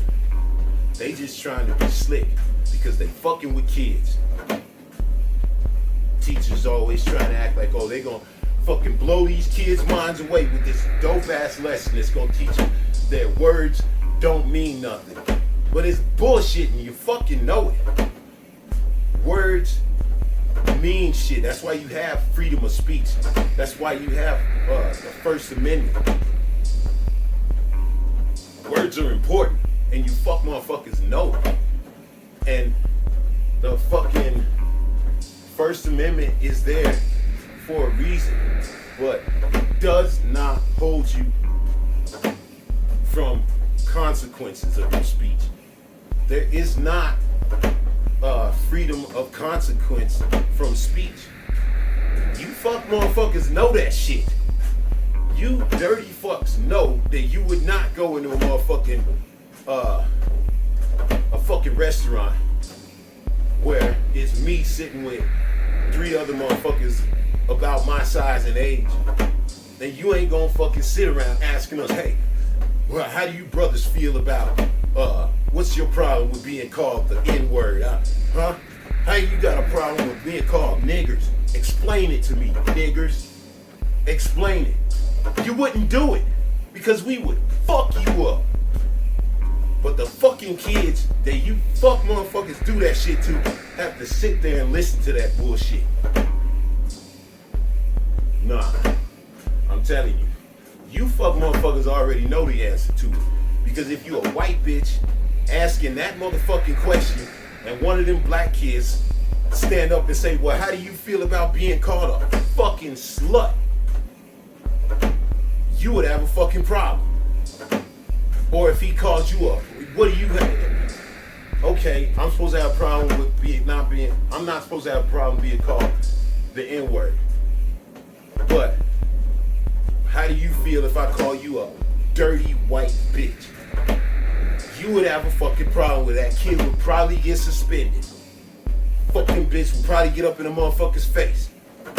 You call a fucking white dude that wants to ask that same ignorant ass question.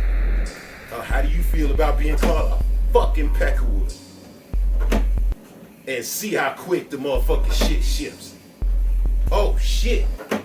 I thought this was just gonna be about me degrading these kids, and now they trying to hit back. Those motherfuckers would switch up so quick and be offended by your language while they're trying to teach you a motherfucking class about how you should not be offended by their language. Fuck that shit. I don't give a fuck what age. If you are in a fucking position where some asshole in authority is trying to fuck with you like that, you absolutely have the right to fucking cuss their ass out just the way I fucking said. Motherfucker wants to get your reaction to being called the N-word, get their reaction to being called a white bitch. Get their reaction to being called a crack-ass peckerwood or a piece of fucking white trash. And see how they fucking like it. If they don't got no problem with it, then maybe we can have this conversation. But if they react like most of these motherfuckers absolutely would, then you know that they full of shit and they just trying to push your buttons. And the only reason they doing it is because you a bunch of kids and they have the authority. And they know that you can't just walk up and knock them the fuck out like you should. Like they deserve for trying to fucking put a bunch of kids in that position. That's not a question you ask kids. If you really, really want to fucking get down to that shit, you go ask your black friends how they feel about the N-word. But you ain't got no black friends. So you gonna fucking ask some stupid shit like that to a class full of black kids. It's trash. You fuck motherfuckers are not gonna fucking play Dangerous Minds. Dangerous Minds never even was fucking Dangerous Minds. It might have been some silly white motherfucker, but them black kids guaranteed wasn't looking and fucking dancing and acting like the fuck motherfuckers in that goddamn movie. There is no situation where some white motherfuckers gonna come from the outside looking in and just be able to solve motherfuckers' goddamn problems that are based on systemic, real fucking reasons with they silly ass motherfucking thoughts, with they, little games and shit. You don't get to do that shit with kids, man. I'm telling you, some of these kids, I don't know. You get in trouble if you knock your teacher the fuck out. But some of these teachers deserve to get knocked the fuck out. That's for sure. I've seen a couple situations where you just know these fucking cowards would never fucking say no shit like that to a group of adults. They just doing it to kids. And they get away with it because the administration is just as racist as they is. I'm fucking sick of that shit.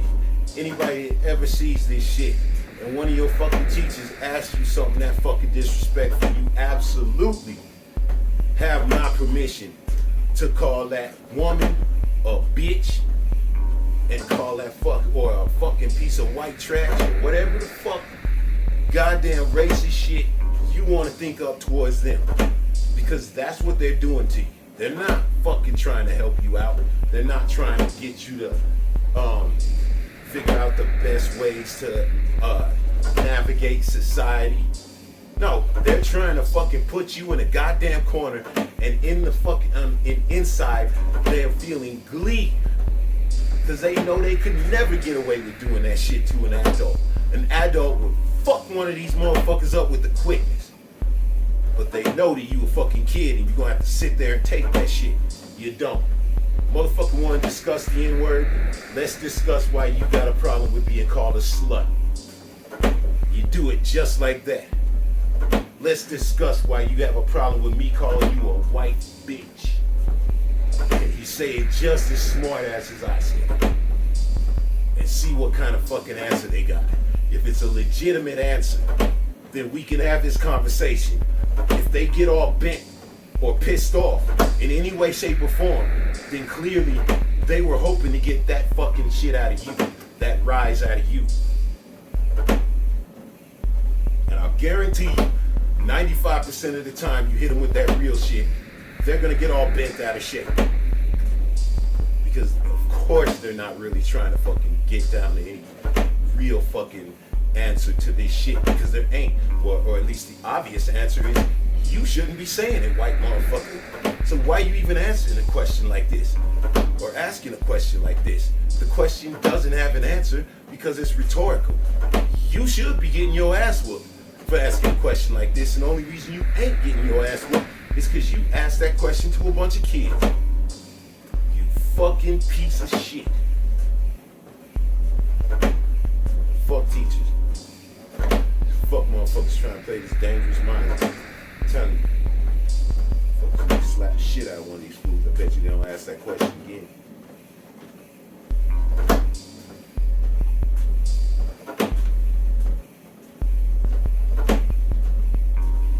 Fighting for Democrats over Republicans is like going to Ukraine and fighting for the Ukrainians. It's stupid, but it's understandable. You got tricked by all the overwhelming positive coverage of Ukraine. But voting for Republicans is like going over there and fighting for the Russians. It's fucking stupid. It's even stupider. Yeah, there's similarities. You see it all the time. Fuck motherfuckers going over, getting into a fight that ain't got shit to do with us. Fighting for Ukraine.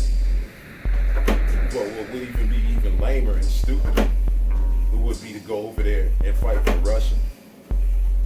Because Russians don't give no fuck about us. Both situations are stupid, and it's very similar to Republicans and Democrats, because Democrats, we're the ones that we're supposed to be down with these motherfuckers. But you look at them close and it's very obvious they don't give a fuck about you. But that don't mean you go fight for the fucking Republicans because the Democrats are slow. Because the Republicans are even worse. It's like, you don't go over to the fucking Ukraine and fight for Russia because you think it's fucked up that we're sending money to Ukraine. Shit like that. That would be stupid as fuck.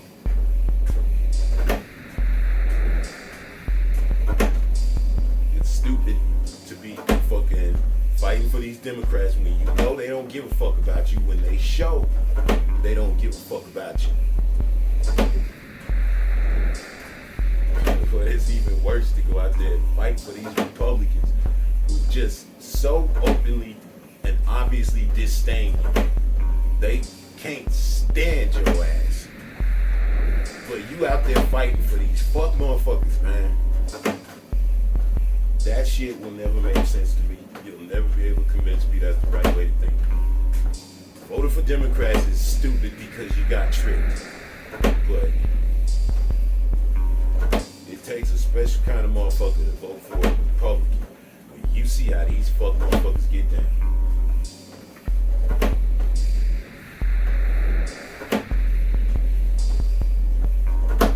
And we did not evolve.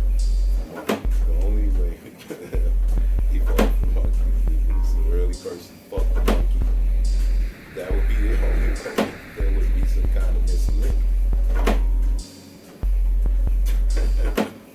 I already talked about this shit. I already talked about Darwin theory, and I think it's dubious. I already talked about how I think we evolved from the proteins that made man. Philosophy, religion, when you think about it, Jews believe in the burning bush. Some Christians believe in the 7-day theory.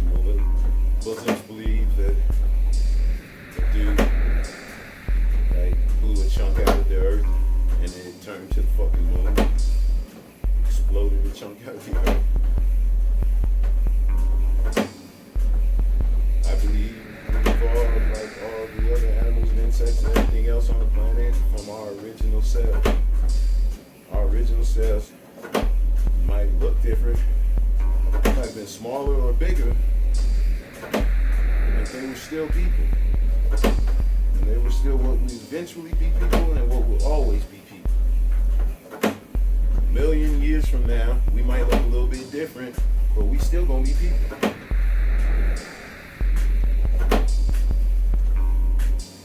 They were not apes. There was no magic going on. We are animals. How come other animals don't get that fucking fancy origin story? We are fucking animals. Act like humans are not animals. We have something in our brain that made us go a little bit different. But we came up with every other fucking animal, and we are here to feed this fucking planet. That makes way more sense than all this silly magical shit from all these different religions. I don't know Muslim, Buddhist, Hindu, Christian, all them shits. I'm sure they're all really rooted in some kind of silly ass fantasy. If you look deep enough. If you look deep enough, I think it's pretty fucking obvious right here. I think I already talked about religion and all that shit the other day. I don't really need to go over that shit again. But that's real, man. There is a lot of really fucking shabby information out there as far as our origin story and all this special shit. But if you look at the reality of the situation, we are animals. I know it's just so hard for you fucking motherfuckers to like embrace this fucking idea that yes, we're animals, but we're special animals because we have souls. Yeah, so does every other fucking animal, an insect. Every single little fucking bug that you crushed has a soul. We're all fucking the same. Everybody and everything is related in some way, shape, or form. There are goddamn deposits of calcium in those mountains right out down there. They're fucking calcium deposits. We have calcium in our body. That means we are related to those mountains. The fucking goddamn clouds can send a fucking electrical charge through them that can shock you. I can fucking scuff my fucking feet up and walk up to you and send an electrical zap shock into you just like a motherfucking lightning bolt. Not as powerful, but still the same. It's an electric shock. I can do that to you. So, we are related to the clouds. Everything on this fucking planet is related. And everything has some semblance of a soul. And every fucking thing probably thinks it's the most important special thing here. But we're not. We're just animals. It's just a little bit fucking different. We got the opposable thumbs and our brain power that makes us a little bit special because we can leave. Unlike any other animal, we can leave this planet. But that's it. We're not special, and all these goddamn different religions that tell you you're special and you have these fucking magical origin stories. It's all silly. Motherfuckers should see that shit. At least you should see it enough that you don't want to go kill somebody over it. Not believe in your bullshit. Religion is trash because it makes motherfuckers want to kill other motherfuckers that don't believe in their shit. Otherwise, I don't got no problem with religion. And the shit that I don't believe. I don't got no problem with that shit. So I got a problem if you want to kill me because I don't believe in your bullshit. That's when it becomes a fucking problem.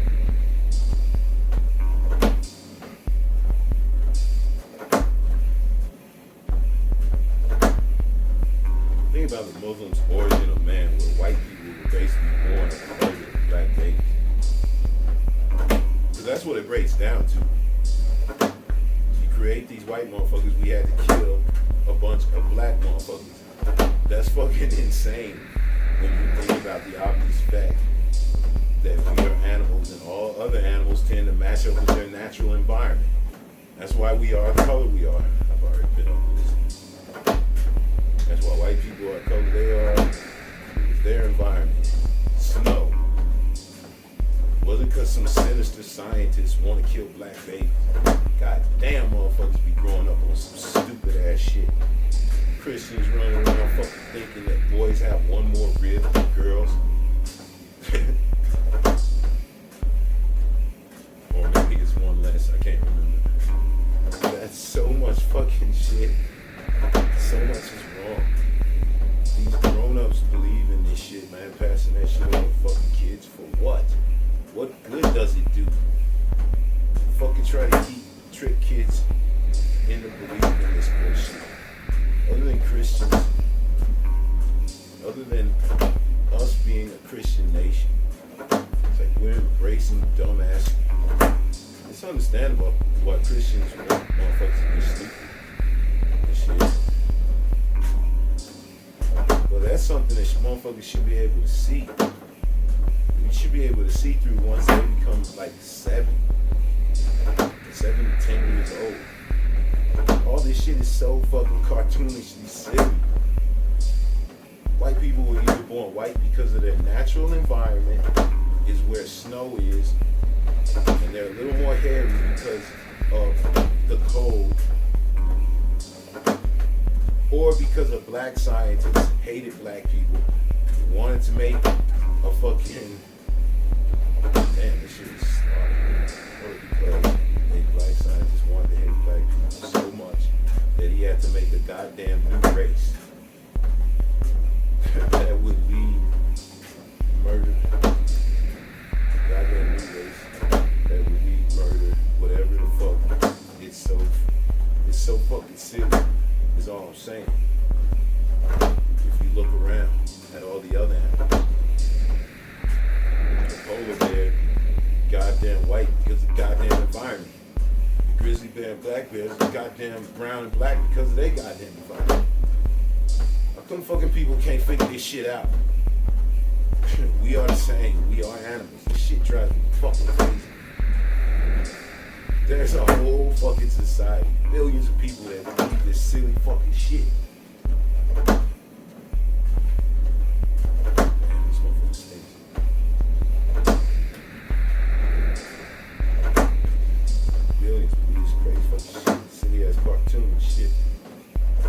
Muslims choose Hindus. Believe this fucking silly ass cartoon. Muslims choose Christians, Hindus, Buddhists.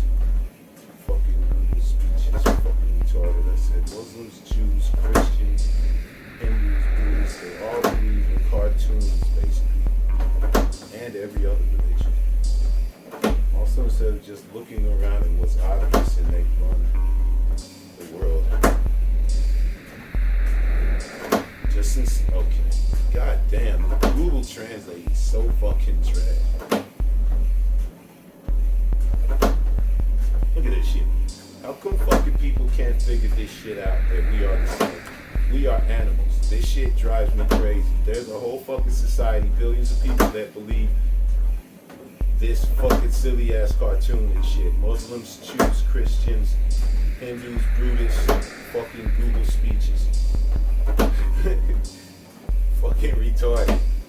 I said Muslims, Jews, Christians, Hindus, Buddhists. They all believe in cartoons. Every other religion. Instead of just looking around at what's obvious. I mean, these fuckers run the world. It's insane. The fucking goddamn text-to-speech on this motherfucker is so trash. I mean, goddamn. This shit is really hard to translate. These are my words, but the Google mangled it. Ruined it. I'm just saying, it makes sense that motherfuckers want everybody stupid. All religions want people stupid. Because the second you start looking at the so goddamn silly. They have to beat it into your head as a kid, literally, sometimes. Sometimes beating it into you, literally. And then you do it to your own kids. Pass that bullshit on. Every single religion is trash. There's not one that just admits they don't know what the fuck happens after we fucking die. They don't know why we're here, so they make up some silly shit instead of just looking around and just saying, I don't know. Or looking around and figuring out what's fucking obviously right in front of your face. They don't know why we're here, so they make up some silly shit. It's not even hard to figure out. It's fucking obvious why we're here. These religious motherfuckers, man, they look at all us like we just a bunch of assholes, and we so fucking stupid. We should believe that we fucking men have one less rib. We should believe that this fucking old white man in fucking space snapped his fingers and created us in 7 days, 5,000 years ago. Fuck, man, if you're stupid enough, you'll believe anything. We are dumb as a fucking country. And even the ones that are supposedly smart. Like the Buddhists and the Jews. We're all dumb. Jews believe in a fucking burning bush.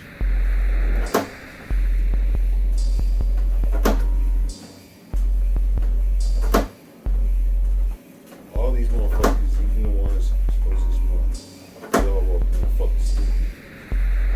Jews believe in a burning bush. Buddhists believe in some immortal fat dude walking around being all jolly all the time. It sounds like fucking Santa Claus. But I just actually described Buddha. All these religions are just keeping them all fucking stupid as fuck. Man, our society is so fucking Christian. That's what all this woke, this anti-woke shit is. Anti-being awake and knowing what's going on and what's coming at you and what to do about it. That's a problem to these motherfuckers. That's why being anti-woke is so popular in our society. And probably other societies have their own similar bullshit. But it's Christians really pushing that motherfucking anti-woke bullshit in our society. They've all embraced. Do not ask questions. Asking questions will get you kicked out of heaven. Basically. Fucking people. It's true. Don't ask questions. Don't read books. Don't try to fucking become a smarter person. All that shit is gonna lead you away from heaven. They really do teach that shit, and you fucking know it. This fucking translation is so fucking annoying. I don't need to speak on this shit. Deciphering it as I got there and talk. Drag shows are fine. I got no problem with drag shows, but I don't understand why we need to have drag shows for kids, or even like a drag reading hour for kids. I think it'd be going. I think I talked about this the other day. I think it'd be going to have an open age forum where anybody can come in, and if they want to bring the kids, that's fine. But to have something specifically aimed at kids is weird. Something like that. It would be like if you had a stripper hour. Yeah, that we talked about. If you had a stripper hour to read to kids, you know, bring your kids around. The friendly stripper is going to read to them. She'll be fully clothed. She'll just be well known as a stripper, and it's like some kind of thing where they're telling people strippers can read too. You know, I don't see how that's different. Basically, the stripper will be fully clothed. She ain't even know have her fucking makeup on and look cute, but she would be fully clothed. It would just be around, you know, she's going to be reading to these kids, so she could show the strippers can read too. What would be the sense in that? It would be one thing if you had something like that and people bring their kids if they so choose. But why would you have something specifically aimed at kids coming and listening to a stripper read to them? It's because you want people to think that growing up to be a stripper is okay. Thinking that stripping is just fine. And being a stripper is okay. But it doesn't need to be something that needs to be introduced into your kids' fucking heads. That's indoctrination. Drag show reading hour for kids is weird. And it does feel like indoctrination. How can you say that's different from a stripper reading hour? It's aimed at kids. I don't think it's wrong to have a drag show. I don't think it's wrong to be a stripper. But I think if you push it on kids, and you clearly just asking motherfuckers to look the other way, I don't get that. I might be an asshole, but that's my fucking opinion. I don't think it's cool to have a drag show hour for kids, encouraging kids to do drag and shit like that. Just like I don't think it would be any different having a fucking stripper hour and then encouraging the kids to do a little stripping and mess around after stripping and messing around on the pole afterwards. Nothing too risque, but clearly learning how to strip. Teaching kids how to fucking be strippers.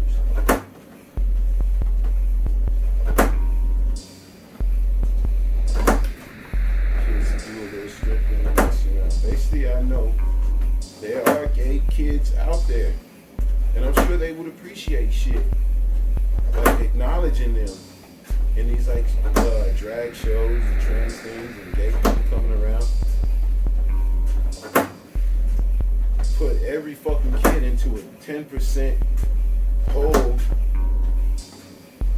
which is what it is. It's like having 100% of the class go do something that is probably only going to be appreciated by 10% of the class, because they say 10% of the population is gay. So we're subjecting a whole class of kids to this stripper hour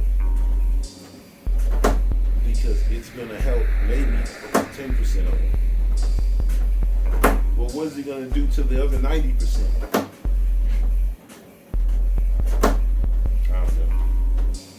I'm not saying everybody does drag is gay. I'm saying, like, why are we pushing it on kids? The most liberal fucking liberals are the people on Sesame Street, and they might have a person in a drag on their show. They might have had a person in drag on their show at some point, maybe.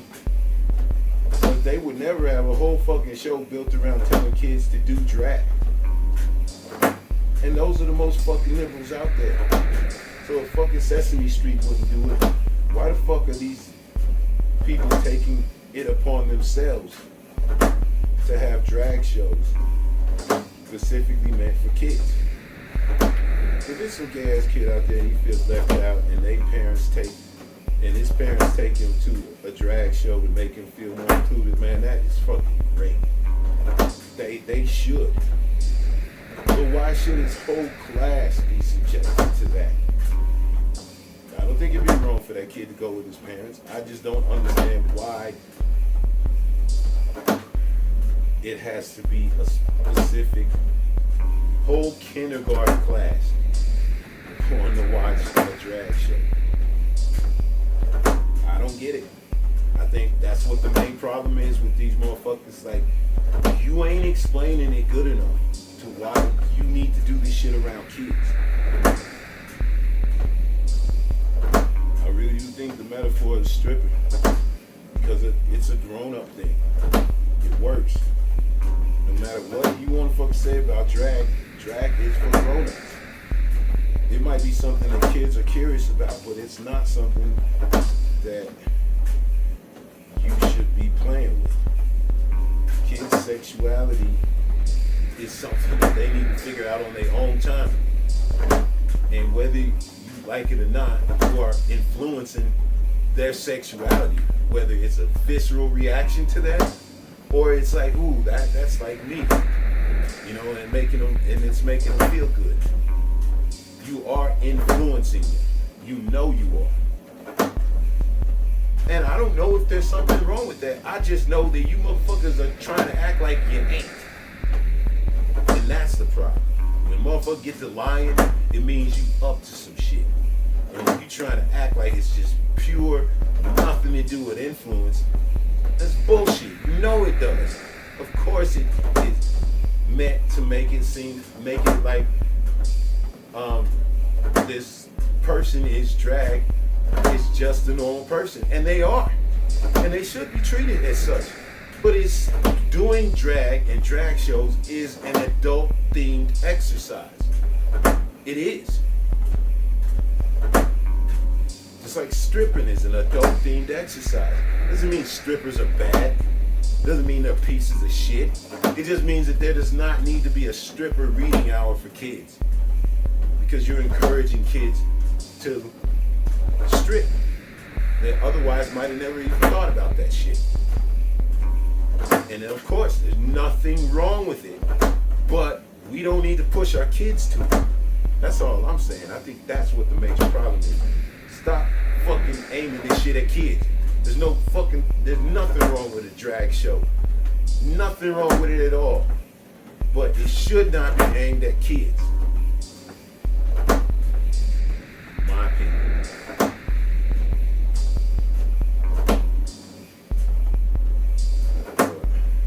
Fuck kids. You should not be fucking with these kids when they're little. And that goes for strippers of any kind.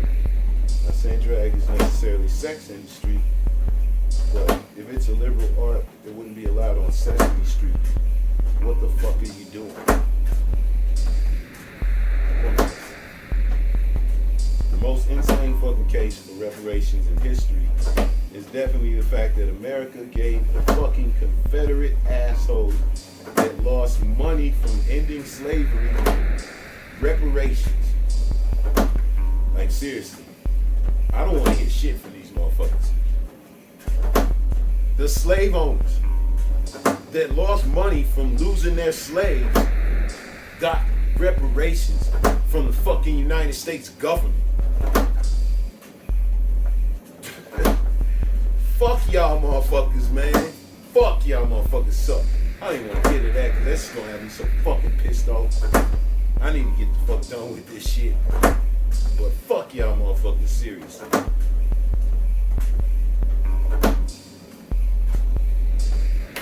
This was not a vanity project. I had to talk about that shit too. This was education. A lot of my fucking subjects like just naturally bleed into one another and I'd have them on my mind. So even though I had wrote it down at some point through the months since the last time I had talked, it's like when I'm talking about one subject and then one just bleeds into the other. I guess that's just how I would just, instead of stopping myself talking about it, leaving it for when I want to talk about it specifically, I would just let it bleed into the other. And then I've already ended up talking about this shit. This was not a vanity project. This was education. Think about how many people wish, especially from my generation, if you could have something like this from your grandparents or your great grandparents, something like that, you know. It doesn't have to be a forever diary, it just has to be a year in the life. It doesn't have to even be public, it just be written down, private, stashed away. But everybody, especially every black motherfucker, should leave some information about who they are behind for the next generation. It's not vain. It's smart. These white motherfuckers know all this shit about their goddamn great-great-great-grandparents and where they fucking come from and all this shit. They don't need no goddamn DNA test. So there was a bunch of motherfuckers goddamn tell what the fuck? I heard this was a motherfucking bunch of my goddamn regular daily thoughts. God. Maybe it started out thing. Jesus, this fucking text-to-speech is pissing me off. This shit don't make no fucking sense. To tell her this was a motherfucking bunch of my goddamn regular daily thoughts. And I don't think you got it. That sentence don't make no damn sense. Fucking piece of shit. Text-to-speech, man. You've been around for like 30 years and you're just fucking trash still. God.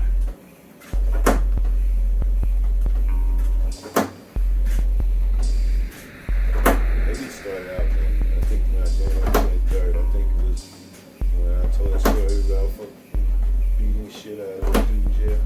That's when I realized I should probably be talking about real shit. And that's when the shit became about more. You say amongst random shit on a daily basis, you get a pretty good idea what my likes, or anybody's likes and dislikes. What sets them off, what makes them laugh, what type of person they are. You watch 365 days of that shit, and you're going to get a very good picture of some of who somebody is. This was the right thing to do. I don't know if it was the right way to do it, but it was definitely it was the right way to do, right thing to do. So I suggest everybody do something similar, especially if you black, because we don't got enough of fucking real history about ourselves out there.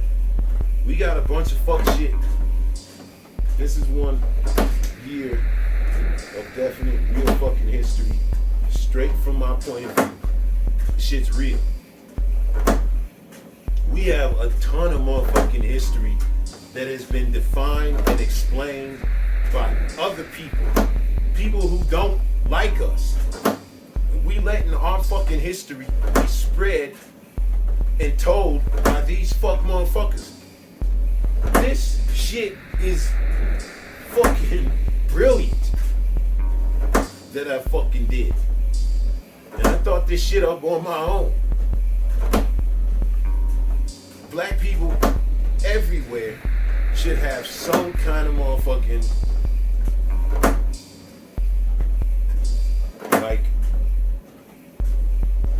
information about themselves, because the motherfuckers that are telling our future, our ancestors, the motherfuckers that are gonna tell them about us, do not have our best interest. They're gonna tell them lies and fuck shit and shittiness and try to make them feel terrible and make it act like we were the fucking worst. Why would we allow that? That's fucking insane. Fuck no. I can define who the fuck I am. I ain't gonna let some white motherfucker define who the fuck I am and tell my motherfucking people who I am. This was the right thing to do, making this motherfucking diary. I think I already talked about that shit though. So, yeah. I'm glad I made this motherfucking shit. It wasn't about vanity. It's about being ahead of my motherfucking time and realizing that there is not enough black history out there. The only black history you gonna get is in school. Told by a bunch of motherfuckers that don't fucking like you. So why the fuck should you be listening to fucking black history from a bunch of white motherfuckers that don't like you? Black people need to motherfucker be writing our own motherfucking history. This year, or not this year, but the year of my diary, I told a whole bunch of shit that if it was told by some funky ass white motherfucker, it would have been told in a complete different way. Black people should be doing this shit.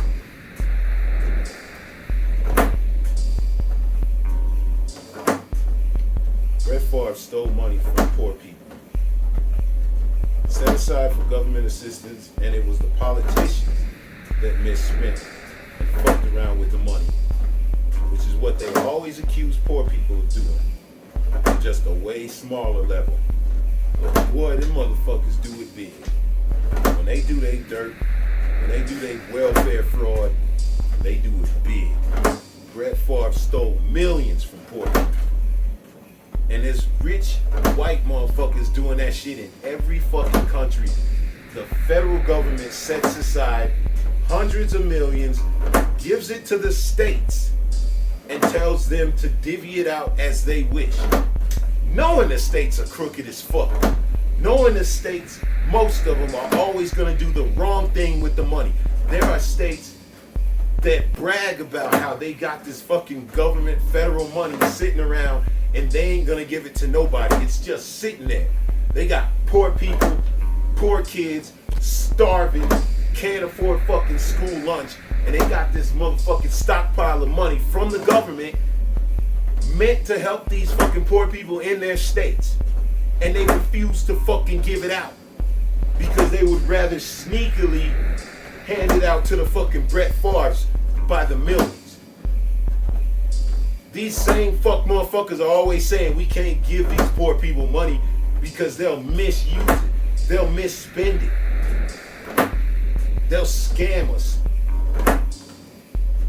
But the biggest scammers are rich, dirty, redneck motherfuckers in the government.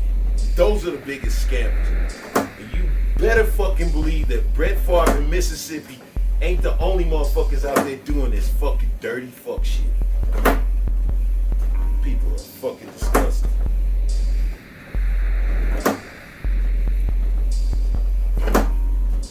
School days, crack culture is rapey as fuck.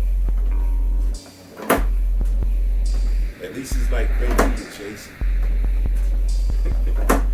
That shit is true, man. When I look back at motherfucking hanging out with all those frat kids and when I was hanging out up around the university when I first moved out here and the way they treat women and girls, and the girls would let themselves be subjugated and fucked with like that.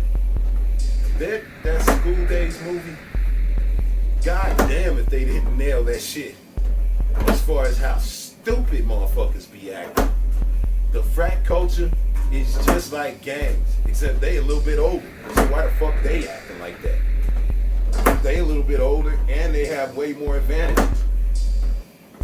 The frat culture is very similar to gang culture, which is similar to every other kind of organized culture in America. It's just gangs of young kids, and we somehow got shit on the hardest. You look at any kind of organized culture, and it's gonna be very similar to gangs. It's fucking weird. School Days and all the fuck shit they got up to in that movie, man. Spike Lee nailed that shit.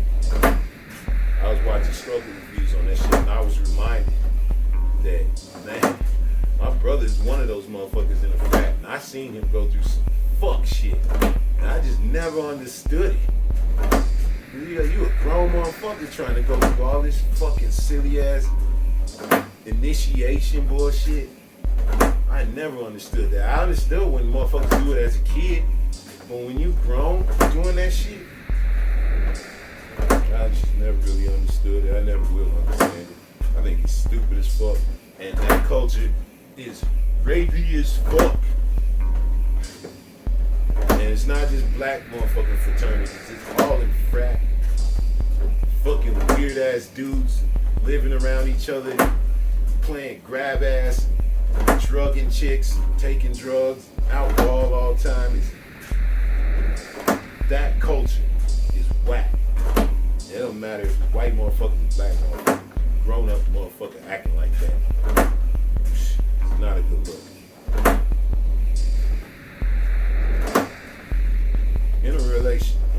Interracial relationships.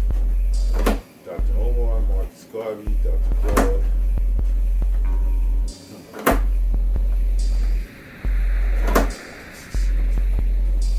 I guess it's like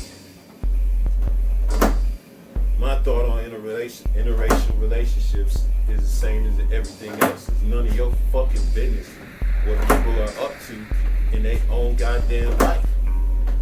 So if you got an opinion on somebody's motherfucking relationship, you are kind of an asshole if you think about it. Because the only people that should have some opinion on who the fuck somebody's dating is an ex-girlfriend or boyfriend that's fucking jealous of the person, that they're not with that person anymore. So if you want to be with somebody and they're with somebody else, and I guess if they're with somebody else from another race, that makes you feel even some kind of like even more hurt in your butt.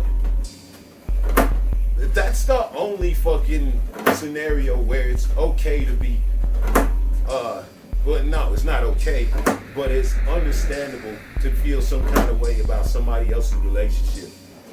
If you a black man and you bitching about a black woman that you don't know, that if you did know, you wouldn't want to be in a relationship with her specifically, but you bitching about her being in a relationship with a white man, you are a fucking silly person.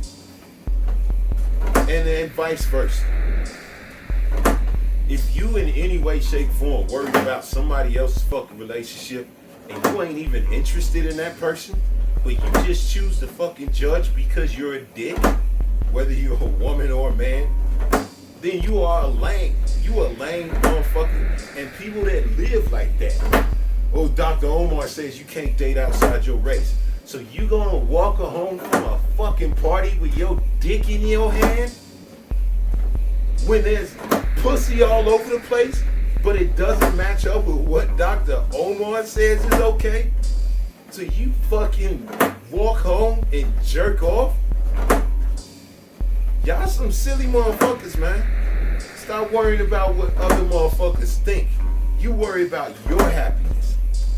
Because when you unhappy, the only motherfucker you gonna blame is Dr. Omar for fucking listening to Dr. Omar. But in reality, you need to blame yourself for worrying about what every other motherfucker's thinking.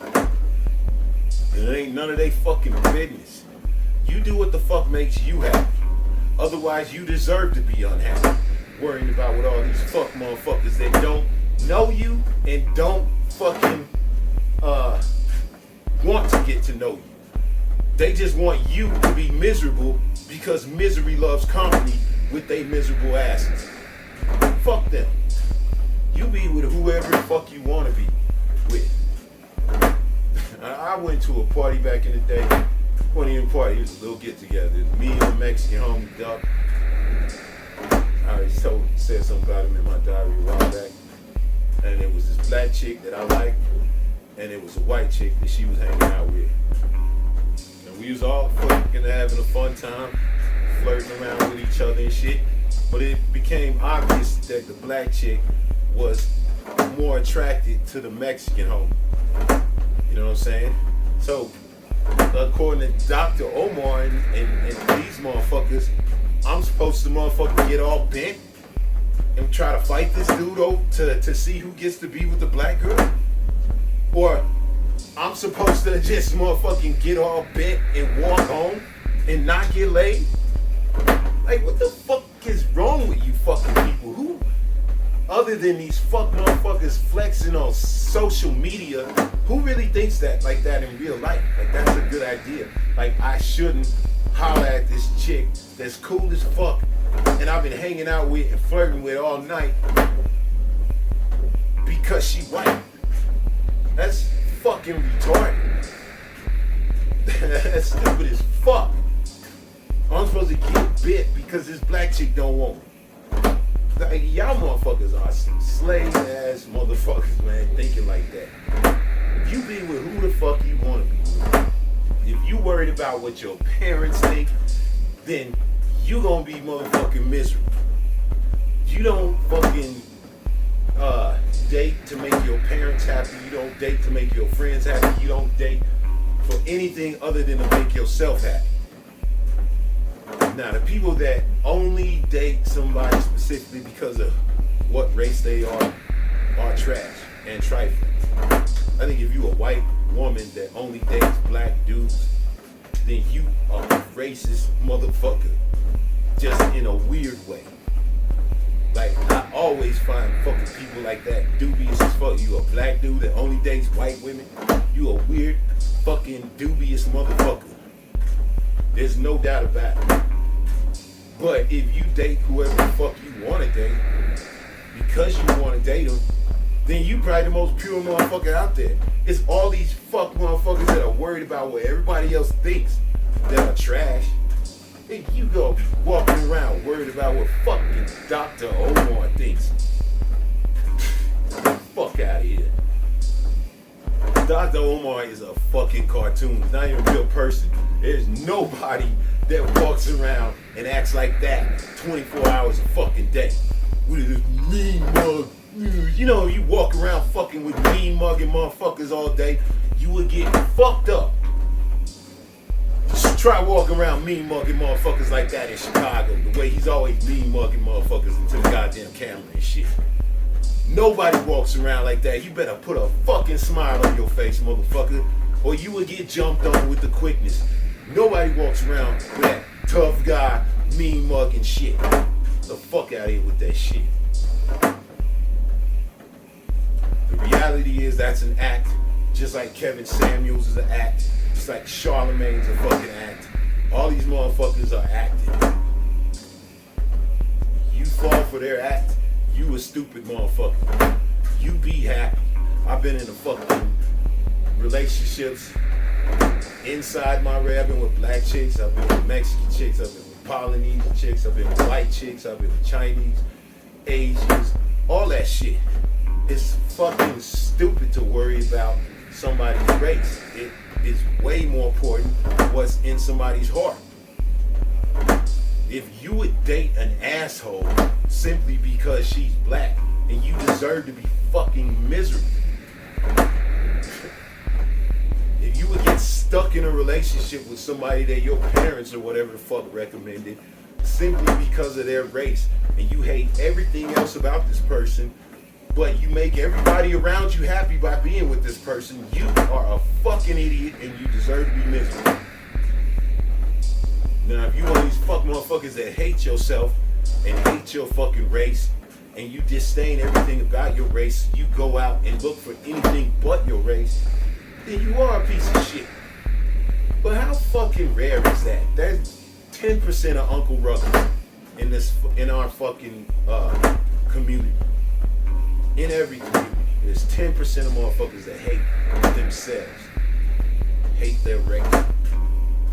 But everybody else is just doing what the fuck they want. If you live in a place where there ain't that many fucking people around that look like you, there's some. But the only way you're gonna be around them motherfuckers on a regular basis is if you go to church. And I'm sorry. But first of all, you a whack ass motherfucker if you're going to church to get laid. But if that's the only place that you can find motherfuckers that look like you to motherfucking interact with, then that's what you gonna have to do. You gonna have to sell your motherfucking soul. So that's not happening. And if the chicks that you have been with that were your race didn't fucking, it's not it didn't make the cut, it's just motherfucker wasn't trying to be in a goddamn relationship at that time. It wouldn't have mattered who I was with. Whoever, when I was finally ready to be in a relationship, at the time, I think it was about 27, 28, something like that, where I actually told myself, okay, I'm ready to be in a relationship. I'm gonna fucking have a girlfriend. The next chick I fuck with, she gonna be my girl. If she's cool. I told myself that shit. And then, like a little while later, I met my girl, the girl I'm with right now. Damn, it might have been that night that I told myself I'm gonna get into a relationship, was when I met her. And I've been with her since, for like damn near 20 years. It ain't got shit to do with race. It didn't have shit to do with race that night. And it ain't had shit to do with race at any point. It got shit to do with, in this motherfucking society that I'm at, the major majority in the population is white motherfuckers. So while there are black people here, there's just not a lot of us. So you would have to be one these silly motherfuckers is constantly walking around jerking off, or snatch up the first chick that you get into a fucking relationship, no matter how much you got in common, and go get married. Fuck that shit. That ain't never been me. I think I ended up with the right chick because she cool, because I like her, because we fucking wanted to have kids around the same time. So it wasn't a big deal when she got pregnant. Those are the fucking things that make a goddamn relationship, not pigment compatibility. That's fucking stupid. Now, when I was in Chicago and there was only black girls, that's who I'm hooking up with.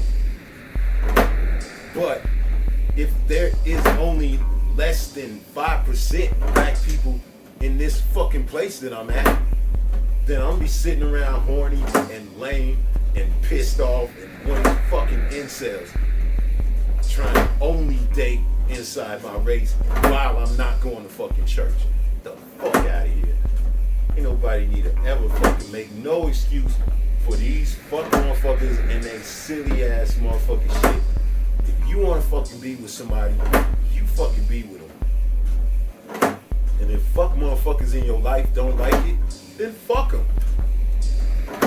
Nobody is more important than your motherfucking happiness. Not your parents, not your friends, not some asshole you don't even know. Nobody is more important than your motherfucking happiness. So as long as you happy, you ain't out to hurt nobody, you doing the right things, man. And as long as you ain't excluded. Because people that exclude, like, you trash. Like, seriously. I find white girls, and I've seen plenty of them, that only date black dudes. Like, I would never take you fucking serious if you like that. Because I know you ain't taking me serious. You dating my skin. You just as trash as Omar. And that type of shit. I think you should just date who you want to date.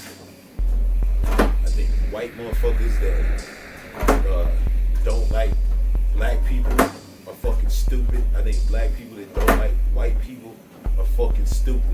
People are individual. They're not a whole. There's plenty of white motherfuckers that are assholes. Plenty of black motherfuckers that are assholes. You seek out the individual that fits you, not the race. You ain't gonna find it.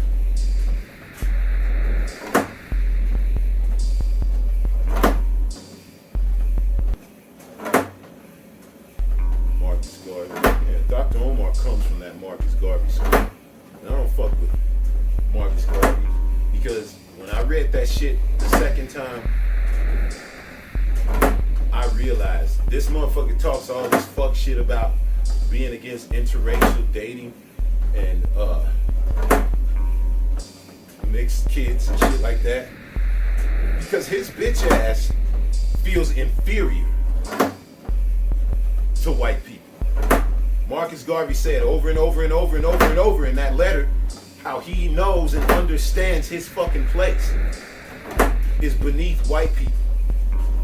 So Marcus Garvey is against interracial dating and all that shit, not because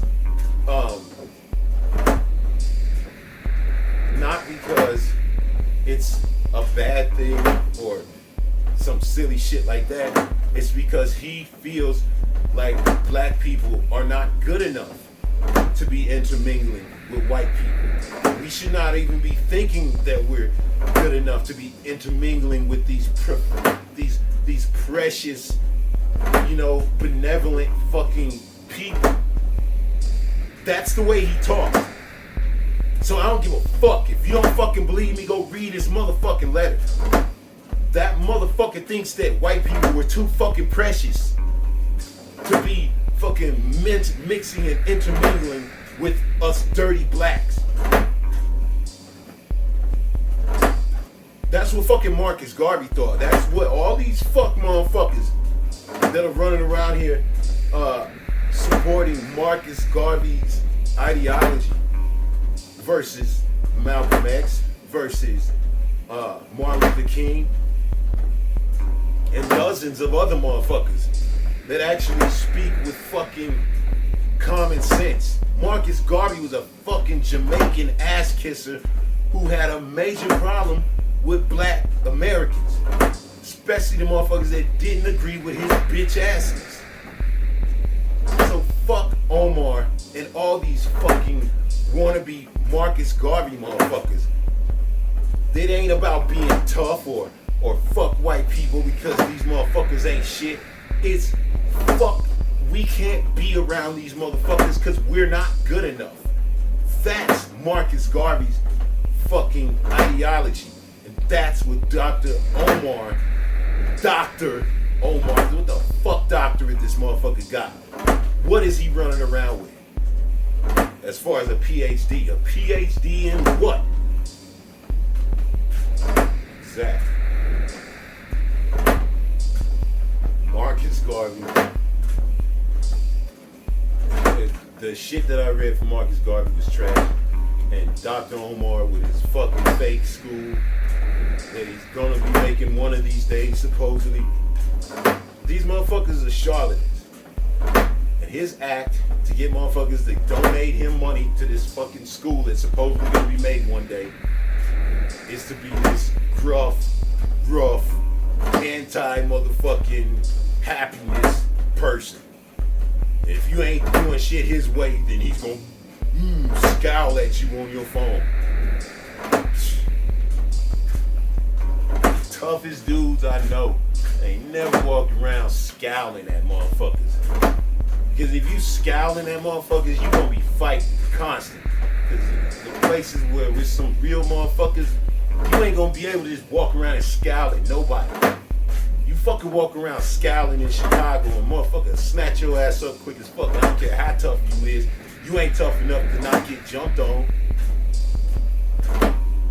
So all that tough guy shit, walking around scowling and shit, that just shows me that almost certainly you pussy as fuck. Because motherfuckers don't act like that in real life. Fuck Omar and all these fake ass fuck motherfuckers. Omar and Charlemagne are the same person. You can fucking see it. One of them just tries to act tough, one of them acts bussy. But they both the same motherfucker.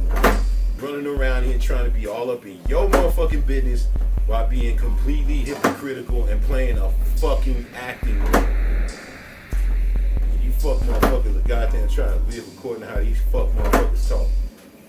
Fuck Omar.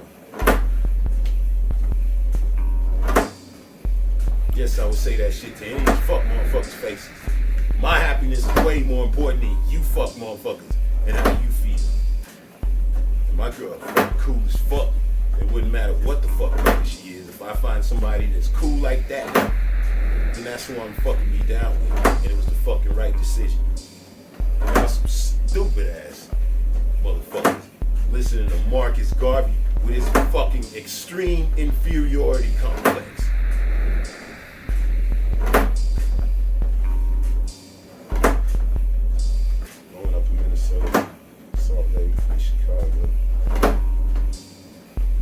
Minnesota was cool. I already talked about that. Going up to Chicago was fun as fuck.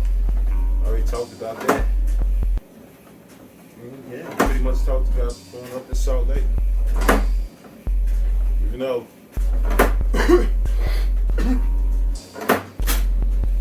I worry about kids growing up in Salt Lake. Because when I came out to Salt Lake, you know, I got an attitude with everybody. So I wasn't taking no shit from these motherfuckers. And I'd slap a couple of them around, but it was never no real static for me. Because they don't want static from a motherfucker that's gonna give it back to them. But I did meet motherfuckers that were from here, black dudes, and man, most of them were really tame as fuck. They know they motherfucking place. I knew this one black dude. I was in a clique when I first moved out here, drug dealers. We was all, I think I had already described that shit with the Mexican dude at the top. And we would all party and shit. And we all were parts of different cliques that would come together because we all worked underneath that one Mexican dude. And there was a few black in there, but none of them was like me. It was like I was there, and the dude I was with was Jared, the white boy, and Jared also had another black dude that he worked with that was underneath him. And that dude was from Salt Lake. And the fucking disrespect these motherfuckers would put out that would never come my way, but was constantly being aimed at this other black dude. Man, I just did not fucking understand how that motherfucker wasn't constantly going upside these motherfuckers' head. But that's what it is. It's like when I was a kid, I was constantly going upside these racist white motherfuckers' head. So when they fucking pull that bullshit on me, they would get that smoke that they was asking for. Way more than they actually wanted. So I dealt with that shit when I was younger. So I didn't have to deal with it when I was older. Because I think motherfuckers understood just by my look that I would fuck you up for that racist shit. Where these motherfuckers that grow up here and they take that shit their whole life, they have to take that shit when they adult also. These rednecks never grow out of treating you like that. So, I don't know. I always encourage my kids, motherfucker, if you feel like it's time to fight, fight. Don't let these fuck motherfuckers goddamn take advantage of you. Don't let these motherfuckers put you in a corner. Don't let them motherfucking make you feel like you have to take anything. I grew up out in the sticks, out in the type of area where you would expect a black motherfucker to get strung up if you act the way I fucking acted, according to the fucking media. But the reality is, real recognize real, strength recognize strength. And if you act like a pussy, these motherfucking white motherfuckers will, boy, they will drag your ass. And they will treat you like a fucking pussy. For every day of your motherfucking life, I seen it. I think that dude's name was Tim. These motherfuckers, every time I would see him, these white motherfuckers was disrespecting this motherfucker like he was a bitch ass bitch. And they would be kissing my ass and my brother's ass because we would fuck one of these motherfuckers up if they ever came at us like that. Because this dude would just take it. I never fucking understood that shit. I never even fucking chose to even like engage with this kid. He's one of the few black motherfuckers I just never had no interest in fucking hanging out with. Because I don't want to fucking be hanging out with you and you taking that type of shit from these white motherfuckers. You kind of deserve it. You should have knocked one of these motherfuckers out a long time ago. I don't know. I do feel some kind of way about my kids growing up out here. I be telling them, man, it ain't nothing wrong with fighting as long as you fight for the right reason. Motherfuckers get brainwashed into not fighting. End up taking a whole lot of shit.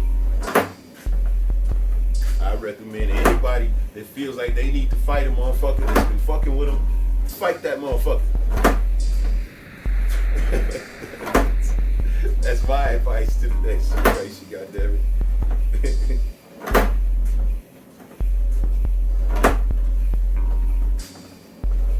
Most beautiful woman I've ever seen. Yeah. The most beautiful woman that I've ever seen. It probably had something to do with the circumstances too.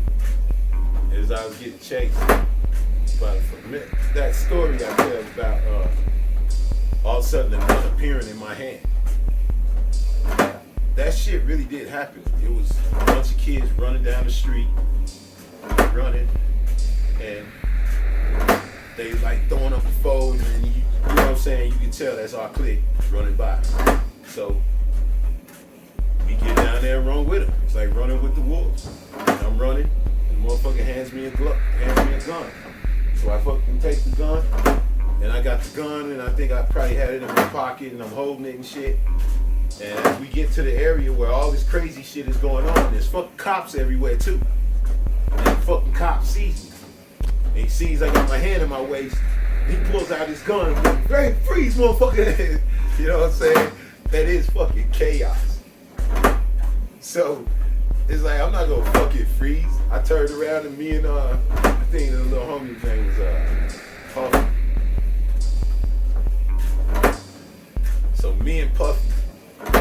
we see this motherfucker police coming at us, and we turn around and start running, and Puffy knows, I don't know if it's his building or somebody in this building, but he knows something. So we go into this building, and we go running up the stairs and shit. Fucking, we can hear the cop like a flight or two down behind us and shit.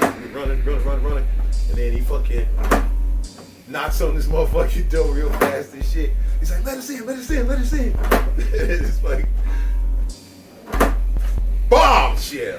Yeah, I mean this fucking gorgeous girl. Like, she opens up the door, and I swear she must have been like glowing, and woo, this chick was fucking beautiful. And cool as fuck, cause she let us in when we was running from the police. It was, and she fucking took the gun. Like, before we left the shit, so we wouldn't have to be walking out with the fucking gun and get in trouble if we got caught, you know, when we left. This chick was so cool, and she was beautiful, and she was like a little bit lighter than me. Gorgeous face, big titties, perfect body, and the circumstance of, like, I don't think she's wearing much makeup or any of that shit, but she's just still like really beautiful face. The circumstance of motherfucking saving us and shit at that time. And I just remember this chick was glowing. And I wanted to holler at her, but it was the circumstance of, you know, there's all this crazy shit going on that I just never fucking hollered at her. I never came back and hollered at her. I think she was probably related to Puffy. Probably should have said something. But, yeah, I think that's the most beautiful chick I ever seen. I wonder if it does have something to do with the circumstance. Because it's true. Like, I've seen tons of beautiful, I've been with tons of beautiful women. Our girl that I'm with right now is fucking gorgeous, man. She's still fucking beautiful. Everybody, I've changed with age. Let's just be real. Shit happens. But as far as like that other level of, yeah, damn, that was the one. That was like the most beautiful motherfucker I've ever seen. Damn, I'm almost at 200 minutes out this over. Fuck. This motherfucker sound bad too.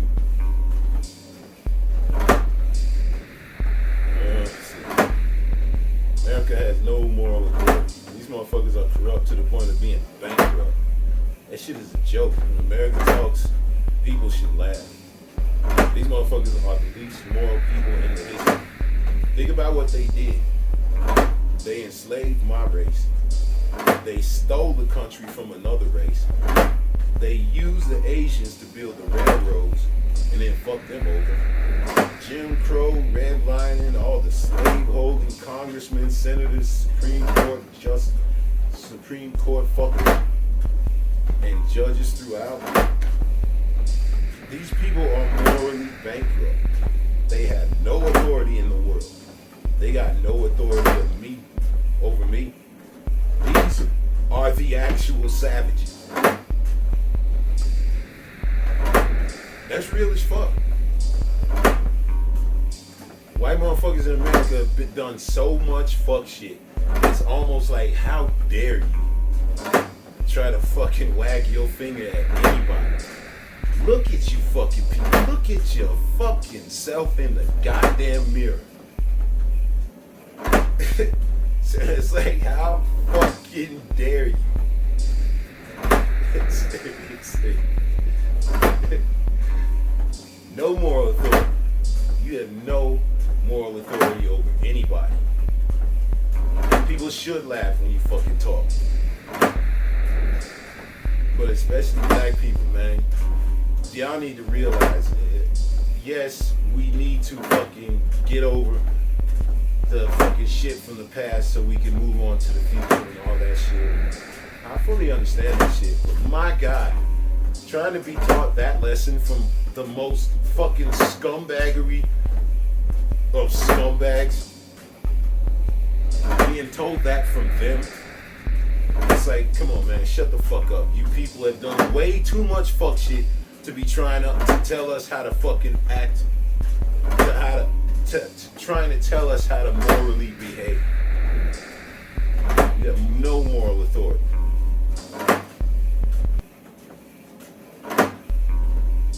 And I think that's the end of my shit. Like, I don't really feel like going deep into how much fucking America is ass. They need to shut the fuck up. And goddamn wagging their finger at all these other countries that are out doing fuck shit. It's like, we do plenty of fuck shit still, and we've done plenty of fuck shit in the past. You would have to be an asshole to listen to us about morality. America, you just have no fucking moral authority. According to the shit that you've done. That's why you're so against teaching real history. Because it makes you feel bad. My God, if it makes you feel bad, stop doing fuck shit. And the easiest way to stop doing fuck shit is to learn about it so you don't do it again.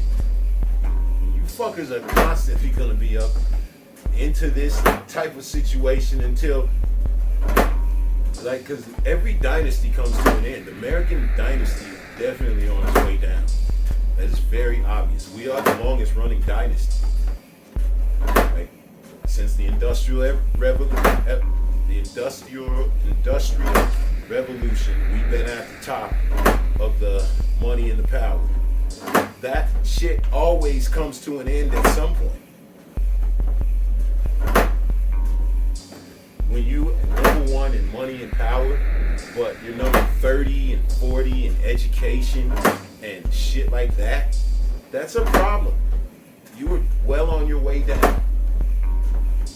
That's gonna happen to us. We're gonna be one of these also ran dynasties that came to a screeching halt. Almost certainly because of fucking ignorance. We let the dumbest among us run our shit. Anyway, that's the end of the diary. I'm glad I did it. I don't see myself getting on there anymore. This goddamn fucking treadmill is pretty much dangerous to be walking on. I'm gonna start taking the dog on more walks and shit like that, and just get rid of this motherfucker.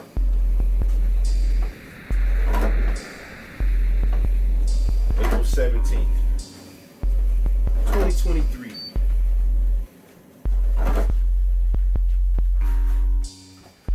Should be my last time signing off.